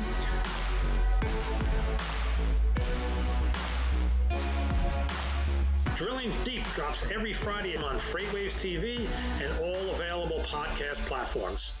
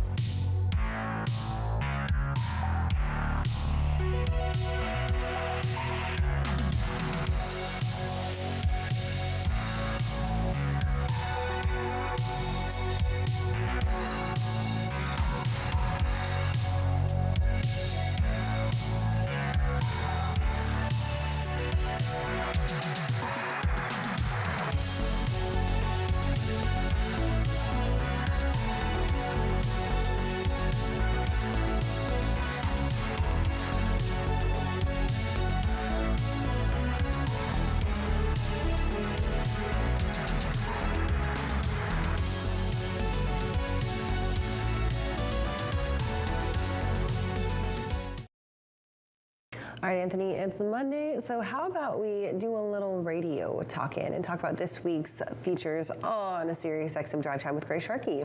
That's right. So Grace is a busy woman. Not only does she contribute to our editorial team, not only does she do interviews, but she also has her SiriusXM radio, and that's going to be Monday through Friday.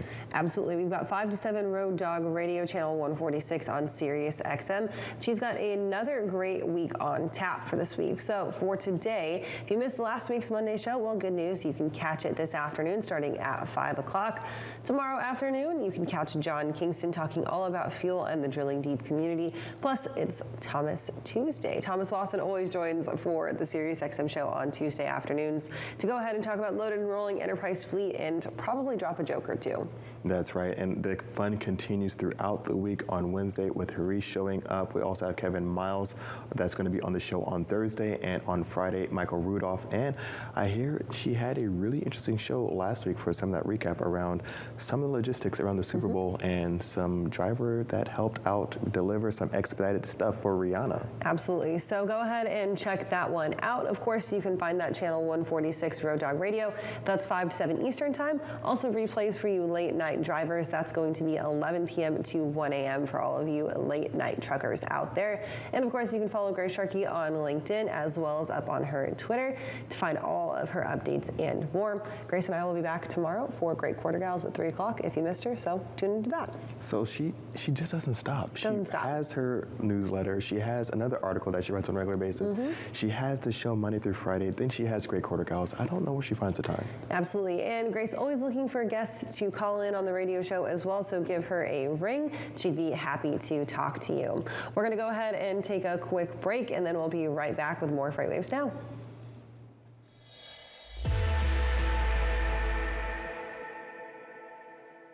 The 2023 Freight Tech 25 list is filled with meaningful innovators from across the industry who are helping shape what the future of supply chain will look like. Check out the full list of these companies and all the latest Freight Tech news at FreightWaves.com. From the truckload quoting page within TieTMS, you can create a new shipment to instantly display your historical lane average alongside all of the market-leading rating intelligence tools. In just a few clicks, you can adjust the quote, add your margin, select your quote response template, and email an official quote right off to the customer from the same page. Request a demo today at tie-software.com to find out how TieTMS can optimize your quoting process.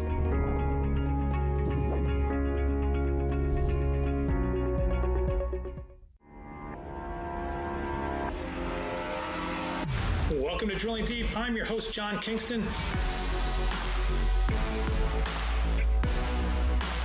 Drilling Deep is the place where we talk about oil and we talk about diesel, and you have to drill to get oil and you have to get oil to make diesel, so that's why we call it Drilling Deep.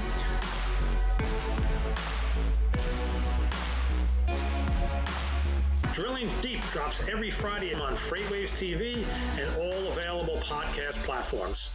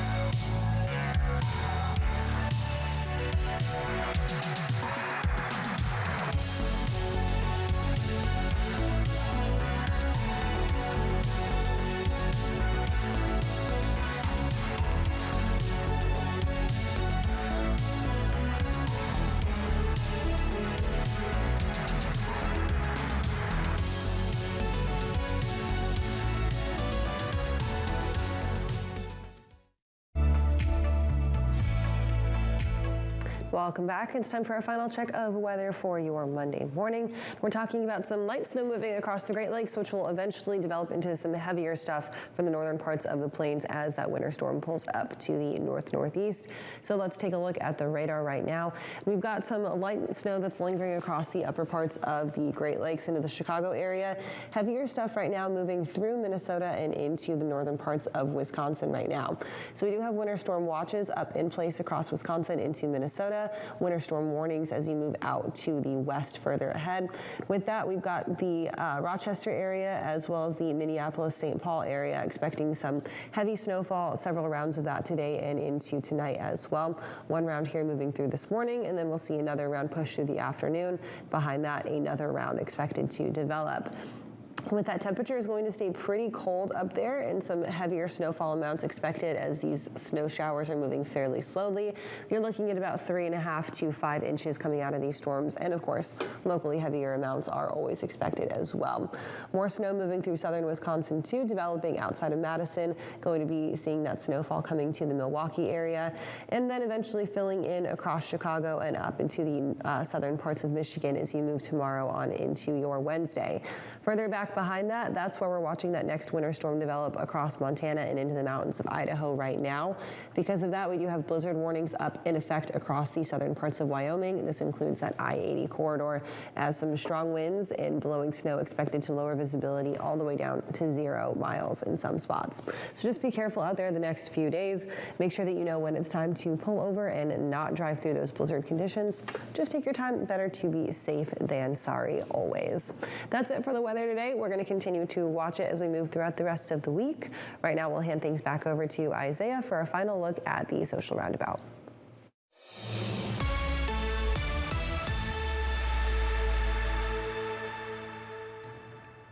Welcome into Social Roundabout, everyone. I'm Isaiah Buchanan. And NBA All-Star Weekend got wrapped up last night with the NBA All-Star Game. But what really captured most people's attention was the slam dunk contest on Saturday night. And there was one dunker in particular who brought the spark back to the dunk contest, Mac McClung for the Philadelphia 76ers. Take a look at his first dunk right here.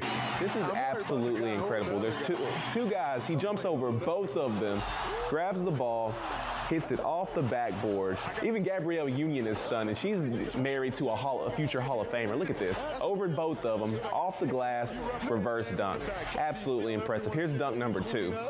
I mean, this guy has got some serious bounce. This is like a reverse double clutch, not a reverse, but I don't even know. He's just doing so many different things in the air. Giannis's approval is there. And look, even the baby is stunned by the bounce that this man has. Here's dunk number 3, boom. Jumps over another person, hits a little hezzy move, and then hits the reverse dunk. I mean, this guy is going absolutely insane. I haven't seen somebody do this great in a dunk contest in probably the last 6 or 7 years. And this last dunk right here is about to be the icing on the cake. This one had me actually get up out of my seat. It was so good. Right here, he puts on his high school jersey, Gate City, comes in, boom, 540 reverse dunk, hits him with the Vince Carter. It's over. It's over. On the night, Mac McClung got 3 50s out of 4 possible tries, and I think on one of them he actually only got, I think he got a 49.8 on his average score. So, I mean, almost 4 perfect dunks on the night. This guy absolutely stole the show and has a bright future of dunking ahead of him. That's all I have for this edition of the Social Roundabout. Right now, I'm going to toss things back over to Bill Priestley with our roundtable.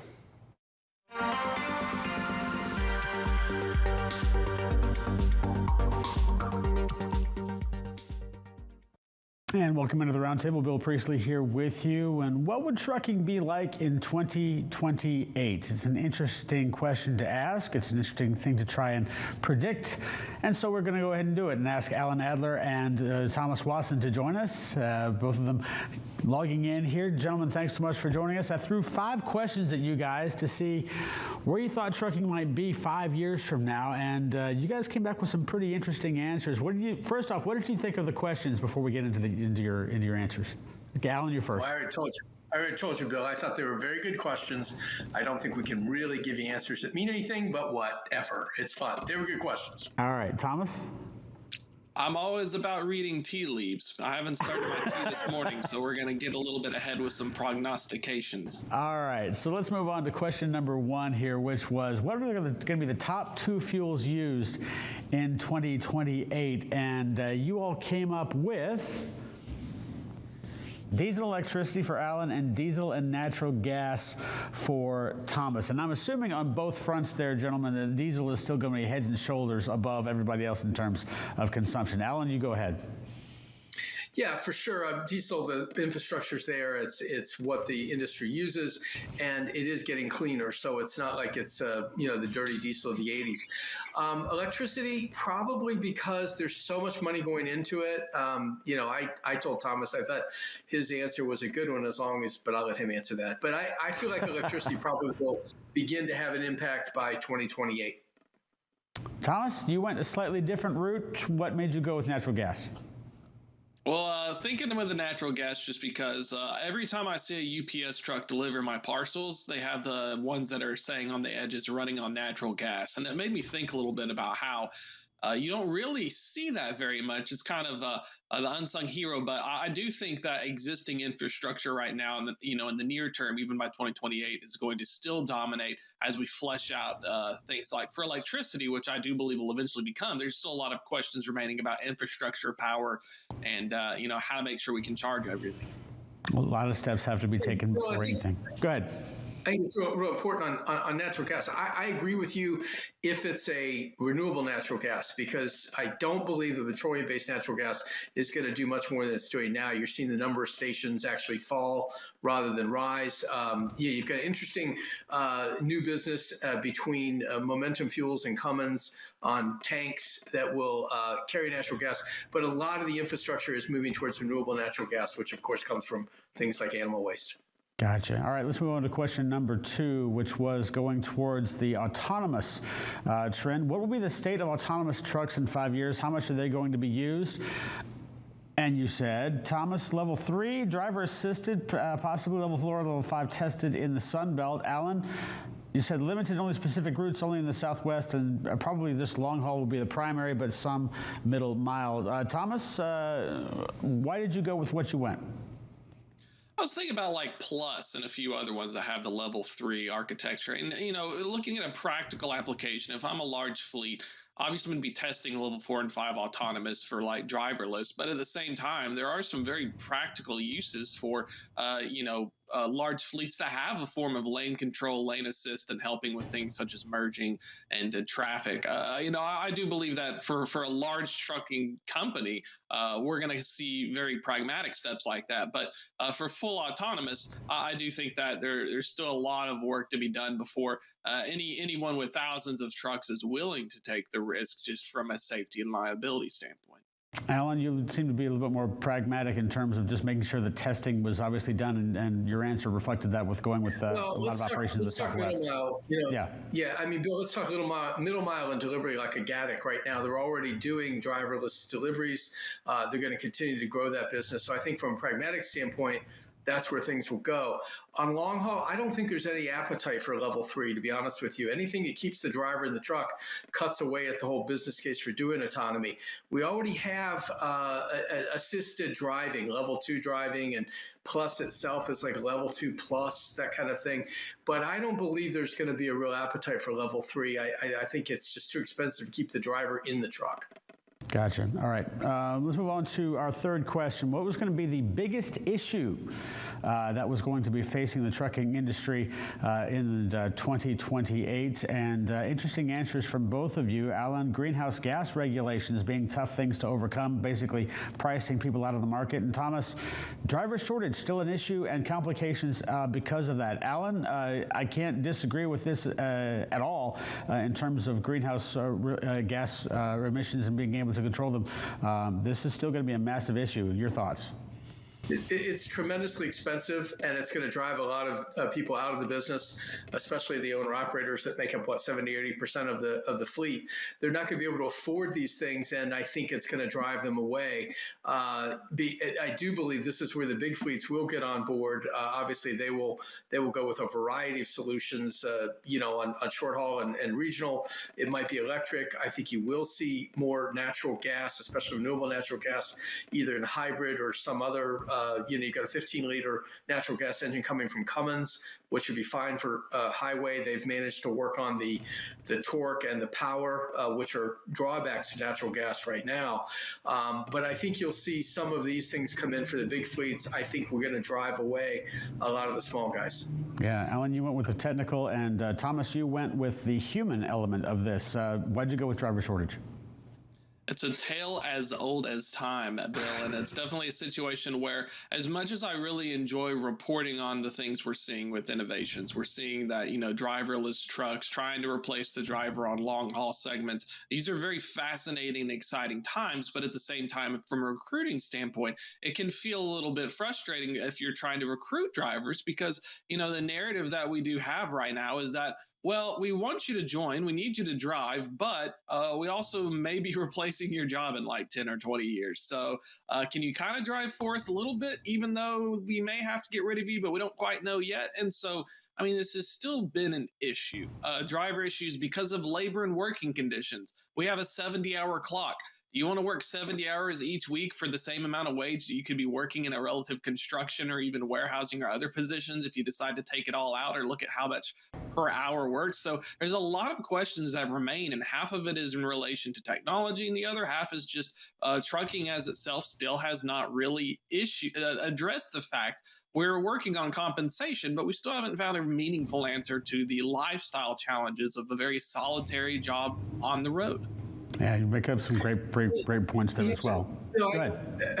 I just want to say, and I'm not sure I'm a buyer or a seller on this one, but the idea of the driver jobs changing. If you can find a way to get those guys out of the seat for the middle mile, for that 250 or 300 mile piece of it, and then you put those drivers into the driving the final mile, now you have begun to address some of the things that Thomas raises in terms of home time and in terms of being able to work a normal day and that kind of thing. If Quality in fact of life, the Absolutely. All right, let's move on to the fourth question. If you had some money now, if you invested today, what would you invest in that would have a return in 5 years from now? And you all said operators that can scale through technology. In a word, Cummins, for Alan, who's already mentioned that company a couple of times here. And then Thomas, avoid it. Go to an index mutual fund. I'll go with you first, Thomas. Is investing in trucking just a bit too risky right now? That's like trying to ask a sausage salesman what would be your favorite sausage company to invest in. It's the same principle. It's a very, very chaotic company. Given the business cycles, given the competition, given the fact that regulation can literally create new winners overnight. Look at the Motor Carrier Act of 1980. A lot of our large enterprise asset carriers didn't even exist before we had regulation. And we're going to see regulation coming again on the horizon in the next 5 years that are going to be addressing these autonomous trucks. So, I mean, it's a situation where right now, if you ask me to invest, I'm going to tell you in a mutual fund or like an index. Just put it on an index and follow it, because you're going to have a really hard time picking a winner this early in the race. We have some people who are edging out. I can always talk about first mover advantage or how catching up are incumbents, or we can even pull out Clayton Christensen talking about disrupting and innovation. But at the end of the day, like if you had given me $10 million and told me to invest, I'm just going to take the safe route and just go with an index, because I'm definitely not. As much as a trucking expert, I also know that trucking is extremely chaotic, and the best you can use them for, canaries in the coal mines, for larger funds and tracking macro movements. I don't think I've seen a situation other than maybe like your... Yeah, Bill Thomas he's copping out. You asked for a company. You didn't ask for an index. So his answer is a cop out. I agree with him. I wouldn't do it either. But if I had to do it, if he said you have to do it, then I like a company that has got its fingers in a lot of businesses. I also mentioned in there PACCAR. I think they are extremely well run. I think they are a company that, if you look at the last 10 or 15 years, you've done very, very well if you had invested $1,000, 15 years ago. But I agree. I think trucking is one of those businesses that probably isn't a place to play with a lot of money. However, there are operators that are doing pretty well and probably will do pretty well on an ongoing basis. So. All right, we've got about a minute and a half left here. Let's go to question number 5 quickly here. What do you think is going to be the household names in 2028 as we move forward? Maybe not today, maybe up and comers. And you all said Wabash, PACCAR, Nikola, and BP, Alan. And then for Thomas, Tesla, Amazon, and Walmart. Mr. Watson, 30 seconds. Why'd you go with these 3? Tesla, because I want to make my memes into dreams. And as much as we like to discount Tesla, they always manage to come up with something absolutely nutty. I think eventually the Boring Company will build trucking tunnels. Walmart and Amazon, because I think those are very two interesting ones. Walmart, look at their private fleet. Look at their push. Walmart's very fascinating in how they handle their internal transportation, because they want to be like Amazon. I'm thinking Amazon is the second one, because if there ever was an opportunity for a company that has a large logistical footprint to disrupt and transform, it's going to be Amazon. People Google can't keep up with Amazon because they're funneling it via AWS for server farm profits, and they're able to outcompete because of how they approach the problem. I'm going to say that a lot of this innovation in trucking, especially the trucking segments like middle mile, like Alan talked about, is going to be coming from a lot of these large shippers with private fleets who are going to be wanting to utilize the savings. But we're going to see laggards in terms of large, regular, publicly traded enterprise carriers. Okay, let me cut you off right there because I've only got so much time left here. Alan, go. You got 30 seconds. Sorry, buddy. Man doesn't know 30 seconds. I gave you a couple of names that I think, at least today, look pretty smart for the long play. When I mentioned BP, what I was speaking of is Nikola may be a name you hear today. I'm not sure Nikola survives as a standalone. I think down the road, it could become part of something like a BP, which you noticed last week, purchased Travel Centers, has purchased Amplify Power, and some of those companies. They buy their way into these technologies because it doesn't cost very much to do that, and they don't have to develop them. Well, it's going to be very, very interesting. We'll have to reconvene February 2028 and see how you guys did. Appreciate your time, and we will come back. We'll take a break and be back after this with more FreightWaves Now.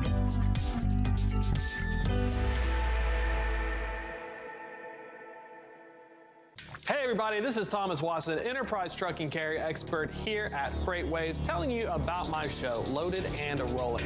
Now, it involves trucking topics for large carriers and even small ones that wish to be large. Anything that impacts trucking, you can get it there. You can catch us every Tuesday at 1 p.m. Eastern on tv.freightwaves.com. We do it live. From the truckload quoting page within TieTMS, you can create a new shipment to instantly display your historical lane average alongside all of the market-leading rating intelligence tools. In just a few clicks, you can adjust the quote, add your margin, select your quote response template, and email an official quote right off to the customer from the same page. Request a demo today at tie-software.com to find out how TieTMS can optimize your quoting process.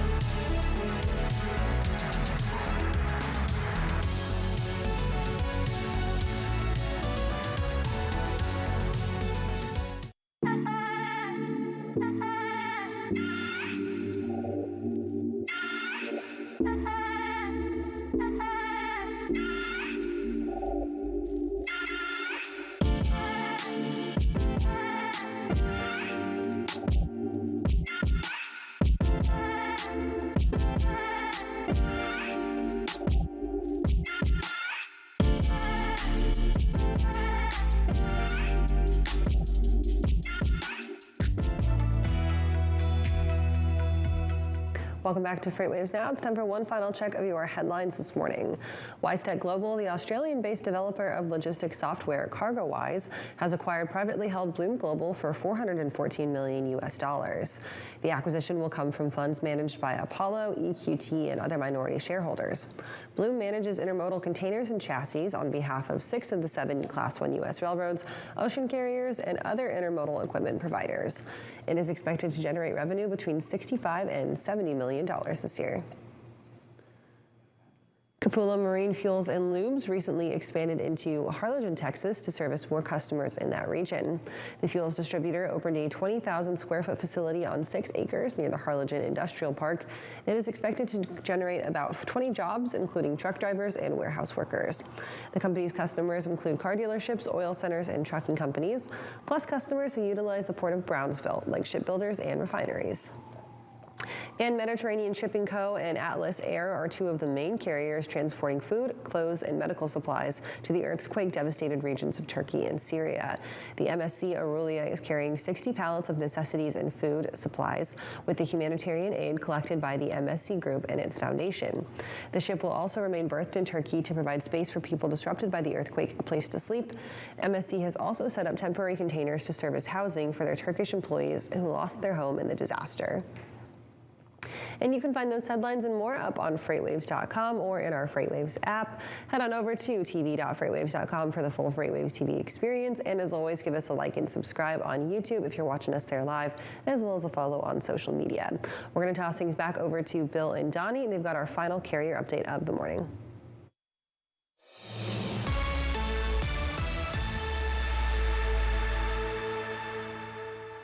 And welcome back for our final carrier update of the day. And let's do some lanes of the day here, Donnie. Yeah, so today we're looking at reefer, so remember to turn your reefer on. Be rough kind of pulling up to a shipper, not have your reefer on. Yeah. It will not load until that reefer is cold. So we'll pull up here. We saw Memphis hit the blue marks on a couple of those maps. Right. So I'm going to start out of Memphis. I'm going to run down to Dallas. I am not a fan of Dallas. Dallas has been a tough market for drive-ins, especially. So it's been very cheap coming out. Even though it's seen some signs of changing, the rates coming out of Texas have been a lot lower than what I prefer. But that's me. You run your own company, you have to make the decisions. That's why we give you the market dashboard. But we run Memphis down to Dallas, and for a 453-mile run, not a bad run at $3.15 a mile. It's hard to find freight lanes right now that are paying better than $2.50. Mm-hmm. The average is $2.41. So the daily index is at $2.49, and you see how much it came up. So finding these lanes are getting a lot tougher. What do you prefer? You got to make a decision. Do you like the 200-mile runs, where your truck can go out and return to the market same day? Do you like 450, 500-mile runs, where you go out and deliver, pick up the next morning, and come back? Normally that 650, 750, 800-mile runs are not liked because it takes too much time with the new hours of service. Sure. Or do you like those long hauls that are 2,000 miles? Well, the long hauls that are 2,000 miles, you can take some of these rates that are down to $2.25 a mile and make some good money because you're not stopping, loading, unloading, reload. You go, and you can really lock on that revenue per day on your truck. So Memphis to Dallas, pretty good lane at $3 a mile for reefer at 453 miles. This would be something, if I was a carrier, that I'd be interested in. If I had to maybe take a contracted lane from Dallas to Memphis and then return on this. But let's click our little double arrow button and see what it pays Dallas back to Memphis. It's still not too bad. It's come down a lot, but it's not much below that average. It's at $2.82. So for reefer, this is pretty good. Well, still well above that NTI. So I'm not disappointed at all, really, if you're running this lane round trip at a spot rate. Mm-hmm. But if you were locked in, even if you're locked in to Memphis and your return rate from Dallas to Memphis was $2.82 as a backhaul, you're still in really good shape. Let's bounce over here on another lane here. Kansas City was my top secret market here. We're looking at Kansas City headed into the big city of Chicago, rolling in there at $3.06 a mile. Again, we found another lane that's over $3 a mile, and it's, again, a 500-mile lane. I like this rate, but it depends on what you're going to turn and burn on headed back. So we hit our double arrows and say Chicago back to Kansas City, still at $3.14. Again, I don't care if you're running spot rate or contracted rates. This is a pretty good lane still, given the fact that a lot of these markets have deteriorated rapidly, which you see a lot of these down trends. But if you look back at the regular trends, we're still right and kind of in line with those. So I really like these lanes that you can run on. Now, as I said before, if you want to make the money, you got to run in those areas that nobody wants to run. There's reasons they don't want to run there, and that alone is what tightens up capacity. So let's look at our next lane here, and it's Harrisburg, PA, the Beltway, where a lot of freight. It's a freight hub. It's a rail hub. They got a lot of warehousing in Allentown. This is where freight picks up that goes into the Northeast. And we're going to run up and over to Syracuse. Headed in there, $4.72 a mile with ranges from $4.68 to $5.12. So you can get almost $5 a mile. Now, it's a short run. It's only 250 miles. So you could actually probably make one turn per day possibly if you timed it right and got unloaded and reloaded quickly. But if you just ran it one direction at $5 a mile, you're looking at, $1,200, a day here for one direction. That's good money for revenue per truck. But what if you could take that and maybe you had a drop-in hook, or maybe you had the timing lined up, which it's very possible, where you left early in the morning, got up there, loaded, reloaded, and came back. Let's hit those double arrows and see what Syracuse back to Harrisburg is. $5.48 a mile. So if you can make $1,200 going up and you can make a little bit more coming back, you could put over $2,000 a day revenue on your truck for a reefer. This would be a good lane if you can make it consistent. But you got to go where people don't want to go. People don't want to run. Now, maybe you could contract that a little bit less, but keep it more steady. Who knows? But use your market dashboard and figure out these lanes, figure out what's best for you. Yeah, it's going to be interesting. That's a great piece of advice there to go to the Northeast, if you can. If you can. If you can. All right, let's go back to Kaylee and Anthony to wrap up the rest of our show. All right, y'all, thank you for that. And we're done here for your day on FreightWaves Now. But we've got plenty more coming up for today, and then a really exciting week for you here on FreightWaves TV. That's right. In just about an hour, we're going to have, of course, What the Truck with Tim Dooner himself. And a little bit later on, we'll have Mike Boundas, who you heard from a little bit later, earlier on in the show. He'll be back with the stockout. But this is the final day to get registered before we get into Global Supply Chain Week. There is still plenty of time, so you can get registered and, of course, get yourself eligible for one of our giveaways. When we kick off tomorrow morning, it is Maritime Day here for Global Supply Chain Week. That starts live at 9 a.m. There will be a short little FreightWaves Now embedded into your Tuesday and your Wednesday of Global Supply Chain Week. So make sure that you head on over and start watching with us at 9 a.m. tomorrow morning. Following that, of course, we will have all of our keynote speeches and our fireside chats for the day. And if you miss any of those, you can find them on demand following the event on tv.freightwaves.com. We'll see you guys tomorrow morning at 9 a.m. for that first day of Global Supply Chain Week. Go get registered.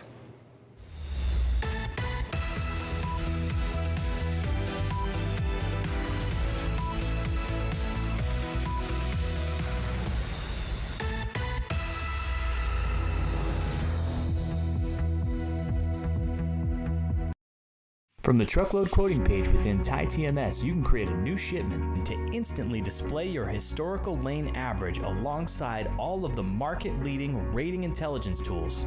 In just a few clicks, you can adjust the quote, add your margin, select your quote response template, and email an official quote right off to the customer from the same page. Request a demo today at tie-software.com to find out how TieTMS can optimize your quoting process.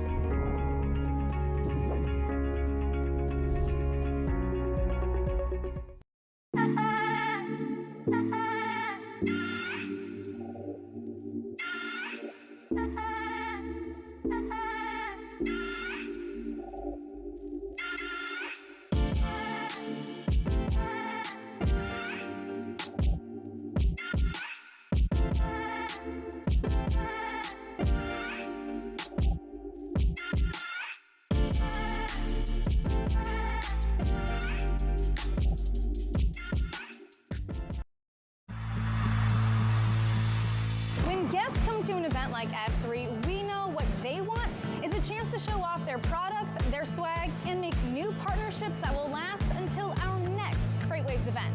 But the problem is there are so many industry events, it can be so hard to find the right one to invest your time and energy in.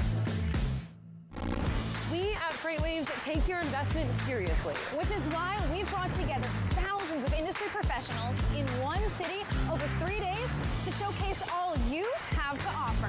Because your successful connections at an event like F3 move all of us forward. Don't believe us? Join us in June.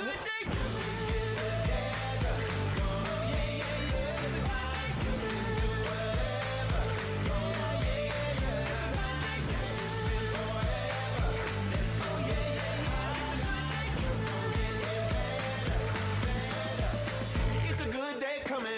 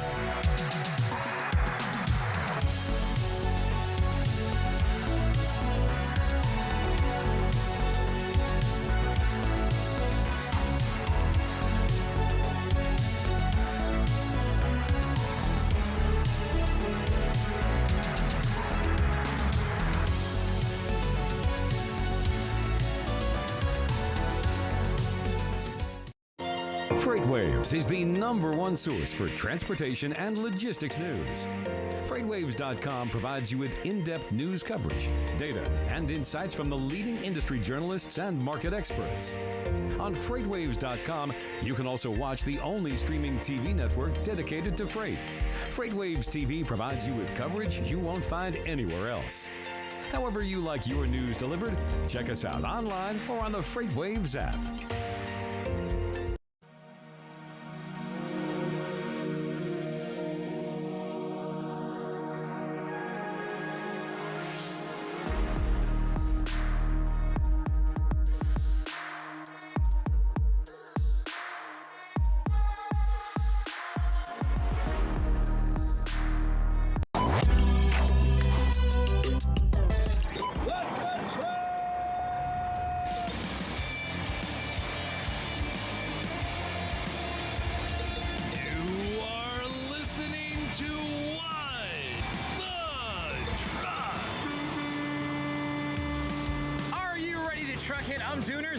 Global Supply Chain Week. It's about time we had a week, isn't it? Thank you so much for joining us as we celebrate the supply chain. We have an awesome show for you today. I'll get into that whole rundown for you for a second. But before that, I think it's time for a PSA from the Wyoming Highway Patrol. Take a look at this video right here, right? Roll this tape. The Wyoming Highway Patrol says, move over and slow down for emergency vehicles. One of our WHP troopers nearly got hit by a commercial semi-tractor and trailer recently. The near miss occurred near Rollins, Wyoming on Interstate 80. They've been having a lot of bad weather out there. He says, please slow down and move over for emergency vehicles. The logistics community has chimed in, as always. Jeff Dixon says, I cannot agree more. Truck drivers should know this without being told. STFD and throw on your emergency flashers. Delana Morris says, honestly, the toughest job out there is being a recovery tow truck driver. My daddy drove a tow truck on the weekends sometimes, more when I was young, and the stories he would come back with because people wouldn't slow down. One of the drivers died because he was hit by a vehicle while trying to load up a car. I wish more people would be more careful and slow down. Chad Crosby says, know a driver hit by a state snowplow while changing up in a chain-up area. Fortunately, he saw it coming and started to get out of the way, but he did break his wrist and got beat up. Chris Mabry says, talk about threading the needle. No doubt. By the way, you can see they blurred that trailer out there, but being that this is logistics, I imagine many of you recognize this. So bonus points to whomever can name that trailer in the comments.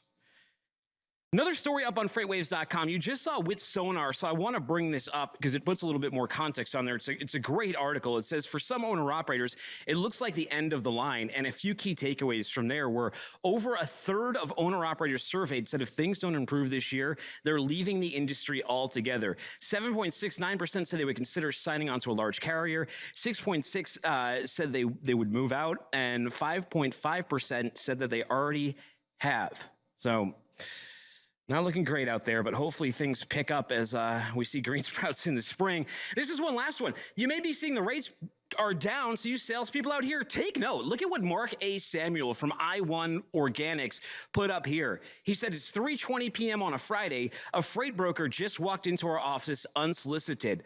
I rarely see that happen anymore. And admittedly, we have great freight partners, but I'm sales first, and I know it'll make his weekend if we hook him up. So I had him leave his card, and my associate Nadar just called him right now to tell him that he's going to get one of our pickups next week. Happy Friday, sales folks. We're all in this together. Now, what's funny is I need to chastise some of you in the comments who are like, oh yeah, well maybe that worked for this guy, but whenever I contact someone on LinkedIn in their DMs, they don't respond to me. Did you not read the post? You have to go to the office. You can't just do the DM. You gotta go in person. That's what you say. Going in person is your differentiator. Hit the bricks, walk in there, drop off a business card. That's what he wants you to do. Not send a DM, not send an automated email. All right, are we clear? Good, because we got a great show today.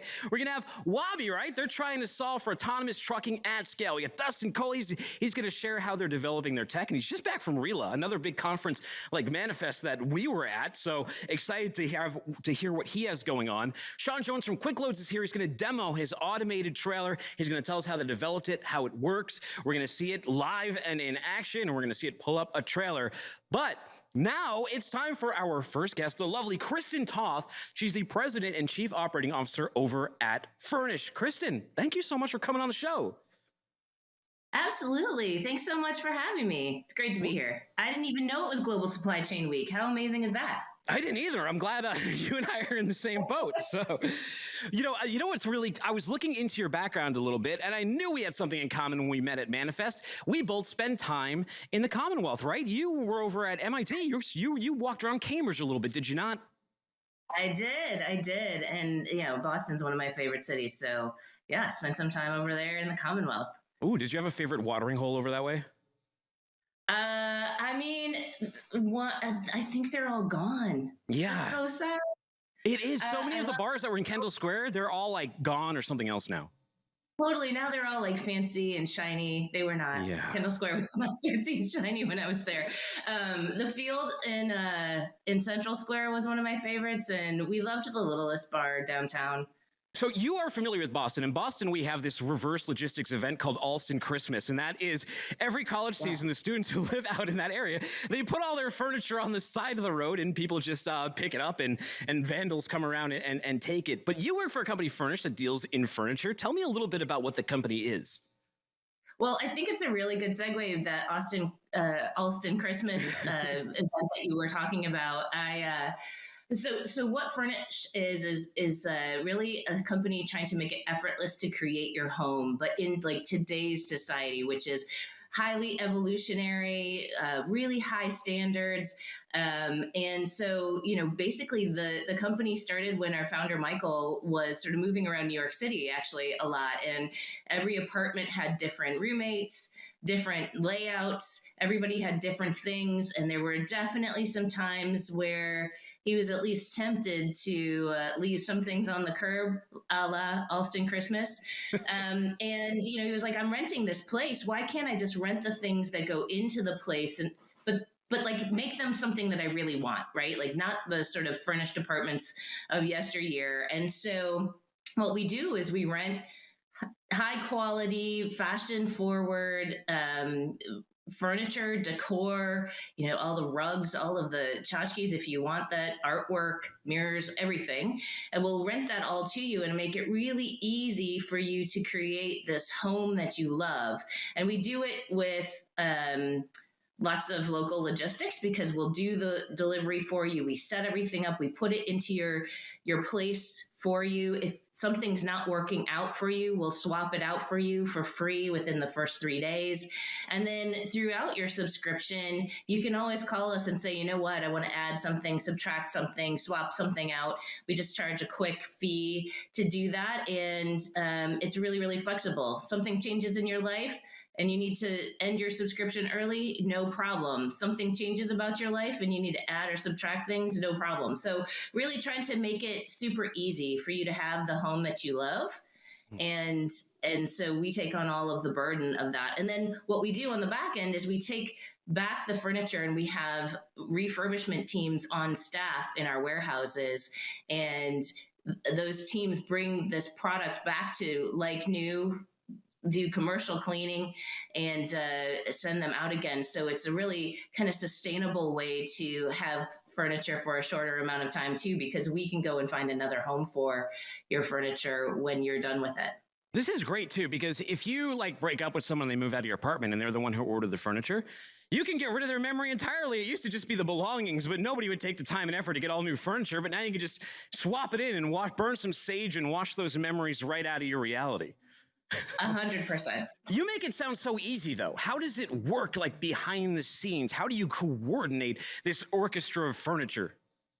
Yeah, we call it furniture Tetris every once in a while, and it is a little bit like that. So the first thing that we have to do is we have to select the right furniture and decor. It has to be not only the things that people are going to like, but the things that are going to have these multiple lives over and over again. So they have to be stylistically great, but also have longevity. So it's not just, one and done. It has to be very durable, of course, but it has to be refurbishable, which means, things with veneers or other materials that don't refurbish very well, like marble, those are tougher for us. I will say the one thing that we don't do a lot of is white boucle. And of course, everybody wants white boucle furniture right now, but that's— What is white? Hold on. I don't know what that is. What is white boucle furniture? I'm just a dumb dude. It's a very textured furniture, it almost has like these tiny little thread loops as the texture of the furniture. And so and everybody's got like a white chair, a white ottoman, a white sofa that made out of this stuff.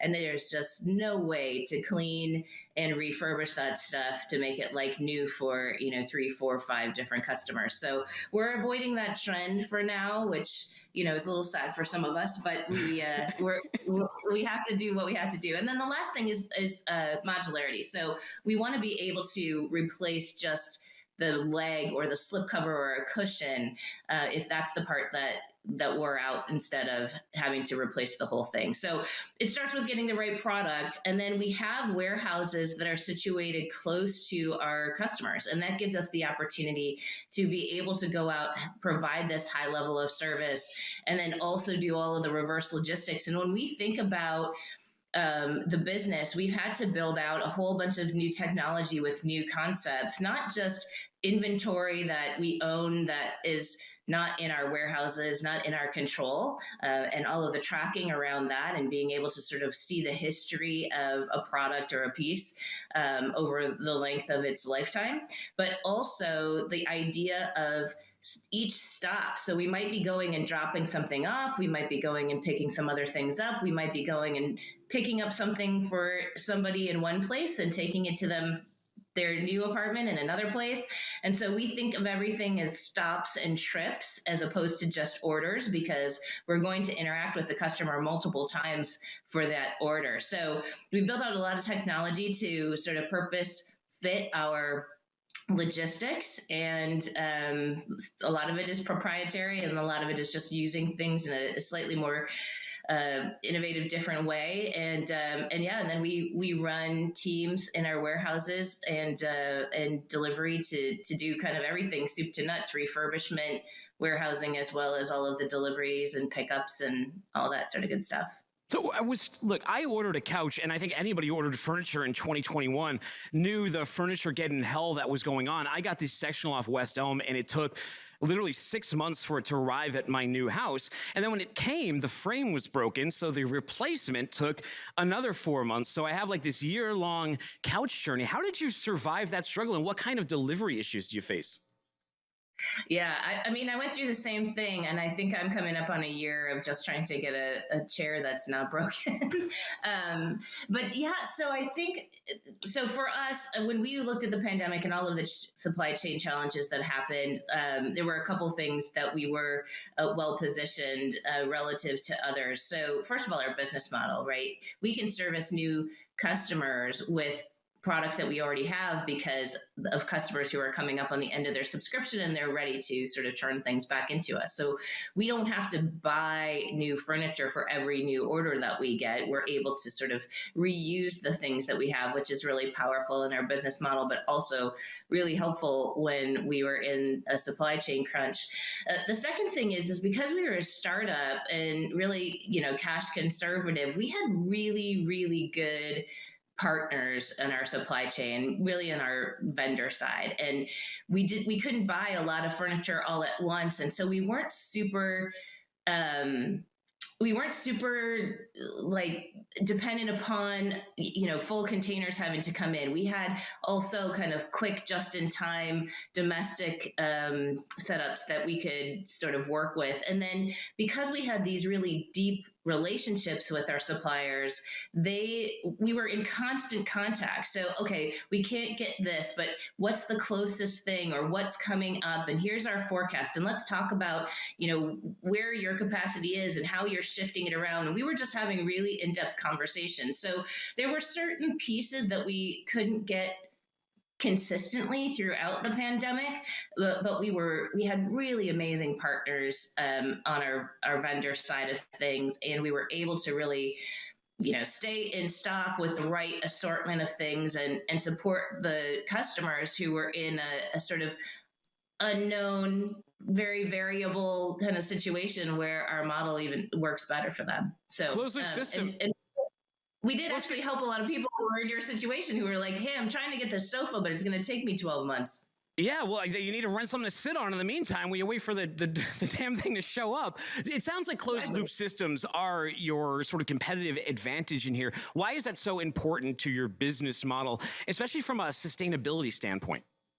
Yeah, so a couple things. So from the sustainability standpoint, there's like 10 million tons of furniture that goes into U.S. landfills every year. And a lot of that could have another life, whether it needs a little bit of refurbishment or cleaning, or it's perfectly good, but the person who's giving it up doesn't know how to get it to the next person who really wants it. So we provide all of those services that keep that product in play and in useful life a whole lot longer. In fact, we're trying to average at least 4 years, but we think we can get that to at least 7 years with the right product and the right time. We haven't been around for 7 years, so we can't tell if we're averaging 7 years yet. But that's really great for our business model as well, because we can buy something and monetize it over the course of a number of other customers. And so when you talk to somebody who's in sort of traditional retail, which is my background too, they're like, oh my gosh, you're putting all this extra logistics, all these extra touches, all this extra cost into it.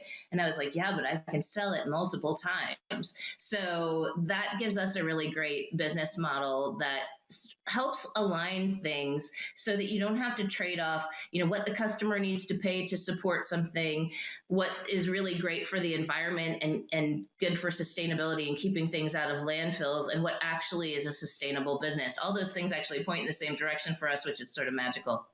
Interesting. People get emotional about furniture. I know I sure did when I kept getting all those delays, and so did my neighbors when they heard me screaming through the windows. That makes customer service even more important, though, right? What customer service tech are you using? And I don't think everyone understands this in furniture. We're thinking a lot about our couches, and if I'm not, my wife is thinking a lot. And this comes down to like the color, the size, the scope, making sure the sectional's on the left, not the right. There's so much that goes into it, and a lot of it is just like letting the customer know what's happening, right? Yeah, absolutely. I think that's what we try to do. And I did spend a little bit of time at Amazon, so it's fun to try to compete with them now because I feel almost like I'm competing against myself. But I think that one of the things that we did learn about from Amazon and studying Amazon as a company is making really great promises and then ensuring that you're set up to deliver on those promises. So the first thing is we didn't used to have any kind of back order in our system. And as the kind of lead times stretched out during the pandemic, we were like, hey, let's build the technology to be able to offer somebody something in like to really get their place in line. We used to have like, email me back when it's back in stock. But when those lead times stretch out, right, you could get 3 sofas back in stock and you've got 1,200 people who are signed up that want that sofa. You send out one email blast and most people can't even see it in stock because it goes so fast. And so, we were like, that's not a great customer experience. How do we actually allow somebody who really wants to get that to reserve their place in line and know when we expect to have that so that we can get it back out to them? And then we made sure that we built a communication process for that, whether it was in your account and you could go get it proactively, or whether it was email updates along the way. And then we of course have to make sure that our customer experience team, who fields questions and calls from customers who need to know more, that they have the information internally as well. And I think the other thing that's really just magical about our team is how much just communication goes on, mostly through Slack, to be honest with you. Just when people are trying to sort of get great answers for customers or make sure that we have the right kind of policies and processes to support our customers. And it allows us to really just improve and improve and improve every single day. So, on the customer service side, we use a contact management system just like everybody else, but it really is supported by a lot of homegrown tools that make sure that we understand what is going on with every single person's order or payment or whatever they're interested in, and that we connect those same customer service people with the rest of the team in a super meaningful way so that anything that they need to get to or know about, they can get to. What, if anything, does the furniture industry tell us about the economy? My goodness. Well, I think we've seen a lot of the same things that have happened across different industries, and whether it's supply chain or it's funding, we've seen a lot of the same things. So, but on the customer side, it's been really interesting because obviously we spend a lot of time at home, and that's where a lot of customers were investing. And so you could see that. And it's really funny. Before March 2020, I mean, I think we rented out a few desks for doing work. In March 2020, we saw that just obviously skyrocket, which was a fun supply chain disruption or forecast that we just didn't see coming, of course. And so we saw a lot of customers who were really investing in their homes. And sometimes they were sort of fully redoing what they had. And sometimes they were actually just kind of sprucing it up. So bringing in throw pillows and rugs and the other things that just made it feel more homey and cozy for them. So I think we saw a lot of like what customers were doing in terms of the demand that we saw. And then the rental model, I think, just provided for so much flexibility. When you're uncertain, you don't know, am I going to stay living here? Am I going to move to another place? Am I going to have the job that I have?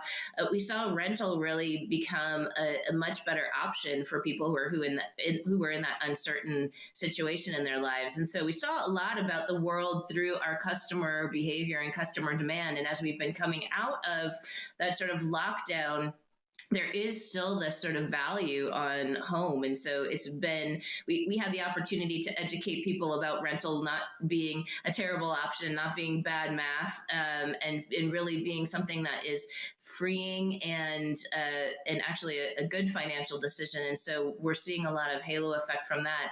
On the business side, of course, we saw all kinds of strange things that we couldn't have forecasted on the demand side that sort of went through our supply chain.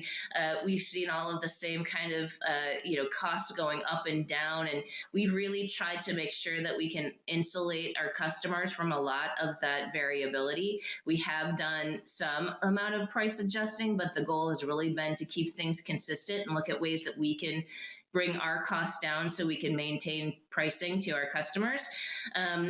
We saw our vendors really go through incredible changes in not just the cost of materials, but obviously the cost of ocean freight and other transportation options. And so, those got passed along to us. We're seeing those ease a little bit now. And now I think, there is more entertaining. There is more sort of having people over, and everyone's really embracing that. We're seeing that in terms of dining tables and bar carts and some other things that are just kind of coming back into our forecasting or into our demand that has been really sort of interesting.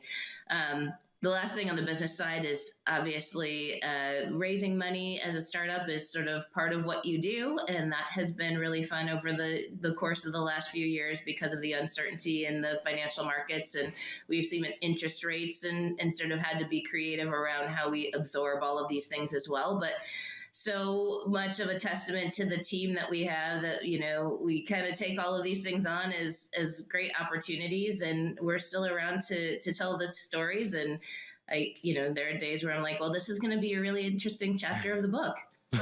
Yeah, welcome to startup life. I love it. Yeah.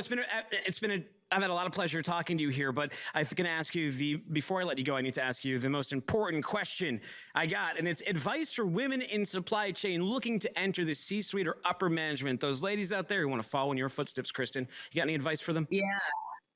It's funny. At Manifest, I had a lot of conversations with the women who were there about like, why do you think there's not as many women in supply chain? And I think we just drop out. I mean, some of it is like you have to make that investment up front because you're not going to look around and see a lot of other women in supply chain. And so you kind of have to be bold and sort of a trailblazer yourself and provide that role model for others. And even if you think that other people aren't watching, they probably are. So, I mean, stick with it. But my other advice, and this probably goes for everybody who wants to sort of progress in operations or supply chain or any kind of leadership role, is keep taking those challenges that scare you, because those are where you learn the most, not only about what you can do yourself as a person, but also you learn so much that sort of goes into that toolbox for the next uncertain situation that you find yourself in. And that's really what experience is sort of building that toolbox and being able to step up and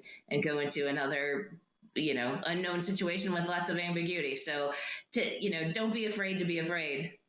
Well, hey, thank you so much for joining us at Global Supply Chain Week and educating our audience. I really appreciate it. Amazing. Well, thanks so much for having me. It's great to chat with you. Take care. We'll talk again soon. Appreciate your time. Anyways, meanwhile, take a look at this tech right here. Okay, so Brian Porter, he just toured an Amazon fulfillment center, and he says incredible inventory is stored in constantly moving shelves. Robots take the shelf to the pick station. Inventory is randomly placed on shelves, tracked by cameras, Ghost Store technology. They spread inventory for the same SKU out across bins, so it's always closer to the pick station. Inventory counts are automated with cameras. The computing that goes into this operation is unbelievable. What a competitive advantage. Got a new guest right here next to me. You like those robots? You deal with robots a little bit. Smart stuff. Yeah. Introduce yourself, sir. Hey, I am Dustin Kell. I'm head of transportation at Wabi. I would say the next generation autonomous truck developer based out of Toronto.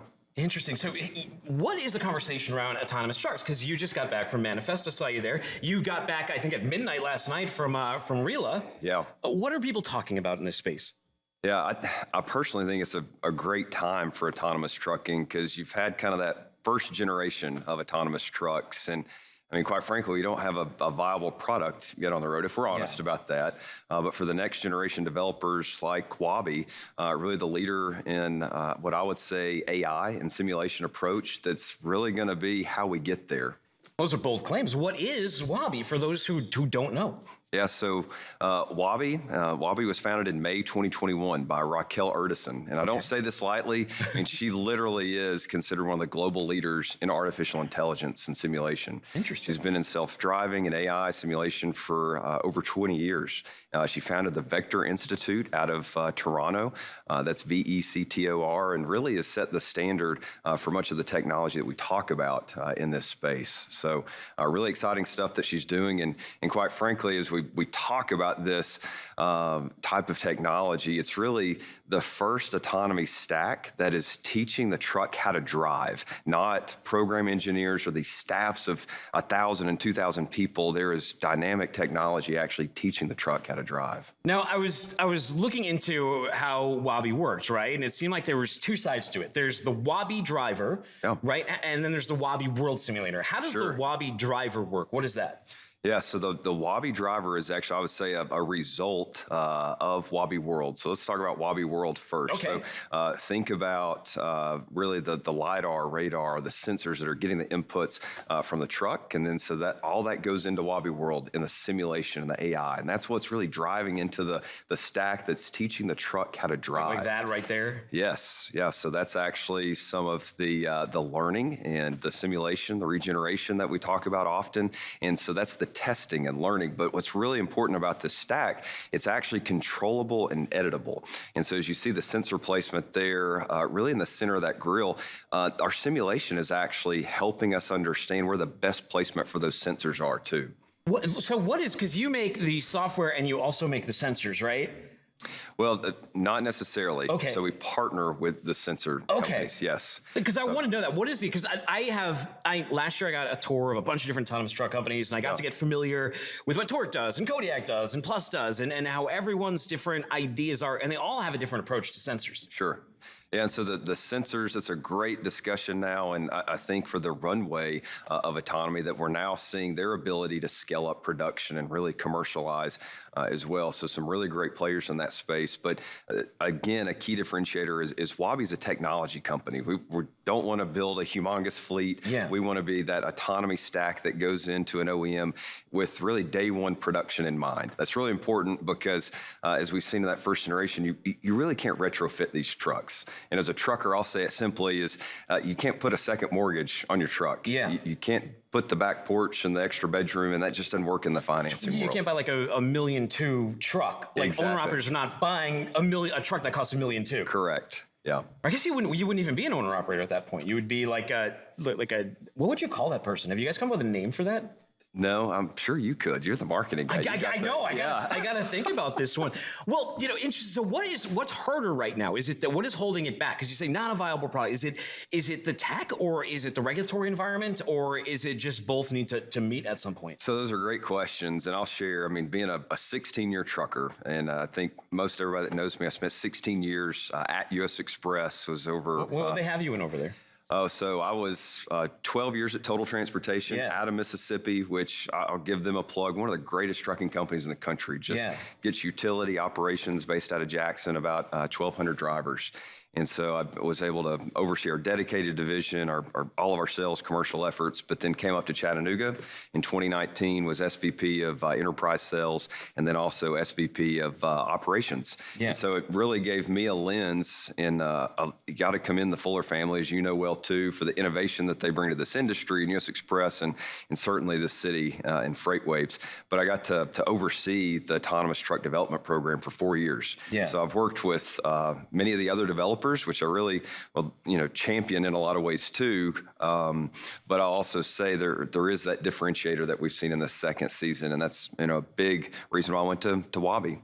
Interesting. So what does the road to viability look like? What's the timeline? When does that happen, and what needs to happen? Yeah. So one, you mentioned regulatory. And so I think that's a great discussion point. And I used to chair the Automated Truck Committee for the American Trucking Association. So I had a trucker there facilitating a lot of the conversation with all the developers and ecosystem holders, OEMs, you name it. And what we can say today is there's not necessarily a federal framework, but we're now in excess of 40 states that will allow for autonomous truck testing. And so we've really got a state-by-state framework that allows the key routes, say I-10, that we see in the corridor, the Sun Belt states. I've also served on what's called the Volpe Center within the DOT on an expert working committee that really is preparing that recommendation for a federal framework to Congress this year too.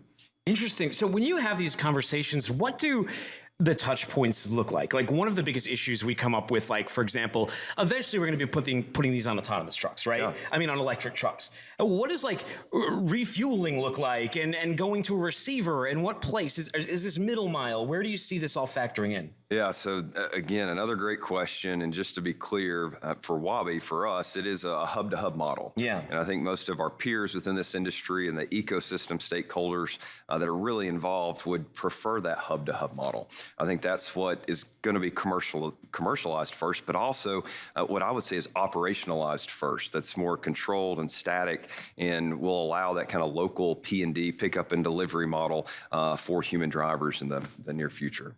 Interesting. Is the driver going away? And when would that happen?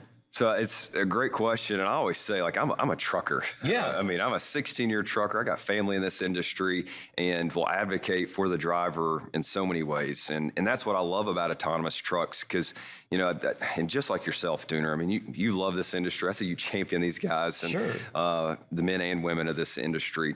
And I think we can do better as companies, because we've not done a great job in service to, I think, these drivers when it comes to network and to freight. And I really think autonomy can lead that discussion to provide more static runs in a better network. And you're seeing so many startups come into this place now, not just in autonomous trucks, but great people like, Optimal Dynamics or Freight Science, and some of these guys that you know so well too. Is there ever any existential dread about that, though? Because one of you screws up, it's so bad for the entire industry. Yes. I mean, the expectation of perfection, it is there. And that's something that I work hard on in terms of the social acceptance. It's a lot of education and advocacy, and we have to have more drivers at the table actually speaking into the technology. And you'll see Wabi do a great job of that this next year, of how we engage the driver community, because that's another one of my frustration points, that maybe season one of autonomy has left out maybe fleet execs and drivers to be a part of the design of the technology, or what we say is we want to open up the black box and show that how we get there. Interesting. And so how do you get there? What are the next steps and stages? Like, where are you guys out? What's your next product? Yeah, so for us in the fourth quarter, you saw we announced Wabi Driver, and one of the more exciting partnerships that we had announced in January was a strategic investment from Volvo Capital. And so for Volvo Capital, I mean, they've really unlocked a lot of resources for us in terms of innovation. So we've got some really key partnerships that we're going to be announcing in the first half of this year that will start to make sense. And really for us, it puts that flag in the ground that, again, we're a technology company. We know what we're really good at Wabi. We want to partner with those that can build up this technology across the trucking industry, because you need really traditional trucking and the new technology together. And I think for me, I love connecting the dots in just kind of this ecosystem. So, do you need an OEM, or are you dead in the water without an OEM? Yeah, so in season 2, I would say objectively, and keep in mind the 4 years previously to this, if you don't have a path to an OEM partnership, you probably are dead in the water. I mean, that has to be table stakes. And so in this season, there is a winter season of AV for, I think, some that have had burn rates of $1 billion a year. And this is all public information, but that's not sustainable. So you have to have a key differentiator in your technology and a road or a path with an OEM and these other stakeholders in the industry. Interesting. So my last question, it kind of ties into my next guest, because he makes automated trailers. So what kind of thought is put into how this integrates with the rest of supply chain, sort of automated warehouses, automated docks, automated trailers? Yeah, so I'm actually a trailer junkie too, and actually an advisor for a company called Repower, digital trailer platform. And so in this next season of automation, I'll say, trailers have been so overlooked and neglected. I mean, these are trailing assets that are now in excess of $50,000 a piece. Yeah. And many of these large fleets, as you know, have 3-to-1 or 5-to-1 ratios. And you can't optimize freight without trailers. You can't optimize autonomous trucks without trailers. Well, interesting story. Like a lot of these EV companies, like one of them being Hyliion, Thomas Healy was telling me this story about how originally they were like, let's just put the battery on the trailer. You have so much space. And then someone who knows trucking said, here's a huge problem you're always going to have. Positioning those trailers. Yes. They're always going to be out of position unless you have a lot of redundancy. Yes, and repositioning those trailers, I mean, that builds into so many of these ecosystem problems. As you know, drivers may have a 14-hour clock or this 10 to 11-hour day, but they're only getting 6.5, 7 hours utility, and sometimes it's because they're on an Easter egg hunt looking for trailers. And so we have such an opportunity to improve the visibility of trailers so our drivers can get more miles too. Well, people who want to learn more about Wabi, where would they go to get educated? Yeah, so some exciting things first. Email me, dkel. It looks like Cole, but it's dkel, Koehl at Wabi, WAABI.ai. Also, I'll share with you that we're going to be at Food Shippers. I know many of your viewers go to many of these conferences. Sure. We're taking Wabi Driver, our truck. We'll be at Food Shippers in March out in California. We'll be doing a great. What kind of truck are you on? So we've got, well, we want to be OEM agnostic. Okay. So I'll just say that at this point. A good truck. But the truck that you've seen in these videos, we'll be showcasing that in our trailer as well. And we'll have our leadership team out there. And then certainly Wabi.ai online as well. Very cool. Well, hey, I bought you some parting gifts right here. Awesome. Yes, that's got your great. Truck shirt. Thank you. XL, but these are a little tight after you wash them. Okay. So I went up a size for you. Yeah, sure. Especially when we see each other at the Children's Museum, we can be. Oh, yeah, absolutely, man. I totally forgot we bumped into each other there. Such a great place. If you come down to Chattanooga and you got kids, come down to the Creative Discovery Museum right over there. Yes. You can't see where I'm pointing to. Why am I pointing? Well, thank you so much. I appreciate your time today. Yeah, enjoyed it. Take care. Dooner. Just exit stage left till Tanner, my friend Tanner, will show you out. By the way, there's a comment here from Zachary Muckick, and he says, human interaction in sales is dying, and it's quite sad. In-person door knocking is essential for trusted business relationships. He's right. He's right. You know who else is right quite often? Sean Jones, the CEO over at Quick Loads. He's here with us now. Sean, what's up, man? Hey, Tim, how you guys doing from Web to Truck? Well, I thought it was great that you guys agreed to come and visit, and we're going to do a live demonstration. One of our customers' trucks just came out of the plant. We always test them before we send them out, so we're going to do a live loading and unloading. But first, I'd like to point out the last time I was on your show, you got me with a question wheel. Yes. So at the end of this, I want to get you a question wheel. Okay, I'll remind you. Let's go out. Let's take it out. Let's take us for a walk. Yeah, Where this are is you, the by the way? office, which previously you referred to as a prison cell. Where is the prison cell, by the way? Where are you locked up these That's days? right. We're in Athens, Ohio. This is my office is right on the plant floor. That way I can keep track of what's going on.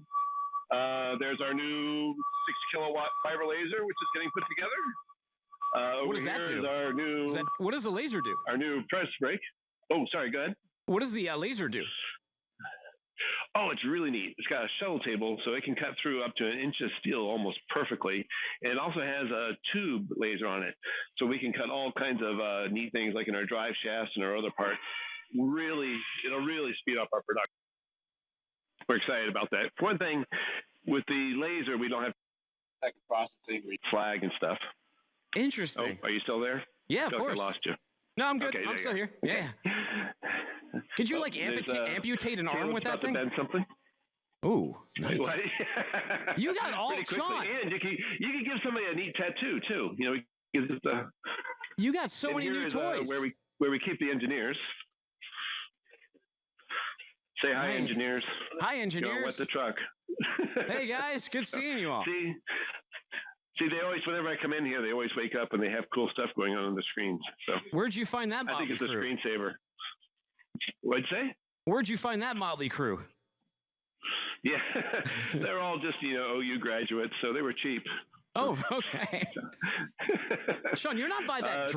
You're not by that derailment, are you? You guys are you located near there? Oh no, it's part of the state.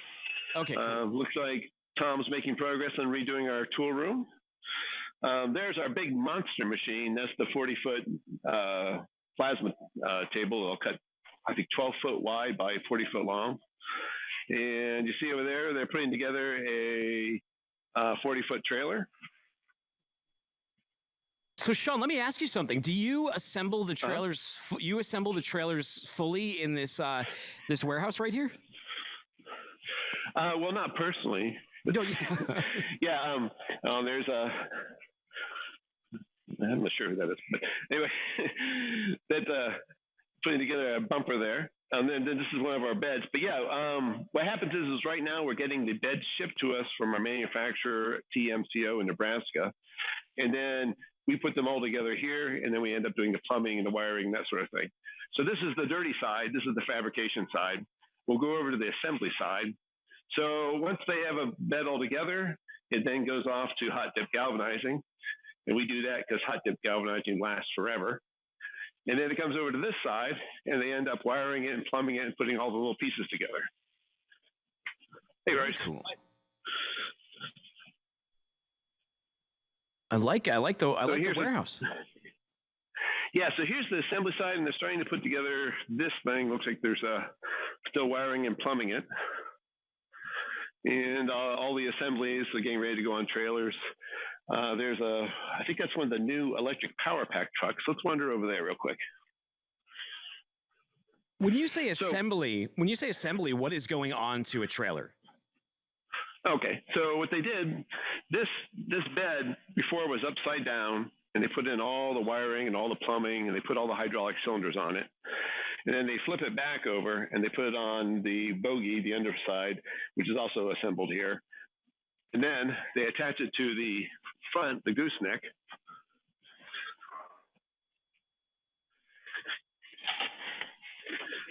They put in the motors and the gears and all the wiring and all the plumbing here, hydraulic tank, all the little toolboxes and stuff all go in.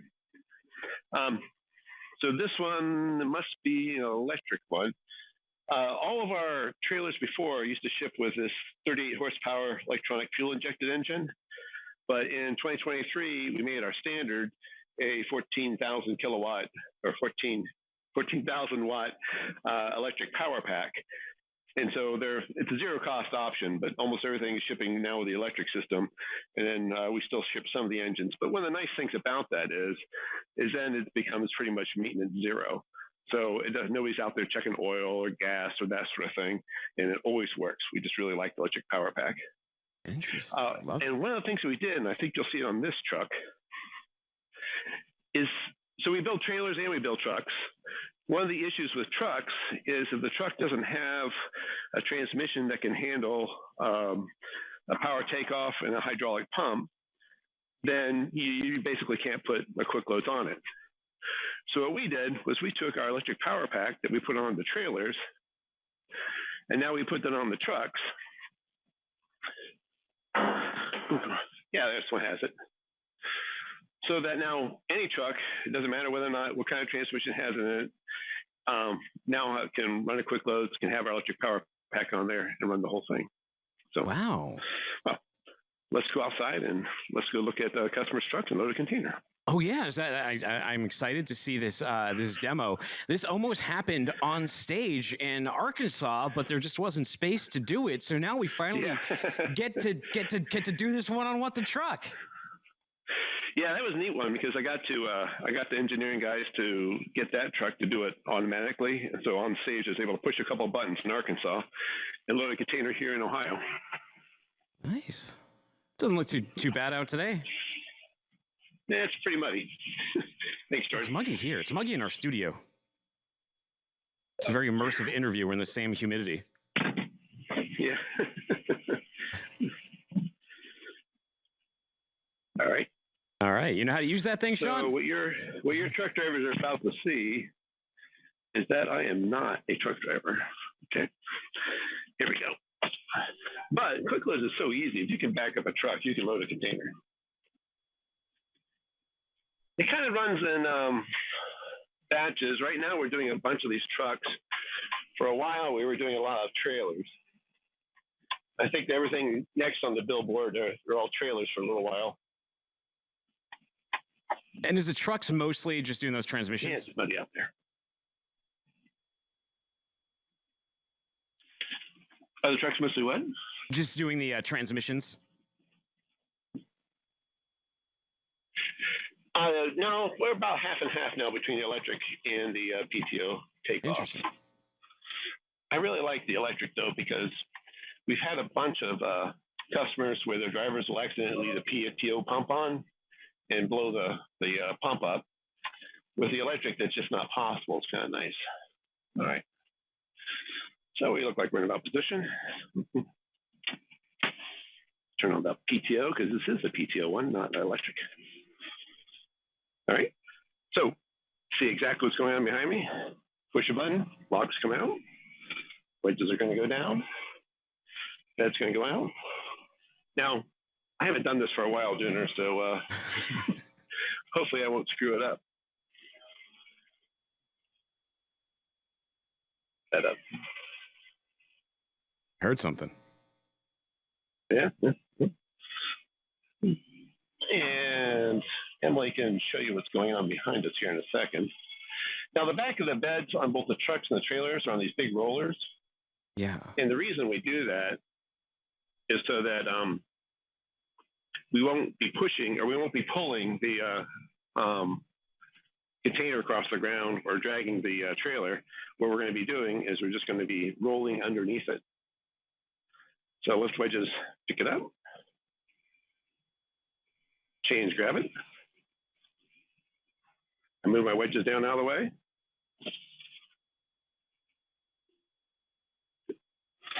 And now I just pull it on. Is there like a sensor or anything that tells you that you're like perfectly lined up to the container, or is that all driver skill? It's all driver skill. Wow. Well, you should pat yourself on the back. It's actually pretty easy. You're the driver. Really is pretty easy.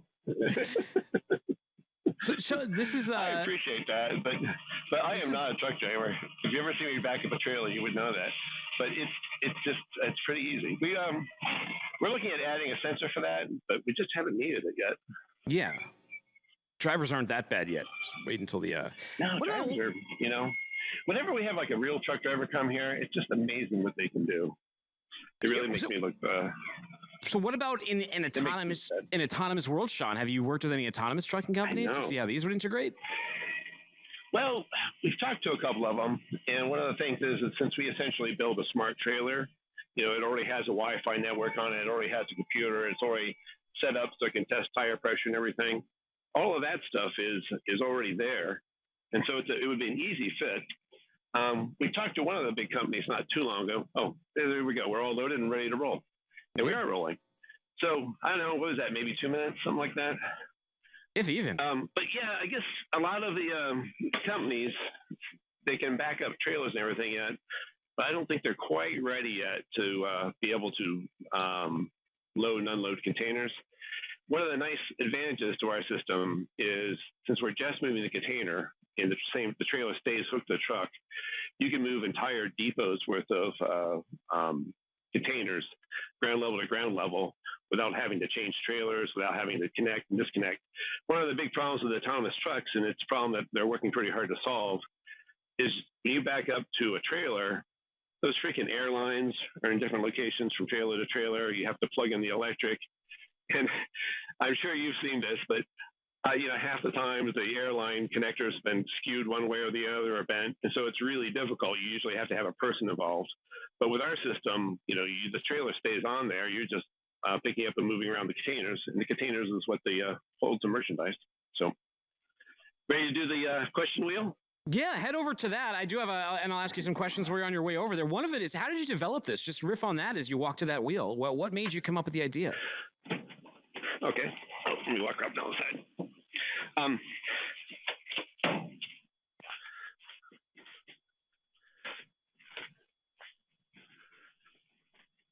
I'm back. Okay.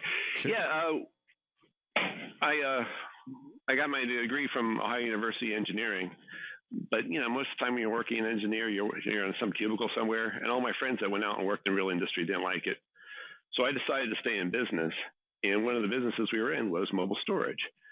First, it started with construction, and I noticed that on our job sites we had all these trailers and such moving around that never got moved. And then what we did was we moved into mobile storage because it was much more practical than having all these trailers. But then we realized how hard they were to move. So my mobile storage business got big enough, I sold it off to Mini Mobile. And I thought, I got this non-compete. I'm going to solve this problem of moving sea shipping containers. Because, how hard could it be?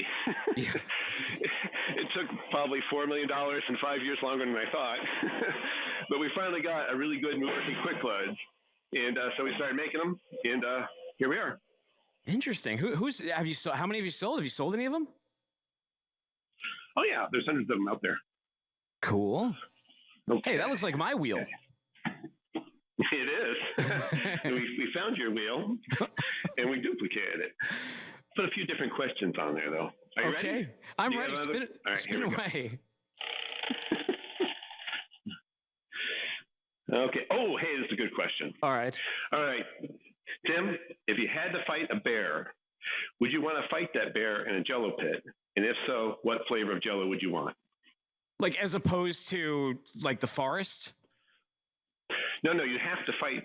Yeah, I suppose so. Yeah, you have to fight the bear. Would you want to fight in the forest or in a Jell-O pit? No, Jell-O's good. I think I could distract it with the Jell-O and maybe get it to eat some of the gelatin instead of me. And I would go with green, right? I mean, you got to love green jelly. Yeah. Remember they were green Jell-O. They had to switch their name to green jelly. They had the Little Pig song in the 90s. So I'm going with green Jell-O, man. I don't think I'll win. Yeah, I think too, because if you go with red jelly or Jell-O, then you can't really tell if you're bleeding. Correct. Whereas the green, you'd be able to see it. Yeah. So, yeah, it's like, I think that any kind of slipperiness or advantage would be to your advantage, not the bear's. In red Jell-O, nobody can see you bleed is like one of those sayings, like in space, nobody can hear you scream. It's just one of those things, Yeah, that's true. So. Well, hey, before I let you go, what's the future of trailers? What do you think is the next stage in trailers? Dustin said something interesting. He said they've been long ignored. Yeah. Trailers are treated as a box with 8 wheels, and they're commodities. I mean, a good friend of mine builds flatbed aluminum trailers, and I think he has a really nice product. He's like, look, I'm not in charge of my own price. It's a commodity. There's 50 other companies doing this. And so what happens is everybody's just looking at that bottom dollar price, and it's very difficult to make trailers, cost even like $1,000 more. But I think especially with the autonomous, that's going to change, because if you've got an autonomous truck pulling a trailer down the highway, it's going to have to know something about that trailer. It's going to have to know if a tire is going bad. It's going to have to know something. And so whether like it or not, I think trailers are going to have to get smarter. And the way our system works is, since we already have that computer and we already have all that stuff and the Wi-Fi network on there, it could tell, well, I loaded a container here in Athens, Ohio, when I was standing on the stage in Bentonville, Arkansas. It could tell a driver or a maintenance guy 2,000 miles away, hey, I got a low tire. And I think that's really going to, I think that's the way trailers are going to go. They're going to have to get smarter. It just, it's true that they're commodity, and it's true that a lot of people have had a hard time trying to add anything to them, but especially with autonomous, I think you're going to have to add those sensors. You're going to have to make the trailer smart too. Fortunately, we're way ahead of everybody on that. No, you are. Do you think you feel a little too early, or the market's going to mature? Well, so for example, right now, we actually moved some of our salespeople out of sales and into production, because that's where they started, because we have over a $2 million back order. We're almost a year out now. And so I don't think we're too early. I think people are seeing that value there. It's, for us, our biggest single problem is making them fast enough. And so I really think that this, maybe if you were Wabash and you moved all of your production to quick load, then you'd be too early. But I think that we're seeing that we can't keep up with the demand now, and we only see the demand getting bigger and bigger. So. Very cool. Well, hey, people who want more information about this, they want to get themselves a smart trailer, where do I send them to? www.quickloads.com. Nice. Are you going to be out on this? Are you going out to any events or anything anytime soon? People see you out on We're there? going to be at ConExpo. Going to be at ConExpo. And then I think next week I'll be at the TP conference out in Long Beach. How about Matt's? ConExpo will actually have you there. Will you be at Matt's? No, I don't think so. I don't think I'm going to make that one. Okay. Should I? Well, I think you should. Mid-America Truck Show. Are you going to be there? Oh my God, the Back the Truck Up team is going to be there. There's a live What the Truck from there, but I'm going to be here in the studio, and the guys are going to be over at Matt's. In-person events are cool, but I find them kind of stressful, so I only go to a couple a year. Yeah, I always go to Matt's to walk it, but we've never shown there. I think that sooner or later we'll have to go there and show it. So, but once again, it's like we were arguing about why are we going to ConExpo when we can't build them fast enough now? So yeah. Yeah, advertising is not really the problem. Hey, I really appreciate your time. Thank you for showing off your workspace there and showing the trailer in action. It's really cool, and I love to see the growth. All right. Thanks a lot, Tim. Take care, everybody. Take care of you. Well, no, I don't take care of everybody. Before you go, a couple orders of business here. First of all, if you haven't registered for this, you're not on live.freightwaves.com. Go ahead and register. There's a free giveaway. You can win this thing called the Big Green Egg. I don't know what it is. Thomas Watson says it's cool. There's a HomePod Mini. There's a Hydro Flask cooler, an Apple TV, a Yeti chair to put your fanny in. And, yeah, coming up after this, we're going to fireside chat on pharmaceutical supply chains in the wake of the pandemic. You've been listening to What the Truck. This is a podcast that happens Mondays, Wednesdays, and Fridays live at noon Eastern Time, always at your leisure, on demand. Look up What the Truck wherever you get your audio podcast, or download the FreightWaves app to watch this in stunning HD. Find me on Twitter at Timothy Duna, that's DOONER, and don't be a stranger. From the truckload quoting page within TieTMS, you can create a new shipment to instantly display your historical lane average alongside all of the market-leading rating intelligence tools. In just a few clicks, you can adjust the quote, add your margin, select your quote response template, and email an official quote right off to the customer from the same page. Request a demo today at tie-software.com to find out how TieTMS can optimize your quoting process.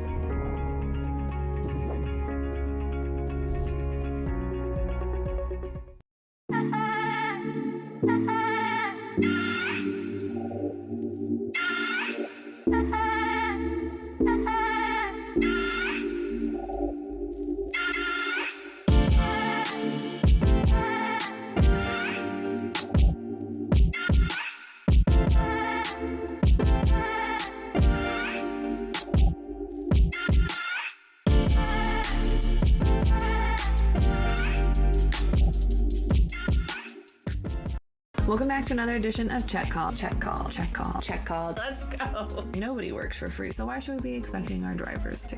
Okay, let's just get it together now. What are some of those proactive steps that you can start taking now? For myself, I would like the Earth to still be here for a little bit longer, but you know, is a hot dog a sandwich? Okay. Is pizza an open-faced sandwich? It's bread. I have been ready for this question. I've seen the show. We're all in this together. Thanks for making me hungry. Now I want a hot dog. You're welcome. Catch episodes of Check Call Tuesdays at 12:30 on FreightWaves TV. Keep up with all things Check Call on freightwaves.com/checkcall. See you on the internet.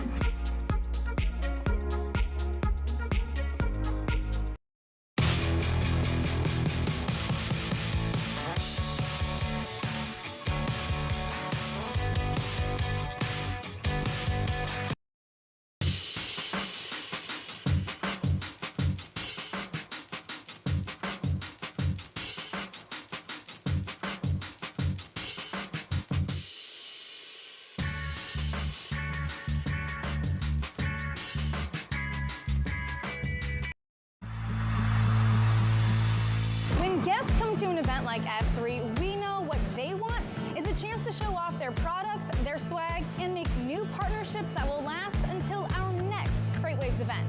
But the problem is there are so many industry events, it can be so hard to find the right one to invest your time and energy in.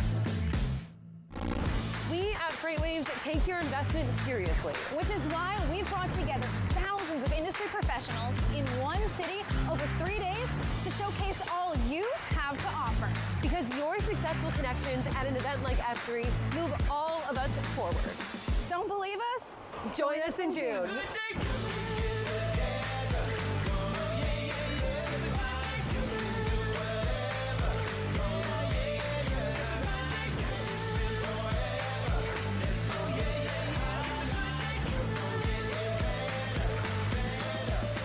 It's a good day coming.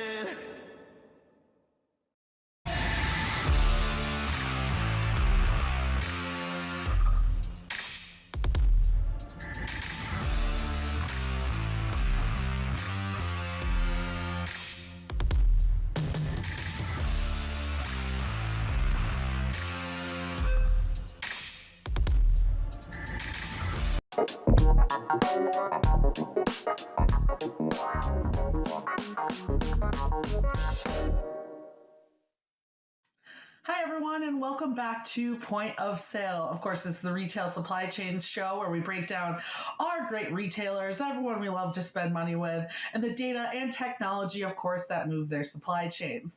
Now, I just spent the last week over in Vegas celebrating the wonderful technology, of course, that moves these supply chains, and got to meet with a number of the vendors and suppliers of robotics, back office software, point of sale systems, all of that fun stuff, and it was a really great time.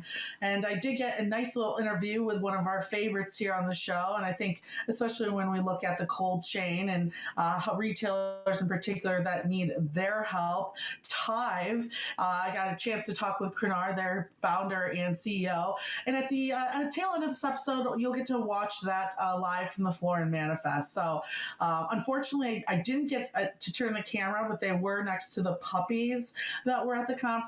But we'll next time, I swear, I'll get some puppy video action for you guys. But today, we're going to start off the show by talking about a lot of the technology that I got a chance to look at.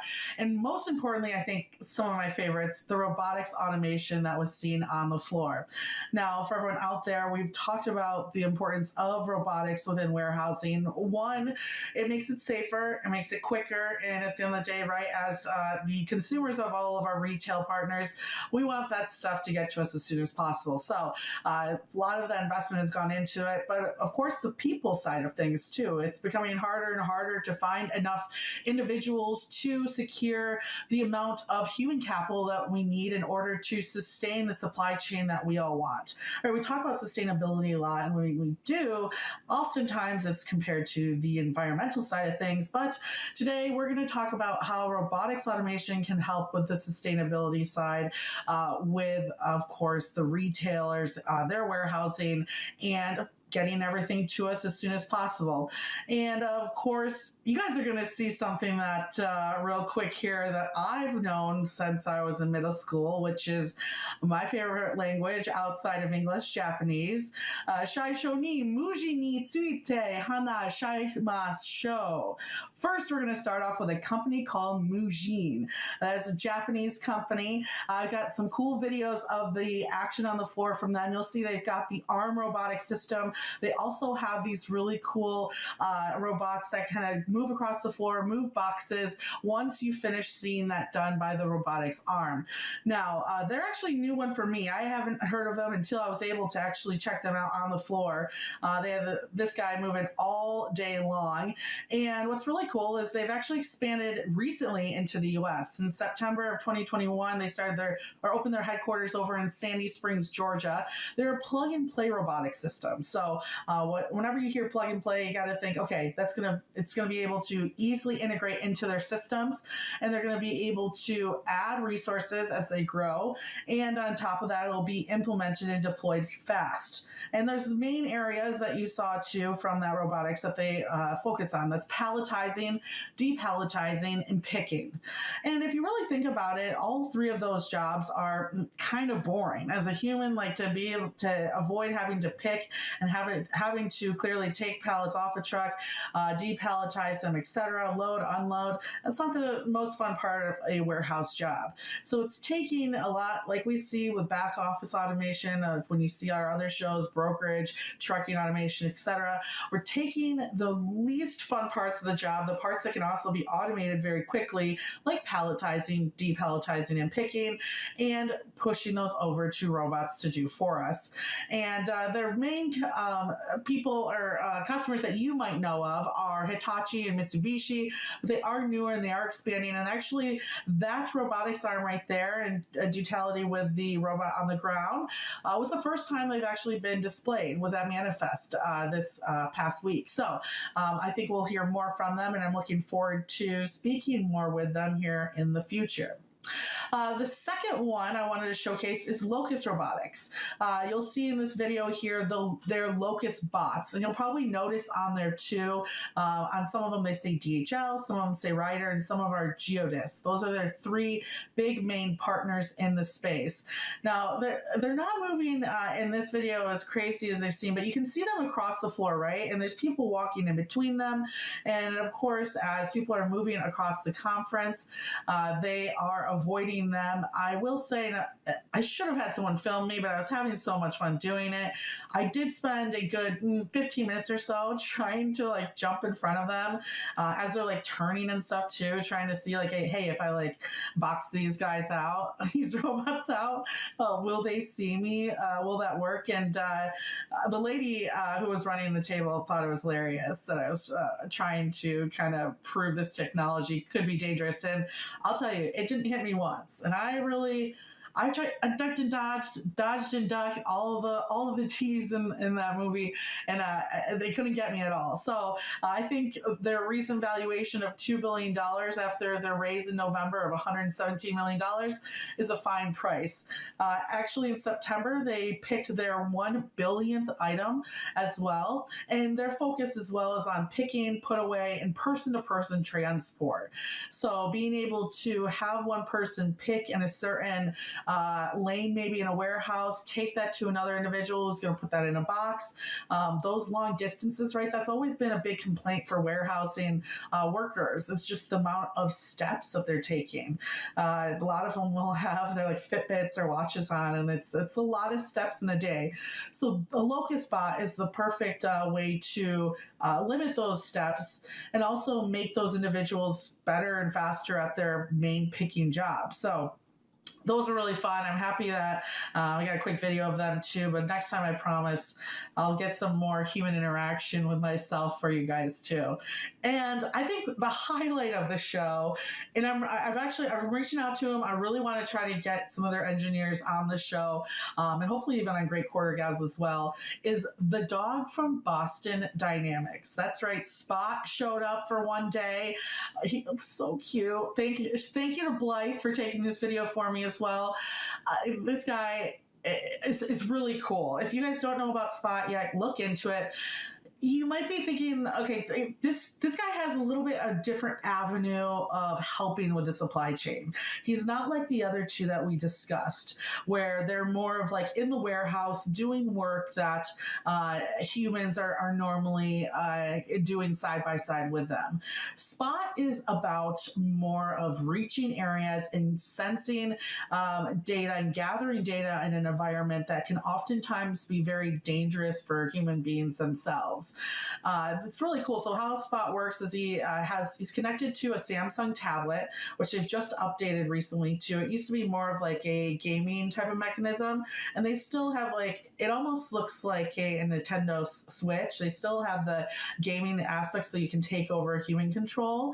But they switched to a Samsung tablet in order to, of course, make it easier to maneuver and to read data at the spot, and also be used in any type of weather conditions. And that kind of goes into what his product or her product. We're going to make Spotted Girl in this situation.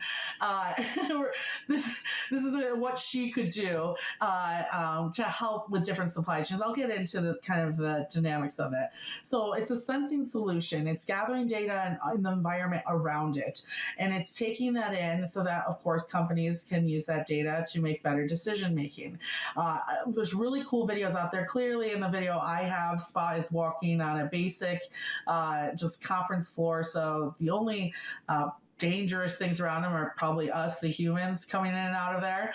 But it's actually built more for like going through mines, going up and down stairs, tunnels, through debris, just dangerous places that clearly we'd like to avoid sending humans into over time.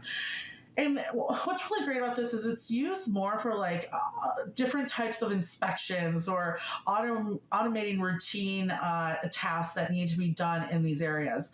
It's used a lot by construction companies, gas, energy, manufacturing, moving dangerous packaging, right? BP is one of its largest customers as well. And some of the videos that you can find online of Spot, it's, he's going through caves, he's going into areas that we definitely would probably want to stay away from as just having employees go into. And you might think, okay, like, well, what does that truly have to do with the supply chain? Well, we talked about last week of the helium issues that we had across the globe. And part of that, right, is the inspections that a lot of these manufacturers of helium are having to go through, and a lot of the issues that have occurred because of proper inspections not taking place. Well, if we can start to automate inspections, make them quicker by using robots who, like Spot, can get in and out of facilities faster and faster, well, that's probably going to make it a lot easier for us to keep up and avoid shortages like we've recently seen with helium. So really cool. All three were really cool to kind of watch and play with. And there's a couple more in there as well that I didn't get too much time to talk to and learn about. But the best thing about going to these shows, right, is kind of seeing what this automation is. So you can, of course, read about all of these companies, except for Mujin is not, we haven't touched on yet. So I'm going to work on getting in touch with someone and writing a little bit more on our editorial side on it. But you can check out FreightWaves.com and learn even more about Boston Dynamics and especially Locust Robotics, as it's helping a lot of our really big supply chain players like DHL, Ryder, and Geodis. And a shout out to DHL for the #1 swag water bottle at the convention. Love this, and thank you for sponsoring the women's lunch at that too.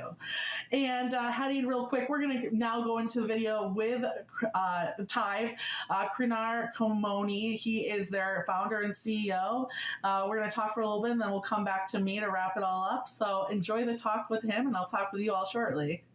Hi everyone, I am here today with Krinar here at Tive at Manifest in Las Vegas. Thank you so much for having me. I'm excited. We've talked before on the show actually, but it's finally one-on-one. That's the best part about these things, right, is you get to see everyone face to face, and so it's incredible to meet you in person. And same here. Thank you, I appreciate that. And visibility, I love to write about it. You love to help me learn more about it. So we've got this fun relationship through that. And you were on a wonderful panel yesterday on the state of visibility. Tell us, from your point of view, where exactly exactly do we stand? And even more so in the future of getting to this end-to-end true visibility dream that everyone considers will, of course, help with a lot of waste in the industry. Yeah, I would say even if you look at the panel yesterday, it was a pretty strong panel. There was a couple of panels before that, like a day before, and we were talking about visibility. I would say we're still in the feels. It's not nascent. It's not just the beginning, but we're at the stage where companies are starting to realize exactly the value they're getting from visibility. And one guy said, which I like, is like it's like sugar. You want more of it. Yeah. And you can't. There's no way we're going back to a place where visibility is not a thing anymore. It's table stakes. Everybody's gonna have it. I agree. That's, I would say, the stage we're in right now. Where do you think we're at getting to a point where we can truly capture maybe a large majority of our operations from maybe something leaving the field, food, right? We're talking about a lot of what you do, cold chain, right? To getting to the end consumer. How far away are we, in your mind, from being able to have a consumer truly see that full line, or its supply chain see every piece of that? Is it a 10-year, 20-year, 30-year, anytime sooner? I think we're not fully. There is technology to make that happen. However, the cost of technology to make that happen today is still very high. Yeah. So we go all the way from the field, all the way to the consumer's doorstep. It works all the way to the retail store, but to go to something where it's last mile, also I think it's becoming a little it's challenging today.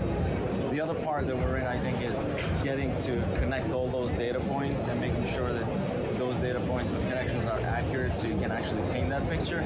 We're not there yet either. Yeah. So I think in maybe 5 years, 5 to 10 years, two things are going to happen. One, I believe the integration and standardization around visibility networks will get better and the data will get more standardized. And the second thing will happen, the cost of overall connectivity and trackers and hardware, the things that we sell to go onto shipments will also go down. So that convergence between those two points, which is the integrations and standardization together with the cost of chipsets going down, it's going to create a proliferation of visibility to make that reality happen. That's a good point. I mean, even the supply chain, the management of the tools that we need to even create, right, at Tribe Tag, or for everyone else that's for the industry, the hardware, right, is going to take time to develop as well. I'm interested from your point of view, because let's be honest, a lot of times our carriers out there, they hear visibility and they go, oh, cool, you're tracking us. And what I've talked with a number of drivers about Tribe Tag, and what they like about it, and a lot of your offerings as well, is that it's not tracking them, it's tracking the freight. Yes. And do you think that we're going to get to a point where either drivers feel more comfortable with their asset being tracked and it becomes less invasive into their cell phone and their personal lives, and more focus on kind of what you're producing, a way to actually track freight compared to the human being that's moving it? Yeah, I think privacy is very, very important. You've seen it with Apple. Privacy is like the number one thing. That's why we all trust Apple when we buy those phones. That's a good point, And with truck drivers, I feel that the privacy for them is also very important. Yeah. But imagine if you're a truck driver, you're sitting there and you have the phone and you know you're being tracked on that phone. Just that feeling is, I think, different than, you know, you're not being tracked on your phone, but the load that you're moving could be strawberries, could be blueberries, could be pharmaceuticals, could be electronics, could be anything, right? Yeah. It's okay for the producer, for the shipper to actually track that. And you feel okay because that's their cargo. Yeah. But they're not doing anything with you. They're not tracking you. So privacy-wise, even if you look at Europe with GDPR and privacy data around tracking trucks, it's much better this way, in my opinion. I agree, and it's interesting too, because a lot of times, even when you track the driver, you're tracking their cell phone. Yeah. If they're off on their own and with family at times, you're not tracking the freight, right? So there's a lot of there's still risk involved. I hope that's being shot out by them, but yeah. Well, it's interesting. I was talking to a driver who said she was, on vacation once, and she was on the beach with like her granddaughter, and she kept getting calls, right, to take loads out of that beach location. She's like, this is what's annoying about this stuff. Is like, my truck is in a whole other side of the state, but I'm on vacation and it thinks, But she's there with working on the truck. Wow. Well, think about it as a driver. You know how markets are. You get yourself in upstate Maine, you're going to get calls like no other, because there's no capacity up there. So it's interesting, and that's why I really like your tools, because not only is it tracking the asset, tracking the freight, right? Not just the person.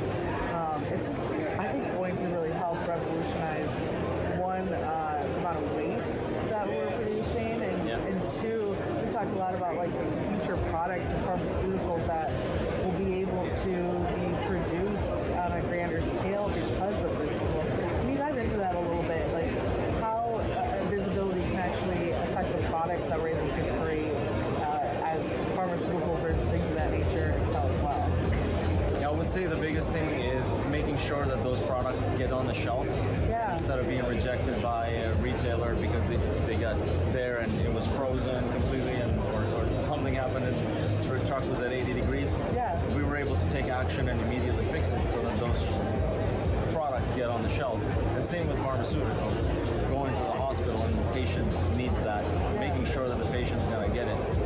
And if there's an issue to detect it beforehand, I think that's very important. So it just creates this peace of mind for producers and for shippers to understand that their product is going to get there, it's going to get there on time, but it's also going to get there in a good condition so that the end consumer can consume it. Yeah. And what I love about this conference is there's also a lot of shippers, right? You get to hear from on panels the people that are actually buying your technologies, a lot of the technologies in this room. Do you have any interesting stories to share about maybe feedback you've gotten from shippers on how much this has helped with their operations?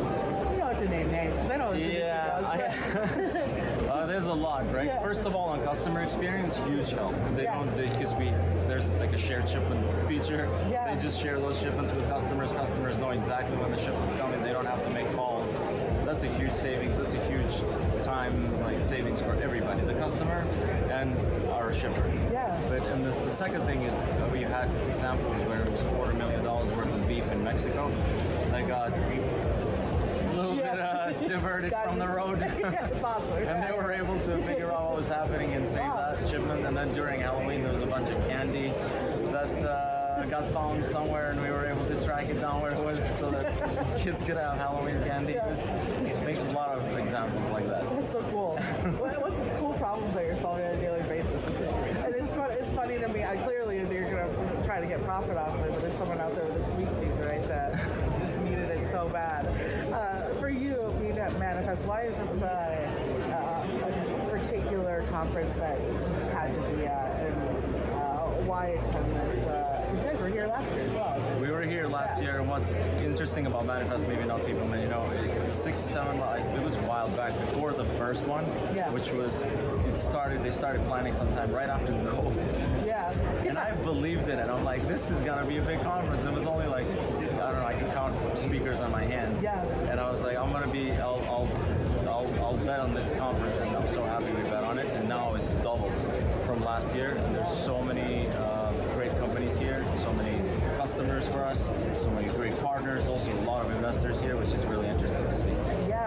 A lot of investors, a lot of shippers too. I think that's what I enjoy most about this one is especially writing about it. I can listen to leaders like you all day long, but to hear from shippers saying, this is working, this is creating some real solutions is really refreshing from my point of view. And I heard next year is going to be twice as big. They want to open. Yes, they're going to take down the whole hall, which is crazy.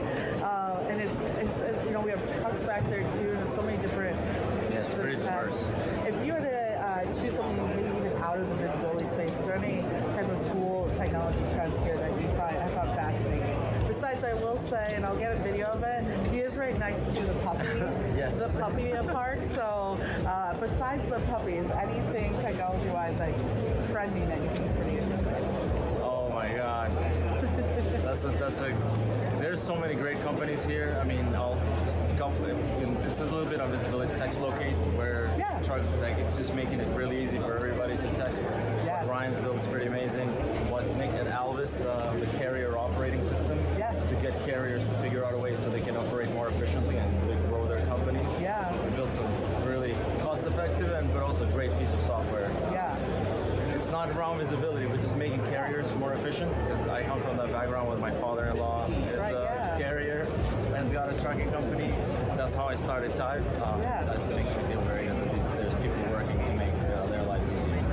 To go back to that origin story, by the way, because I think it's been clearly a couple of years now, and you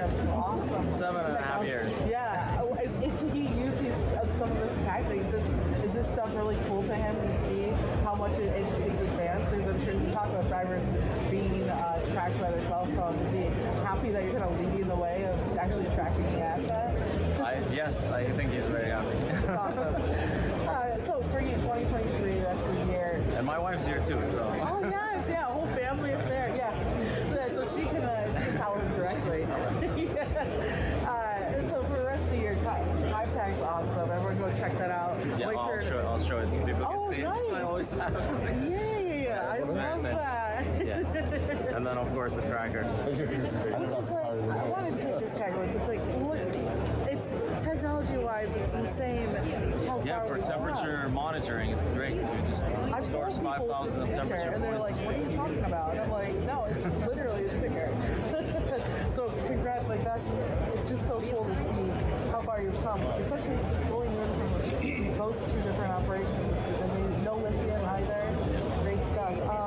What's in store for 2023? 2023, I think it's many companies out there. If you look at the market and what's happening, our goal is to increase efficiency as a business, increase productivity as a business, and make sure that we grow very diligently, and it's not just growth at all costs anymore. And I think every startup, every company is looking at things like that.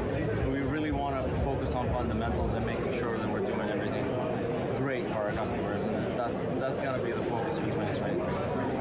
I mean, let me see that tag again. There we go. This is like so cool to me. Can I take it off? Yeah. Oh my goodness, that's why. I just think it's so crazy to think how far we've come. And it stores temperature, and then you just read it with a phone. It's pretty crazy. It's so crazy. There's no, like I said, there's no need in the future soon to be just tracking the driver all day when we can stick that in shipment, no everything, right? It's incredible, absolutely incredible. Well, thank you so much for being a part of the show. Super excited. Everyone at the point of sale, make sure that we share the links to all of their products so you guys can check them out yourselves. And I hope you enjoy the rest of the conference as well. Thank you. Great seeing you. Thank you.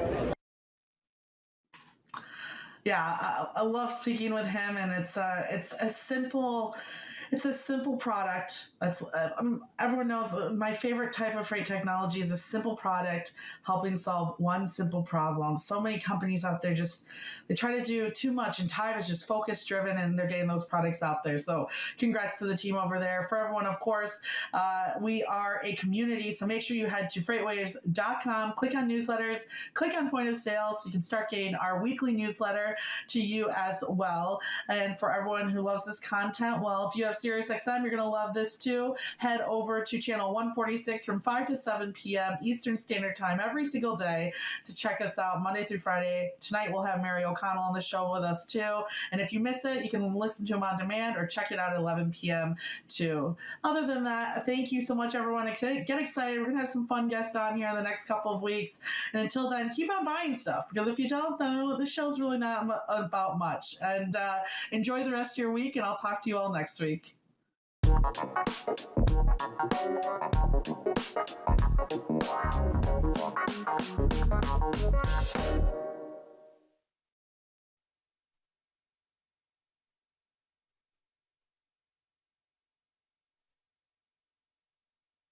From the truckload quoting page within TieTMS, you can create a new shipment to instantly display your historical lane average alongside all of the market-leading rating intelligence tools.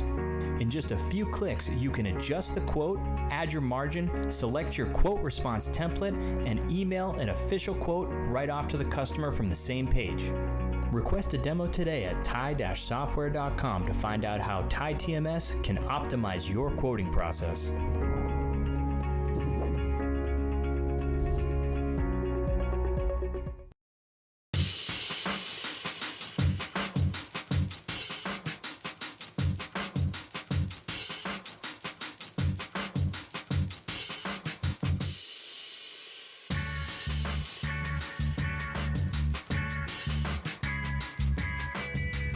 The 2023 Freight Tech 25 list is filled with meaningful innovators from across the industry who are helping shape what the future of supply chain will look like. Check out the full list of these companies and all the latest Freight Tech news at FreightWaves.com.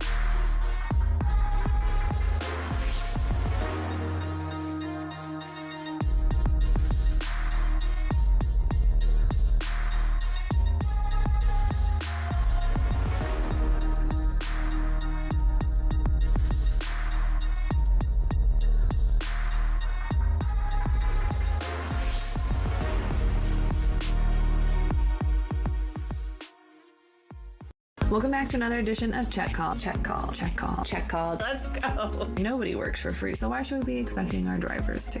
Okay, let's just get it together now. What are some of those proactive steps that you can start taking now? For myself, I would like the Earth to still be here for a little bit longer, but you know, is a hot dog a sandwich? Okay. Is pizza an open-faced sandwich? It's bread. I have been ready for this question. I've seen the show. We're all in this together. Thanks for making me hungry. Now I want a hot dog.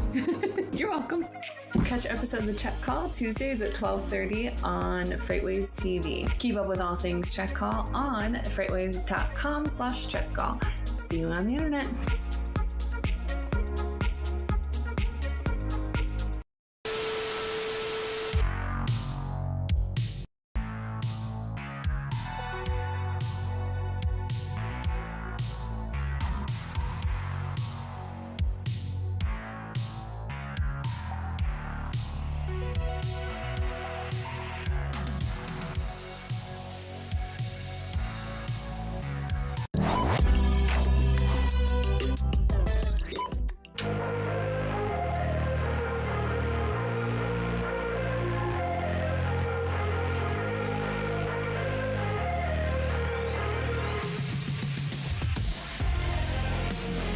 Welcome back, everybody, to another episode of With Sonar. It is Global Supply Chain Week, so we've got a special episode for you today. Very excited to talk about it. Today's theme is CPG, retail, food, and bev, so we are very excited to dive into that and see what the freight markets have to offer, what Sonar is saying, what the data is telling us, what the experience is telling us about those markets, and how that world is reacting. Of course, joining me today, co-hosting, is Tanner DeHart from our customer success team, and along with us, we have a very special guest, the VP of Transportation from Kenco, Dave Kiesling.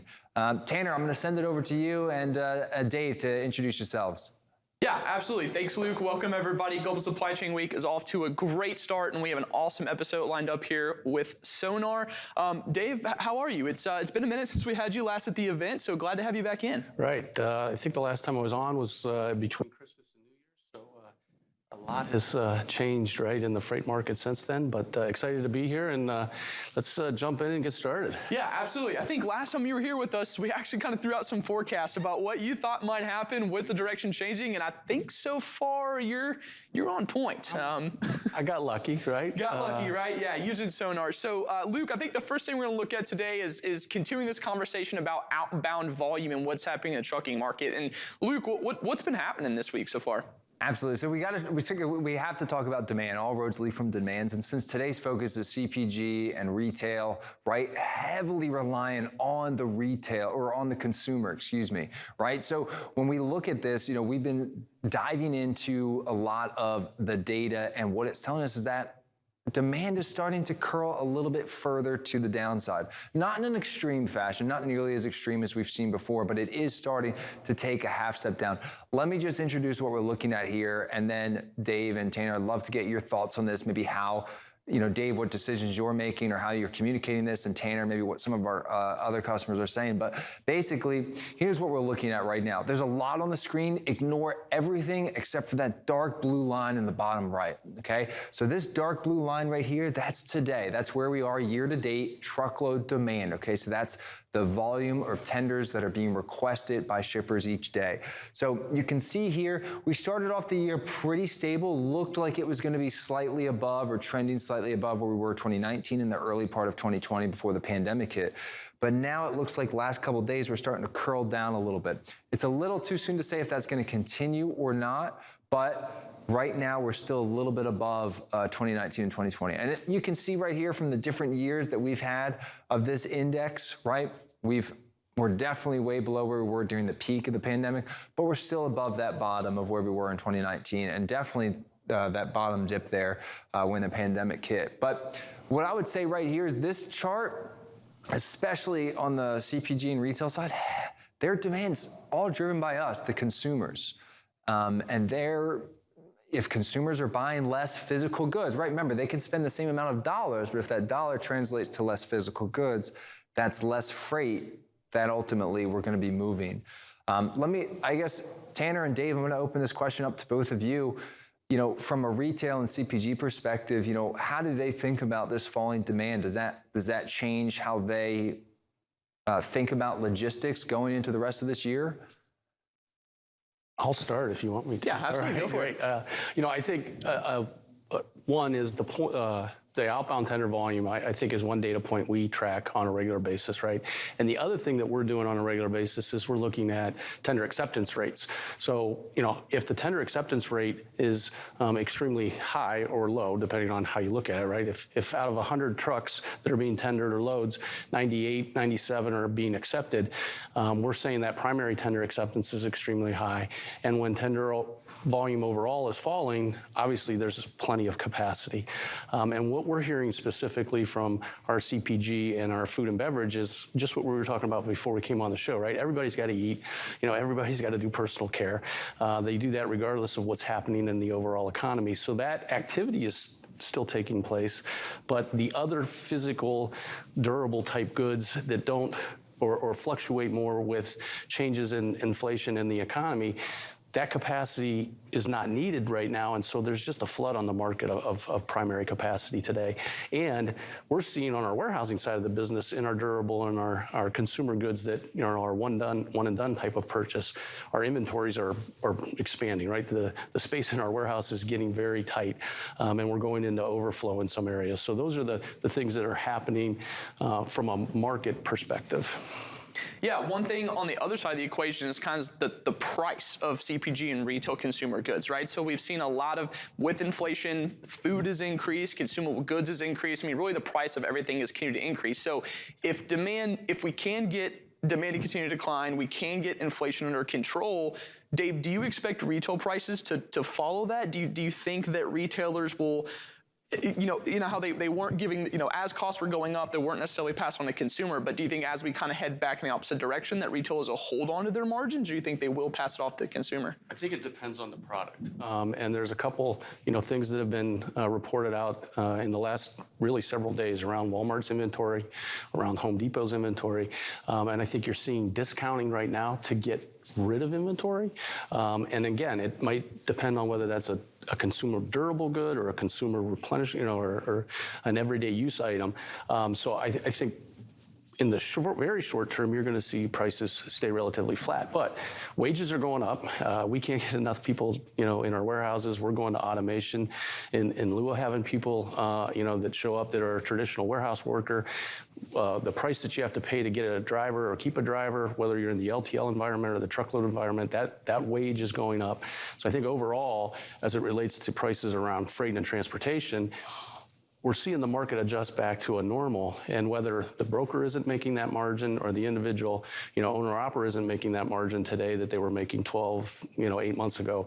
I think what you're going to see is prices fall in the short term as the inventories get right-sized, and then we're going to see, prices go back up, both from a retailer perspective as well as from a transportation perspective. Absolutely, and one thing you mentioned is that capacity, right? We have an overflow or overabundance amount of capacity, and the way we watch that is by looking at outbound tender rejections. And I know, Luke, that's something you've also kept a close eye on. I believe we have the next chart prepared, but looking at that, Luke, from your perspective and from Sonar perspective, how can we use this information to understand where that overflow of capacity might be coming from?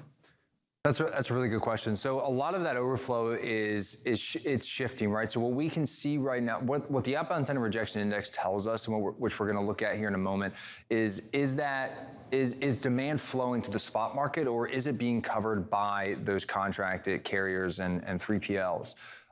The more that overflows to the spot market, that means that capacity, that initial capacity that lives in the contract world, is not able to handle it as much because there's too much demand relative to their capacity, right? And that also tends to drive up a lot of spot rates, which in turn tend to bring up those contract rates with it. And then the same is true in reverse. So what we're seeing on this chart here behind me is actually the last 5 years of tender rejections and where they have moved over the last 5 years.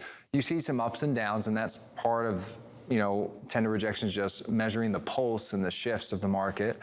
But right now, what's really unique, I'm going to shift over here slightly. We're sitting at just a smidge over 3.5%. Okay, that's what you see there. What this chart represents is any red that you see on the chart means that that's when tender rejections were lower than they are today. And the green that you see on the chart is where it was higher than it is today. And the only red you see in the last 5 years is right there in the middle, which was the initial shutdown there when COVID hit in April of 2020. That's the only time tender rejections or capacity has been looser than it is today relative to demand. And that is almost, what I would say, uncharted territory in some regards, right? We haven't really been this soft before, and certainly not for an extended period of time. So it'll be really interesting to see where that goes. A question that I would have probably from on your side, actually, Dave, being in a unique position at Kenco, right? You guys do a lot of transportation, but you also have the warehousing side of it. When tender rejections are this low, does that impact both sides of the business, or can they separate themselves a little bit in terms of the impact that you guys are seeing when the market gets this soft? So it impacts the warehouse business in a couple ways, right? One is people show up on time. So the flow that we're having inbound and outbound from the warehouse has improved. So while we have some capacity challenges in terms of just the overall inventory build with some of our customers in some of our verticals, the performance of the warehouse itself and the on-time shipping and the on-time delivery, and in fact, I think both the two times that I've been on the show, we've talked about, service. Service is finally getting back to where it was pre-pandemic. And I think a year ago it was, or certainly 18 months ago, it was just pick it up, right, whenever you can get there. So it's positively impacting us from that perspective. And then there's the, what we call defects, right? So anything that could be a defect. So when the primary tender acceptance is close to 100%, the right carrier's showing up, they're showing up on time, they're getting loaded, there's less damage, there's less errors. So from a performance standpoint, that's helping us. I think the other thing is, we look at the volume that's coming in specifically to our West Coast warehouse operations, and it's primarily from imports. And, when there was so much freight out there, capacity chased that freight. And so it went in that direction, and once it got out there, then networks kind of got disrupted a little bit. And what we're seeing is we're having a lot more success with our core carrier program, specifically those carriers that have at least 50 trucks, because they like to run in their network, right? And they know where they're going, and they've got probably 10 to 15% of their business is backhaul or spot business, and 60 to 70% is really primarily a head haul lane for them. And using those carriers in a repeated manner, whether that's in our warehouses on the pickup side or going to our customer locations on the delivery side, it's improved our service. Absolutely. And Dave, you and I kind of talked about this of rates continue to drop, contracted and spot rates. Retailers are continuing to run RFPs and kind of capture that. Are they asking you guys to lock in kind of long-term rates right now? Are they asking for short-term? What are they asking you guys for? They want to not pay more than the market today, and they want to know when we hit the bottom before we hit it so that they can lock in for the future. So obviously that's the secret sauce, right, that everybody talks about. I think one of the things, and again, I mentioned it earlier, is we're back to what's normal profit for a trucking company, right? And what does it cost to run a truck up the road? And, we're getting pretty laser focused in, hey, if you're 70 miles from the closest major market, and we use, sonar data to help with that, right? So we're looking at Atlanta, we're looking at Harrisburg, Detroit, seems to be a big market on the sonar maps, right? But if we're close to those major markets, where does capacity come from? And then saying, hey, because of your either inefficiencies or efficiencies, how far are you away from the major markets? What should you be paying? We call it clean sheet. What's the cost that you should be paying? And as we're getting closer to that, our, at the lane level, recommendation is, hey, this is when you lock in, but don't lock in your whole RFP for 1 year. Lock in this lane with this provider for this period of time. And whether that's a spot capacity or a dynamic solution or a contract solution, we're kind of being laser focused at the lane level. Absolutely. And the way to kind of watch for that bottom, right? So if retailers are asking you, hey, Dave, Kenco, when is the bottom? When can we expect that? The way to watch that is to watch the movements of what's happening in the spot market and how that correlates to the contracted market. I know that's the next chart we've got pulled up. Luke, you and I talk about this all the time about how one leads the other, and that's how we got insights. How's that chart looking right now? It's good. I got my crystal ball right behind us, so we're ready to go here a little bit, okay? No, you're absolutely right. So spot and contract, great dynamic between the two. We're in a little bit, going back to something I said earlier, some uncharted territories here in regards to contract rates tend to follow spot rates in that 3 to 4 month range. Right now, they seem to be closer to that 6 to 7 month behind range. So they're moving a little bit slower than those spot rates. That may change very soon, especially as we're in RFP season right now for a good portion of a lot of companies. So we may start to see that shift and catch up and close the gap. But right now, this is what we want to call attention to. And this was actually in the Daily Watch just a couple of days ago. The dark blue line behind me is contract rates. We're looking at this from a line haul perspective, so if it looks a little low, there's no fuel in it right now. But line haul, contract rates are sitting at a national average, sitting right around $2.55 a mile. Now, the most important part is since June of last year, they have fallen about just a smidge under 14%. If you look at the light blue line here, that's much lower on the screen, those since June have fallen by about 17%. Those are spot rates, also line haul on this chart. So you have spot rates that have fallen 17% since June, and you have contract rates that have only fallen 14%. So spot rates are still continuing to outpace those contract rates to the downside. And I think we're gonna see some pretty significant side effects of that in the contract market very soon. But this is something that we talk about, right? So capacity is really, really loose. It's really easy to secure capacity. Dave, you mentioned that it's really improved the warehouse side of things. From a shipper's perspective, especially from a retailer and a CPG, I guess, what's the incentive to not tap into the spot market further? I think ultimately the incentive is service, right? And if you look at most retailers and true retailers, right, Walmart, Target, and in different spaces, AutoZone as an example, right? They're running their own fleets still. And they're going to continue to run their own fleets because of service and because the needs that they have when they're delivering, whether it's full truckloads or a part of a truckload in a multi-stop situation, to deliver in the middle of the night, to have unique capacity in terms of racking racking that's in the trailer. So those fleets are going to continue to operate. And when they can operate effectively and also then pick up backhauls back into their distribution centers because there's no wait time, because the rest of the network is functioning at the desired or the designed way in which we want a warehouse distribution center, let's say, to operate.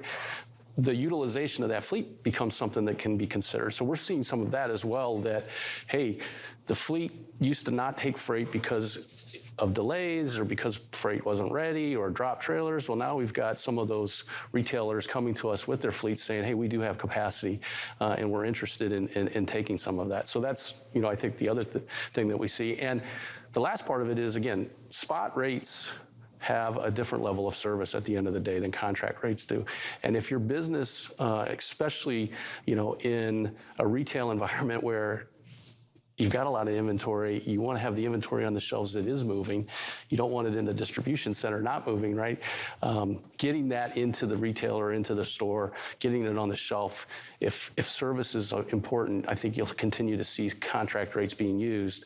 But if service isn't important and the spot market's going down by 17, 18, 22%, I think you'll see people continue that part of it on the non-critical service freight. Dave, let me ask you one question here to alter gears just a little bit. I'm really interested in your unique perspective into the warehousing side of it. Is you mentioned that a lot of that you guys are looking into that overflow space, right? Warehouses is still incredibly full for you. What happens, I guess, when there's no more warehouse space, right? If that inventory builds up so much, what do? You can't turn, just build a warehouse tomorrow. I guess how do you think through that? How do you plan for that, or is that? Are we moving away from that extreme situation? I think it depends on the area of the country, right? I think, we were talking about it actually before we came on the show. A year ago, capacity chased, containers that were on ships on the West Coast, and they just moved the freight inland, right? I think in some cases they got freight off the West Coast and tried to get it into the network. today we have a couple customers. We have campus solutions. We have first right of refusal on, temporary space. The challenge that comes with that is, it's warehouse space. At the end of the day, it's not been retrofitted or upfitted or built out from a tenant improvement standpoint to handle maybe the uniqueness of being a full-blown distribution center. We've got some portable pallet racking, as we call it, so it stores knocked down very nice, and then it opens up, and we can go 4, 6, 8 high in terms of storing product that can be palletized. But then the inefficiency of, well, now I'm down the street, I need to go get a shuttle driver, all of that stuff comes into play. And, what we're seeing is still in the used truck equipment arena, it's expensive. I mean, you can rent a tractor and a trailer, but the cost to do so is almost 2x in some cases of what the purchase would be. But in the short term, you're having to do that because the lead time on getting new equipment is still, 12, 18, in some cases 24 months if you're getting something that's pretty specialized. Now, Dave, it seems that it's been all good news for shippers lately, right? At least the last year and a half. Rates continue to fall. They've been able to lock in cheaper rates. From your perspective, if we happen to get to a point where the market reverses, are retailers at risk looking at service and being able to provide and get through that routing guide? I think we're all at risk from a service perspective because our most recent experiences is we all tolerated poor service, and we all blamed it on the COVID, right, or the pandemic. And that's a pretty fresh memory, I think, for most of us. So in the, if rates go up, if inventory levels return to normal through retail channels, if consumer demand and credit card spending goes down, actually, right, because a lot of people are putting a lot on the credit card. If we return to some more robustness in the economy, I think we'll tolerate lower service because we've recently done that. I think the ones that win will figure out how to do all of that and still keep the service at a high level, whether that's the retail shelf being stocked, on time and in full in terms of inventory itself being available to be sold. Those will be the people that win. And I think you're seeing people like Home Depot and Walmart and Target already did it, right? Say, hey, I'm taking my lumps and I'm getting ready for the next boom, right? Not the next bust. Absolutely. And eventually spot rates are going to have to hit a floor. We'll see contracted rates continue to get closer. So that gap, in our opinion, tells us a lot about what's about to happen in the transportation space. And Luke, we'll go back over to you. I know one of the next charts we're looking at is that spread, right? Is that key indicator as to when that might flip? How's that spread looking lately? Traditionally, contract and spot rates are within 5 to 10% of each other, at least over an extended period of time. There's always short periods of volatility where we go outside of that, but the rule of thumb is, and the history of the data tells us, that spot and contract tend to move closer to that 5 to 10% difference range, sometimes to the upside and downside, but regardless, within that range. And right now, we're greatly outside of that range. Let's go ahead and look at the chart behind me here. And one thing we're gonna notice, okay? So there's two colors. You have the green here, and then you have the red. The green means that spot rates are above contract rates, and the red means that spot rates are below contract rates. This is over the last 5 years. So again, you can see a lot of red way back there in 2019. I think you can see there quite a bit of it. That's when spot rates were well below contract rates, right? We saw 2019, a pretty soft year. Then, 2020 hits, 2021, even part of 2022, a lot of green, right? Spot rates were very elevated and they pulled those contract rates up with them. And then now we're here, a lot of reds happening because the spot rates are really far below. Now, here's what I want to draw your attention to though, is the number that's all the way there where we are today is 78 cents. So there's a 78 cents per mile difference between the spot and contract rates right now, 78 cents per mile. That is quite significant. We haven't really seen something, and it's been down there for really quite a while, pretty much since June. It's been at that level. And it hasn't been that extreme at any point in the last 5 years, apart from the initial shutdown of COVID, and not anywhere close to it on the upside. So again, it's really the last few months, the spread is the greatest it's really ever been in the last 5 years, apart from the initial COVID shutdown. So those will close down. I really believe that they will. They're going to get much closer. You'll probably see them in that 20 to 25 cent range, maybe even less. And we're going to start to see some of those adjustments. I think we'll start to see it close off a lot closer in Q2 as a lot of the RFP season starts to come into effect. But again, right now that spread is very, very wide. And I think that's causing some challenges for a lot of carriers, but also some confusion for shippers on maybe how to, basically how aggressive to be without being too aggressive and hurting themselves down the line. Absolutely. I think the contractor spread is very important. Dave, you and I have talked about the direction of contracted rates, how often shippers are asking for RFPs, and it's something we're going to have to keep a close eye on. From Kinko's standpoint, what are you guys providing to the shipper in terms of communication and service that maybe some others aren't? Well, I think, anytime you can provide more information, right? So take the data points, provide some information, and then the insight that goes along with that information is key, because that's what we try to do then, right? And then build a specific action plan based on that. And I think accept decline is important for us, both from an inbound market perspective and an outbound. That average length of haul that the shipper is from a major market. Zanesville, Ohio, 70 miles from Columbus, Ohio, so it's in the middle of nowhere. We have customers that ship in and out of there, so we know that their next load is going to be a 70-mile deadhead. So understanding that as part of the overall rate that we pay is important. And then I think the last thing is service.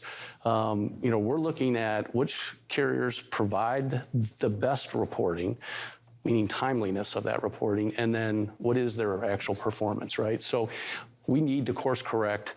Can we do it because we have timely data to make it happen? Absolutely. Dave, thank you so much for joining us. We'll hand it back over to Luke. Luke, what else do we have coming on Global Supply Chain Week?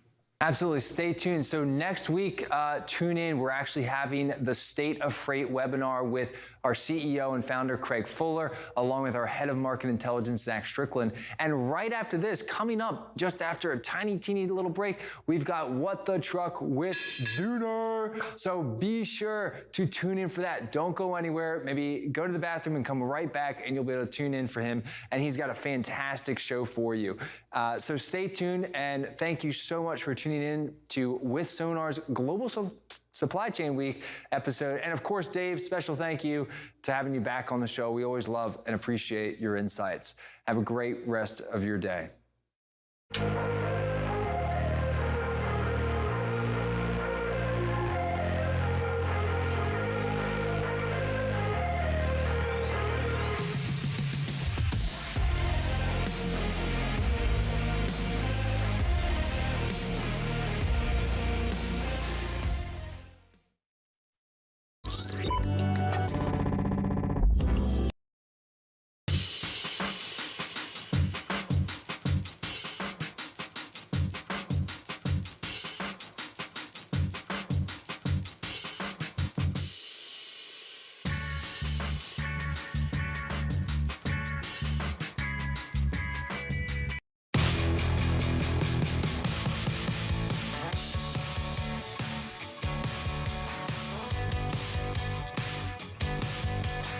Welcome back to another edition of Check Call. Check Call. Check Call. Check Call. Let's go. Nobody works for free, so why should we be expecting our drivers to?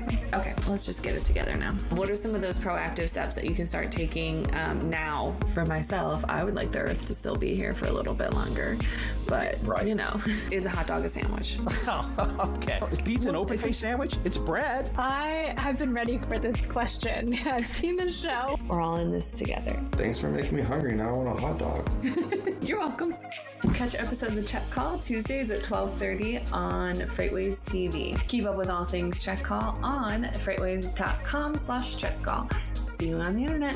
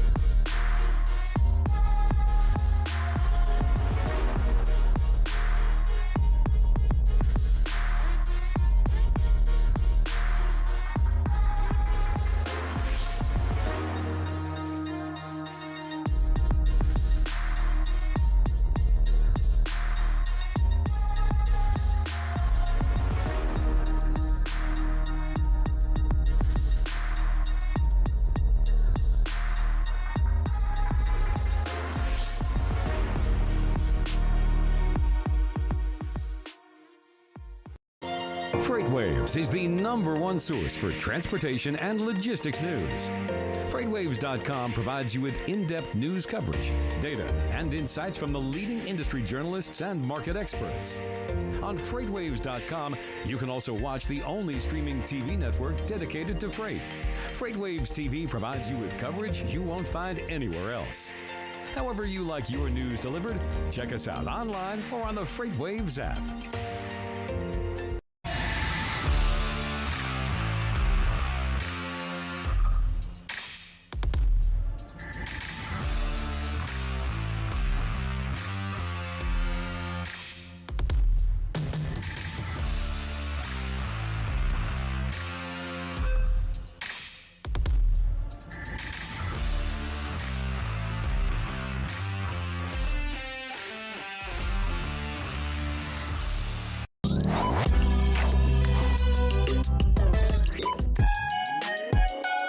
I got friends only wanna talk business. I got expensive, cause winning's expensive. I got expensive, cause winning's expensive. I've been getting out of work. And I've been shutting down the stores. Yeah, cause when it rains and it pours. And welcome to Put That Coffee Down, the Freight Sales Show for closers. My name is Kevin Hill, and I am your host. As always, we're here in Global Supply Chain Week, so it's always exciting. We have a very special guest to talk about global supply chains, as well as Jack Echeverria.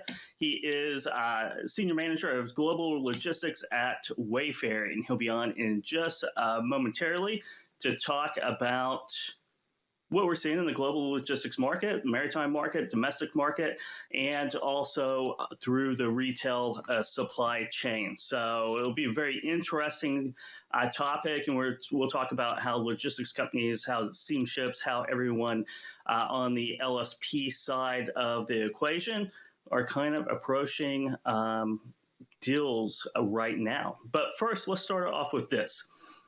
Something I read in Inc. magazine. Stuck on a tough problem. Harvard research shows changing just one word can help you find a solution. A modest but meaningful improvement with zero effort. There's not a lot of things in life where just changing one word will dramatically affect your outcomes, but Harvard research found something. So what is it? It's by whenever you get stuck on a problem, by instead of asking, what should I do? Change that one word to what could I do? Should is a very narrowing word. It limits the options and possibilities, and it keeps us stuck in our little box, if you will. By changing that word to could, it kind of expands your options and your thinking, right? What could I do? I could think of 100 things I could do. Which one will work? Well, I don't know until I start trying different things. So whenever you're asking, what should I do? It kind of, to me, it says, well, I only have one option, and that's what I should do. What could I do? I could do anything. So by changing that one word from should to could, Harvard research shows that you can really expand. So if you're talking about prospects, how should I reach out to this prospect? You're trying to find the best option, and you don't know the best option until you start experimenting a little bit. So if you say, how can I or how could I reach out to this prospect? What does that mean? How could I? I could email them, I could call them, I could show up at their front door. You could do a lot of different things. You could message them on LinkedIn, Twitter. You could start engaging in their posts. What could I do to win this business? You start really thinking and expanding your options. One of those options will usually work, but you never know which option it is, or which path or which method until you actually start doing it. So start whenever you come up against an issue or a problem, instead of saying, what should I do to resolve this? What can I do or what could I do to resolve this? I think you'll find the results to be powerful. Be powerful. You'll up your sales game, your business game, your life game. Doesn't really matter. It all flows in to the one philosophy. So with that said, I want to talk a little bit about global supply chains and the logistics market and what shippers are seeing. And I'm going to do that now with Jack from Wayfair. We're going to bring him on the show right here and welcome him on. Jack, always good to see you. How are you doing today? Good. I think you just saved my marriage with that. So, I think after this, I'm going to start rephrasing how I speak at home. It's very powerful for that. What should I do or what can I do? Right? Especially in logistics, where you never know what the problem to any solution is until you start doing it. It's kind of like marriages too. Exactly. No, I think it's always about your state of mind. And when I came into the industry, even if you can't do it today, I can't do it now, but I could do it in the future. How can I, obviously provide the best service, even if it's not conducive to the conditions now? How can I give, people value? So no, I agree 100% with the research. And if it's coming out of an Ivy League school, how can you argue? I know, right? Yeah, how should I put together my supply chain, right? Exactly. How should I? I'm trying to look for the perfect solution, but there are no perfect solutions. Perfection is the enemy of profitability. How can I? You start kind of assembling different pieces, and all of a sudden you find something that works. And you go with that, and you leave behind the things that don't work, and all of a sudden you're iterating into something that works. And it works because we're going to talk about supply chains as competitive advantages today. And through that process, you find something that maybe is a competitive advantage. If it isn't, then you keep on working on it, right? Yes, sir. Yeah, no, exactly. And I think that's kind of the mantra we've had at Wayfair and the Cascade logistics side that I'm on is, we saw the value as a company in 2015 investing into our own supply chain and really controlling our own destiny, where it continued to escalate, where we started doing the landside services, we did the ocean services. So like you said, how can I be more value to our suppliers, and how can I be a better vendor to our, or a better partner to our vendors? So, that's kind of the mantra we have at Cascade Forwarding which is a part of the Wayfair team. And, it's always about the customer experience. Yeah, and that brings me back to the should and could again, too. If you started out with how should we develop our supply chain, you kind of go back and copy other retailers, other companies in the space. How can we? It opens up the possibility of really creating your own logistics arm, taking control of that, and operating it in some respects like an LSP, right? Yeah. Without a doubt. And that's kind of what we saw the value in, is how can we become more entrenched with our suppliers? What are they looking for? How can we make their lives easier? How can we get the product to North America or Europe faster so their consumers could have access to it immediately? So that's where we saw a lot of the benefit, is just the visibility that our suppliers are wanting, knowing what's going on with their shipment, if there's delays, if there's any customs issue. And it's the more you control, the more access and the good partners you have. That's kind of where the supply chain is a competitive advantage. So that's what we really listen to our suppliers. We listen to the ocean carriers, the landside procurement teams, and just kind of saying, not just on the supplier side, but how can we be a better partner for the partners that we have? It's very cliche, but a lot of people hear, but they don't listen. And that's what we try to do at Wayfair and Castlegate. Yeah, you're exactly right. A lot of people do hear, but they don't listen. And by taking control of the supply chain, by doing it in this novel way, it's a key differentiator, right? And it is a competitive advantage because you have capabilities that your competitors don't have, and you can get goods from Asia, from internationally, into your warehouses, sold, shipped, delivered at a much faster and efficient rate than Company X and Company Y, Company Z. Yes, sir. Yeah, and that's kind of what it is. For the segment that we're in, the consumers, nowadays with the internet, and people have so many options, and it's really going to come down to a low price point, good service, and just having access to the goods. And I think that's what we learned from the pandemic, is through the last 2 to 3 years, you really need to control your own destiny. You got to have the product available for consumers to get access to it. I think when the pandemic originally started, it's not that the inventories were low, but we just weren't expecting the demand for certain goods. And then you saw it kind of get out of our fulfillment centers right away. And then we obviously had issues because of the pandemic getting it into North America and Europe. So it's really, we're trying to strategize, learn, take what we learned from the pandemic, understand the conditions that we're experiencing now, and what will it be like over the next few years, and how can we avoid obviously adding any additional costs that we maybe did incur during the pandemic, while continuing to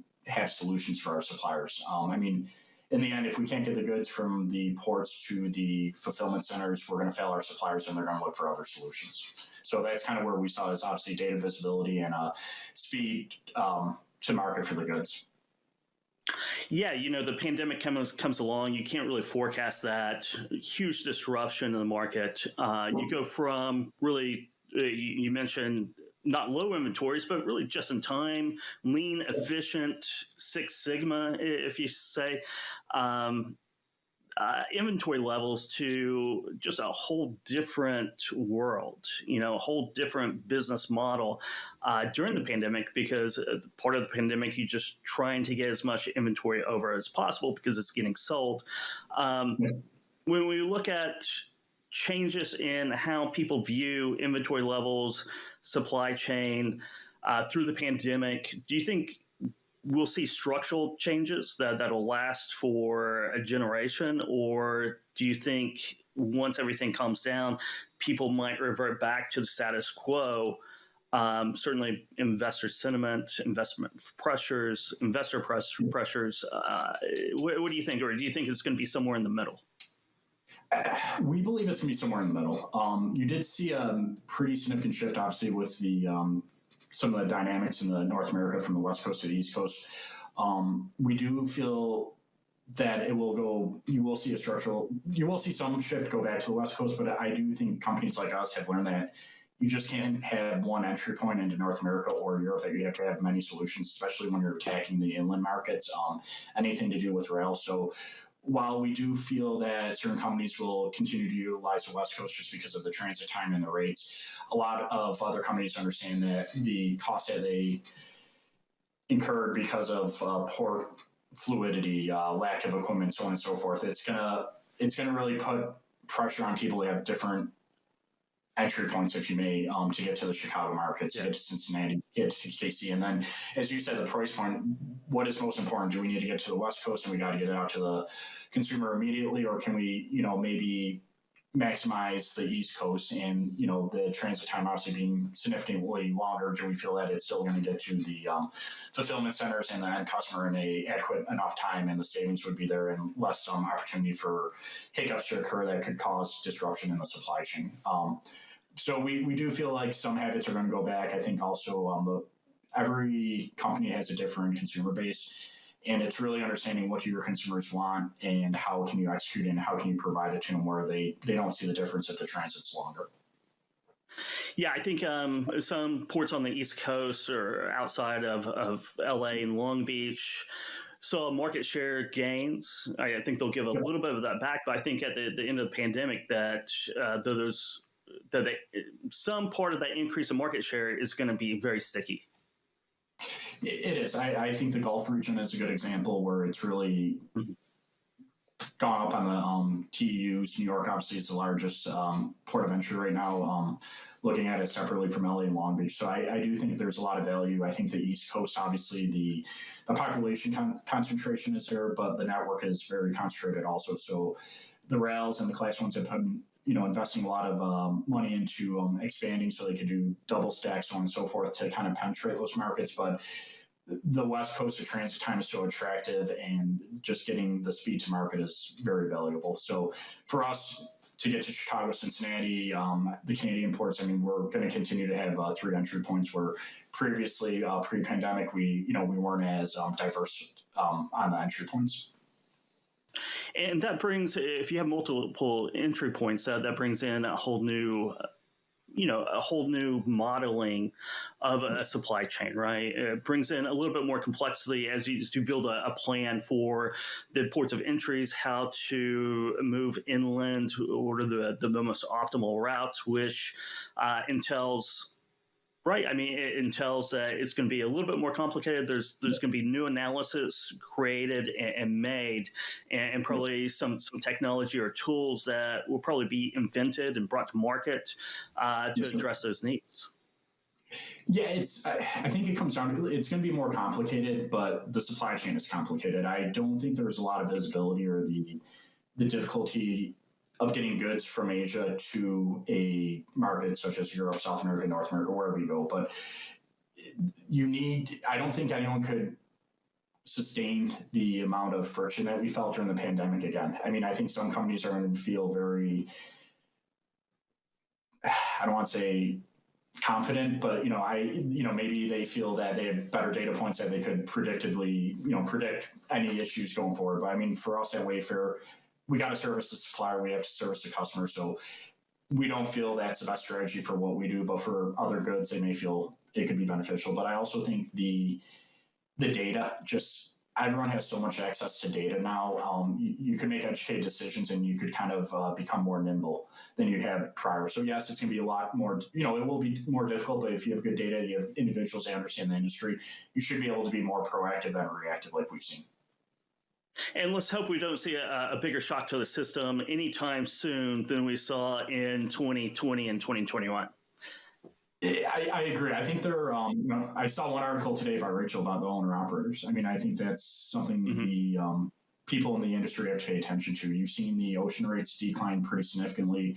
You have seen the landside rates decline, but the cost of operating a tractor in both Europe and in North America is skyrocketing. Fuel, continues to be pretty high. The cost for parts for the trucks, the lack of individuals going into the industry is making it where the rates on the land side aren't falling down as drastically as the ocean. And I don't want to say it hit a floor, but you are seeing the difficulty if the market doesn't come up and contractors can make a decent living. I mean, they're going to have to exit the industry and go into a different field.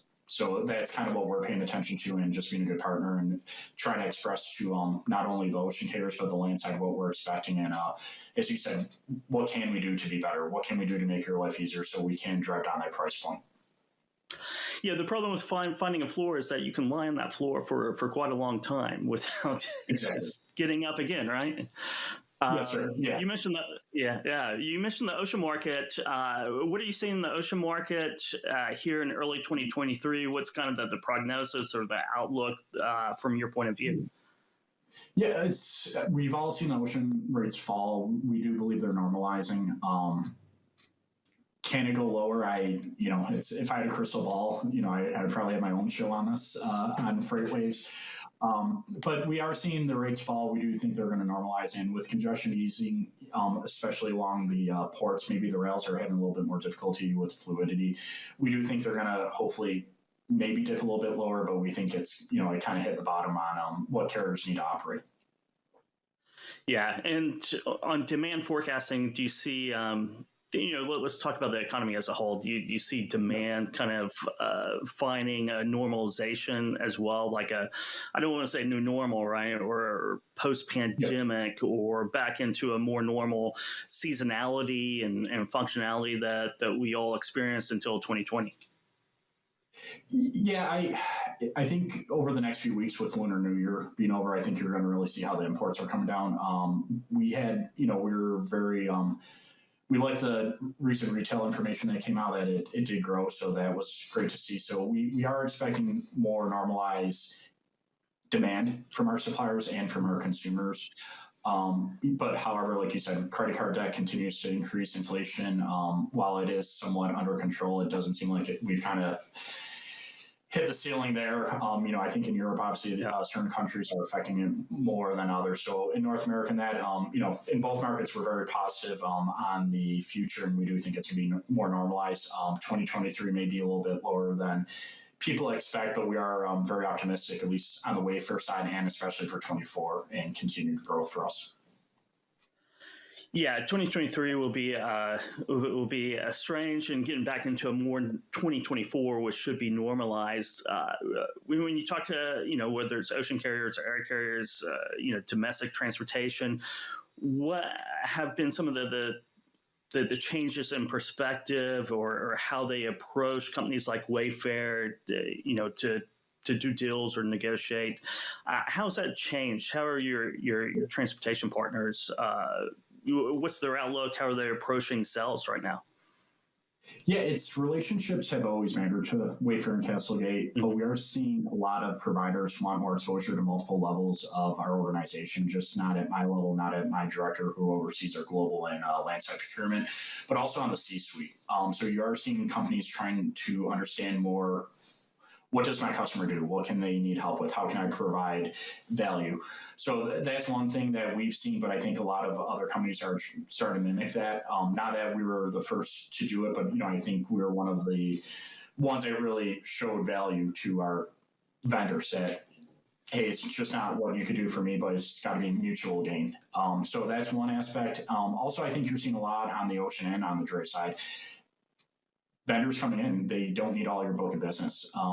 They want business that's more predictable so they can control their costs. I think that's a big thing that we're seeing. It's give us what you think it's due. Work with us on the forecast. And we understand, especially for Wayfair, that consumer demand is going to play a huge role in what we're importing.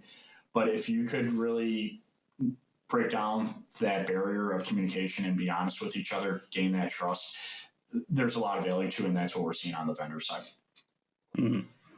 Another trend that we're seeing coming out of the pandemic, because of the risk to the supply chain, so the risk of long transit times, if nothing else, from Asia, is both nearshoring, coming back to North America, or that be Mexico or maybe South America, and reshoring, which is coming back into the USA for manufacturing production of whatever goods, right? Is that a trend that you're seeing out in the landscape when it comes to, or other retailers and manufacturers out there? Is that something that, what are your thoughts, I guess, on that trend? Yeah, it's a hot topic whenever we're at conferences or we're interacting with BCOs and NVOs. It's kind of, where do we see the future? We can't just be concerned about 2024. We have to be concerned about 2025, 2026, 2030. I think you've seen a lot of textiles obviously go into Central America. We did see some diversification in Asia, where it was Malaysia and Vietnam, with consumer goods that we sell on our website. I personally can say I do believe that as transit increase, the costs increase. You're seeing, I would say, wages in Asia increase, where it doesn't really make sense once you bundle it all up. You may get the same cost advantage in other parts of the Western Hemisphere. So, short answer, yes, I do think some will come back to the Western Hemisphere, North America, Central America, South America, if possible. But you're still going to have certain products that it just makes sense for it to be produced in Asia. And, whether it's moving the lumber over to Asia, they produce the goods and it comes back. I mean, it's always going to come down to price, unfortunately. And the consumer is kind of the one that dictates how we should, I shouldn't say they dictate, but they have a large say in how we should procure our suppliers. Yeah, buying habits are definitely, and it's a long process, right? You just don't pull out of Asia and move to South America or back to the U.S.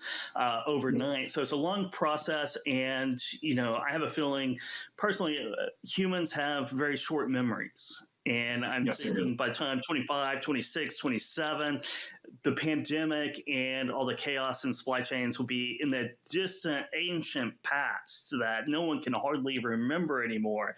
And investors will be clamoring at companies to run lean, run efficiently, source from Asia, and we'll go kind of cycle back right to where we're at until the next shock. I do think it's true. I know I could say I do believe a lot of C-suites now understand what drayage is. They understand what a container is. They know what per diem is. So if anything good came out of the pandemic and what we've experienced lately, I mean, it is, I think, the education of supply chain and transportation. It's been brought to the forefront. I think a lot of companies now are really using that to their advantage. If you have a, I don't want to say complex supply chain, but if you have a supply chain that is well-oiled, maintained, you have good individuals behind the scenes operating, you have the connections, the C-suite will continue to push that. I mean, I do agree. I think people have a short memory. However, this may have left a lasting imprint on a lot of people's minds. So I hope people don't go back to their old habits. And if they do, I hope they're our competitors. Yeah, and I think there's room for a very lean, well-oiled supply chain with a little bit of robustness in there, a little bit of redundancies to, as you might call, a margin of error, because you never know what's going to happen tomorrow. And if you just leave a little bit of margin of error in your supply chain, then you can take advantages of when when things are disrupted, which they happen. Maybe not as severely as pandemic, but that they do happen. Yeah, and that's, I mean, we see that too. That's where we did invest some of our own assets. We procured our own chassis. That was one thing that we didn't want to spend too much capital on, but we did see the value of, once again, controlling our own destiny. When the container hits New York, if it hits Savannah, wherever it is, we want to make sure that we have a chassis for that container to get on, and then we could get into our fulfillment center. So we are investing in areas that make sense, that we're not going to really expose ourselves to any margin loss, that also produces a better customer experience. And I think you hit the nail on the head right there, and that's the moral of the story and the interview is controlling your own destiny. Now, however you run, you can run as lean as you want to, you can run as redundant as you want to, but as long as you're controlling your own destiny, you are in a position to create a competitive advantage with your supply chain. If you don't control your own destiny, then there's no way in the world, there's no chance that your supply chain is going to be a competitive advantage. No way. And it starts with communication, as you stated earlier. I mean, you really need to know how to communicate with your suppliers and vendors. So definitely couldn't agree more. Well, Jack, thanks for dropping by. Put that coffee down here on Global Supply Chain Week, and all the best to you and Wayfair, and have a great 2023. Great. Thanks for the time. Appreciate it. You bet. That's Jack Echeverria from Wayfair talking about the pandemic and lessons learned. We have a great afternoon coming up here on Global Supply Chain Week. We're going to talk a little bit about global supply chain risks with Eric Coolidge, and also Put That Coffee Down. You can download it on Freightcast or Put That Coffee Down wherever you download your podcasts. But this wraps it for this episode. We'll see you next week.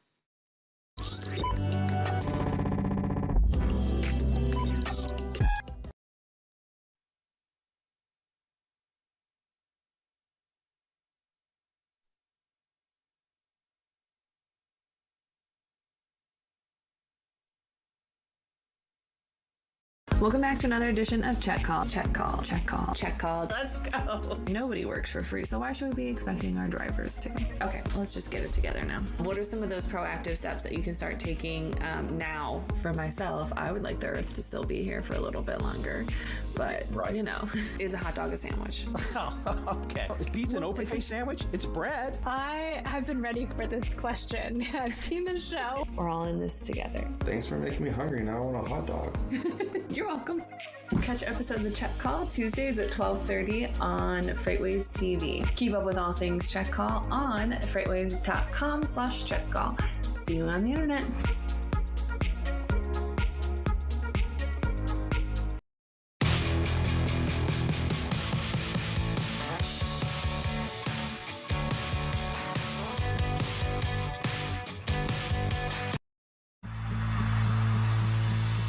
When guests come to an event like F3, we know what they want is a chance to show off their products, their swag, and make new partnerships that will last until our next FreightWaves event.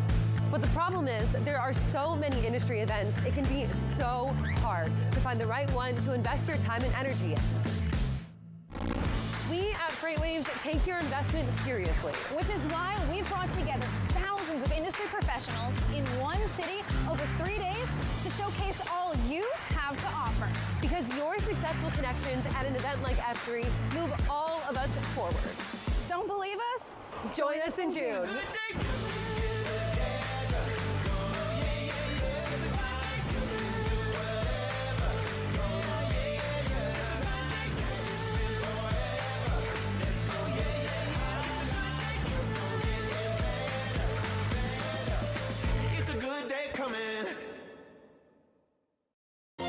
FreightWaves is the #1 source for transportation and logistics news.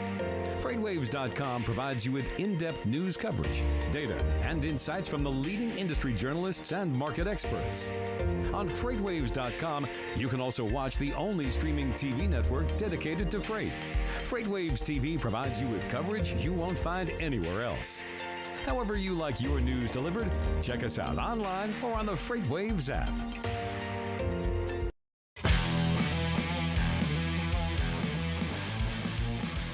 What the Truck is now 3 days a week.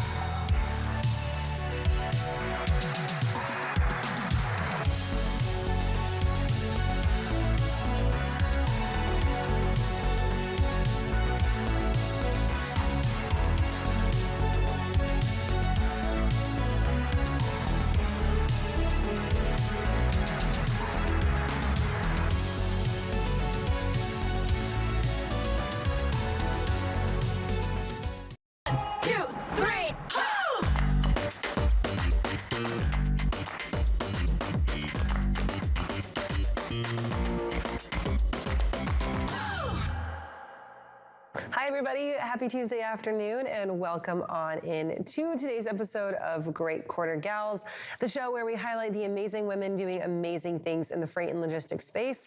I'm Kaylee Nix here with my lovely co-host, Grace Sharkey. Grace, it feels weird to do a show on an event day, but like you're getting a double dose, right? We've got Global Supply Chain Week, day number 1, done and dusted, and you get Great Quarter Gals to cap off your Tuesday. Announced that we've just been avoiding doing an episode together for about 3 weeks now. It's finally all meshing together as to one. So I'm very excited, and long time no co-hosting with you. So happy to do that too. I know, right? It's been like this tag team back and forth. Like you were at Manifest and then you were traveling, and I had a dentist appointment last week. So, not super fun, but we got it done, whatever. But yeah, it's been a long time since we've co-hosted together, and we're both fairly busy on the event track right now. I don't think that we've caught up on this show since you went to Manifest. And of course, we're in the middle of Global Supply Chain Week right now here at FreightWaves. Well, let's talk a little bit about that event circuit before we get in. Give us this quick little overview of your time at Manifest and how it went. It went really, really well. I was happy to see some even more FreightWaves faces there. Craig was there on a panel as well. Dooner was walking around doing his old Dooner things, and it's great because whenever especially you've gone to that event now twice in a row. If they don't see some of us in there, they're asking about us. It kind of, I go to those events and I'm reminded of how much the industry does look to FreightWaves for guidance and for ideas and for improvement, and how great of a source that we are. So I'm over here just hyping ourselves up, but it's true. You go to these events and you hear and people see your badge and they just immediately come over and want to chat with what we're working on. So I loved it. I had a great time, and there's a lot of really great people I've been able to meet and bring on this show, including the guests that we're going to have today. So definitely a good time for that too. Absolutely. I'm so jealous of you guys going to Manifest, and I think next year I'm going to have to make it happen. Like, I'm going to put it on my schedule already this year. I'm gonna make it happen. Bradford, if you're watching this, I'm going to Manifest next year. Me and Grace are gonna do Great Quarter Gals live from the show floor. But it's super fascinating, as you mentioned, because it makes those connections and it really reinforces the existing connections that we have here at FreightWaves. And those are super important when you're talking about bringing together expertise of many different niches in the industry, which is what we're going to talk about today. The niches make the riches, and we're going to be very excited to welcome our guest here in just a few minutes. Before we get there, though, let's talk a little bit about Global Supply Chain Week, because that's going on right now for us here at FreightWaves. 3 days of virtual content, but a very specific and very important aspects to the supply chain industry. Today was day 1, our Maritime Day, and it was fascinating. We had lots of content from Greg Miller. We had stuff from Eric Coolish. We had stuff from Thomas Wasson, all of the above. Grace, was there anything from today that really stuck out to you as something super impactful? Honestly, very jealous of the keynote that Mary O'Connell got to do. Julian Van Erlich, I met him. I actually had a one-on-one conversation with him around November last year. And it's going to be he'll be on Point of Sale in a couple of weeks to talk about this too. But FabFitFun holds a number of really interesting patents when it comes to supply chain. A lot have his name on it too. Julian is a part of over 20 different supply chain patents, and even some outside of supply chain. So we're going to have him on Point of Sale to talk about that. But he's a very interesting person, and he's seen a lot and he's done a lot in our industry.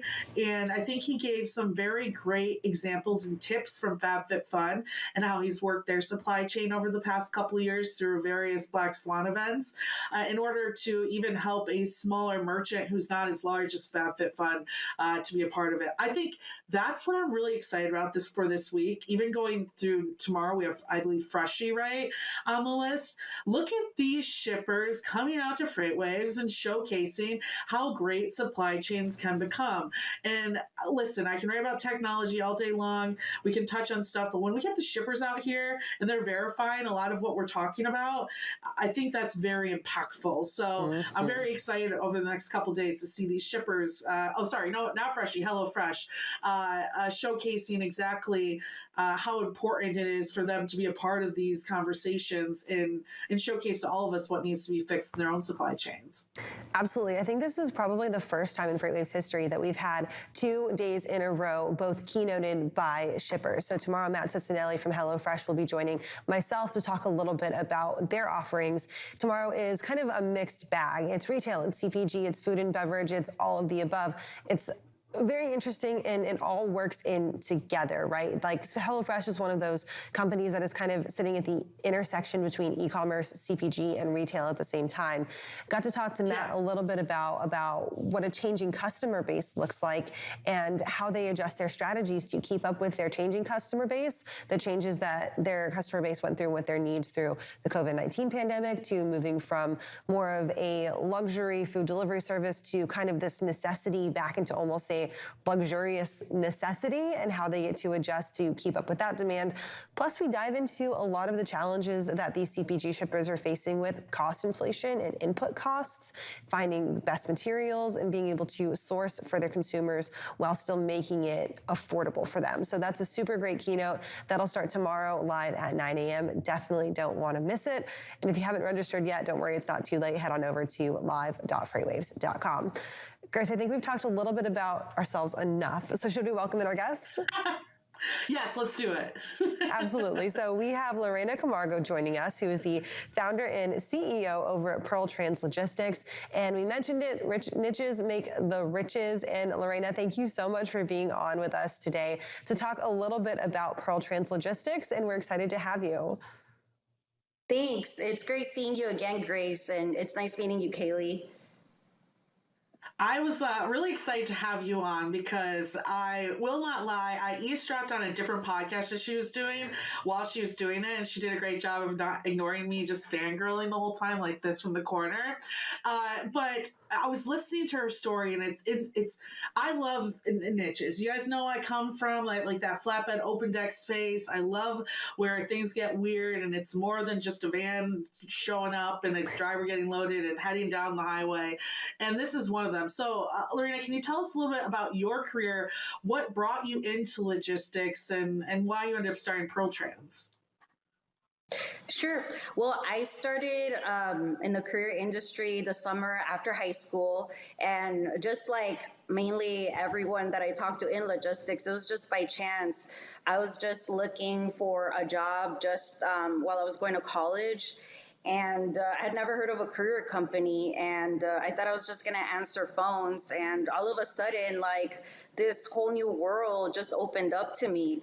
I was talking to a variety of clients throughout the day. I would be talking to a healthcare facility, then a manufacturer, then a bakery, and it was all in like a day's work. So it was just a lot of exciting things happening. So that's how I decided to quit school and then just start working full time. I worked my way up from customer service into dispatch, a little bit of sales, and then just working my way up to the VP of operations.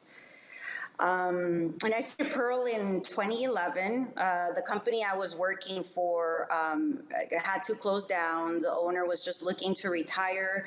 So that customer base that I had been working with needed a home to go to. So that's how I found the opportunity to start Pearl.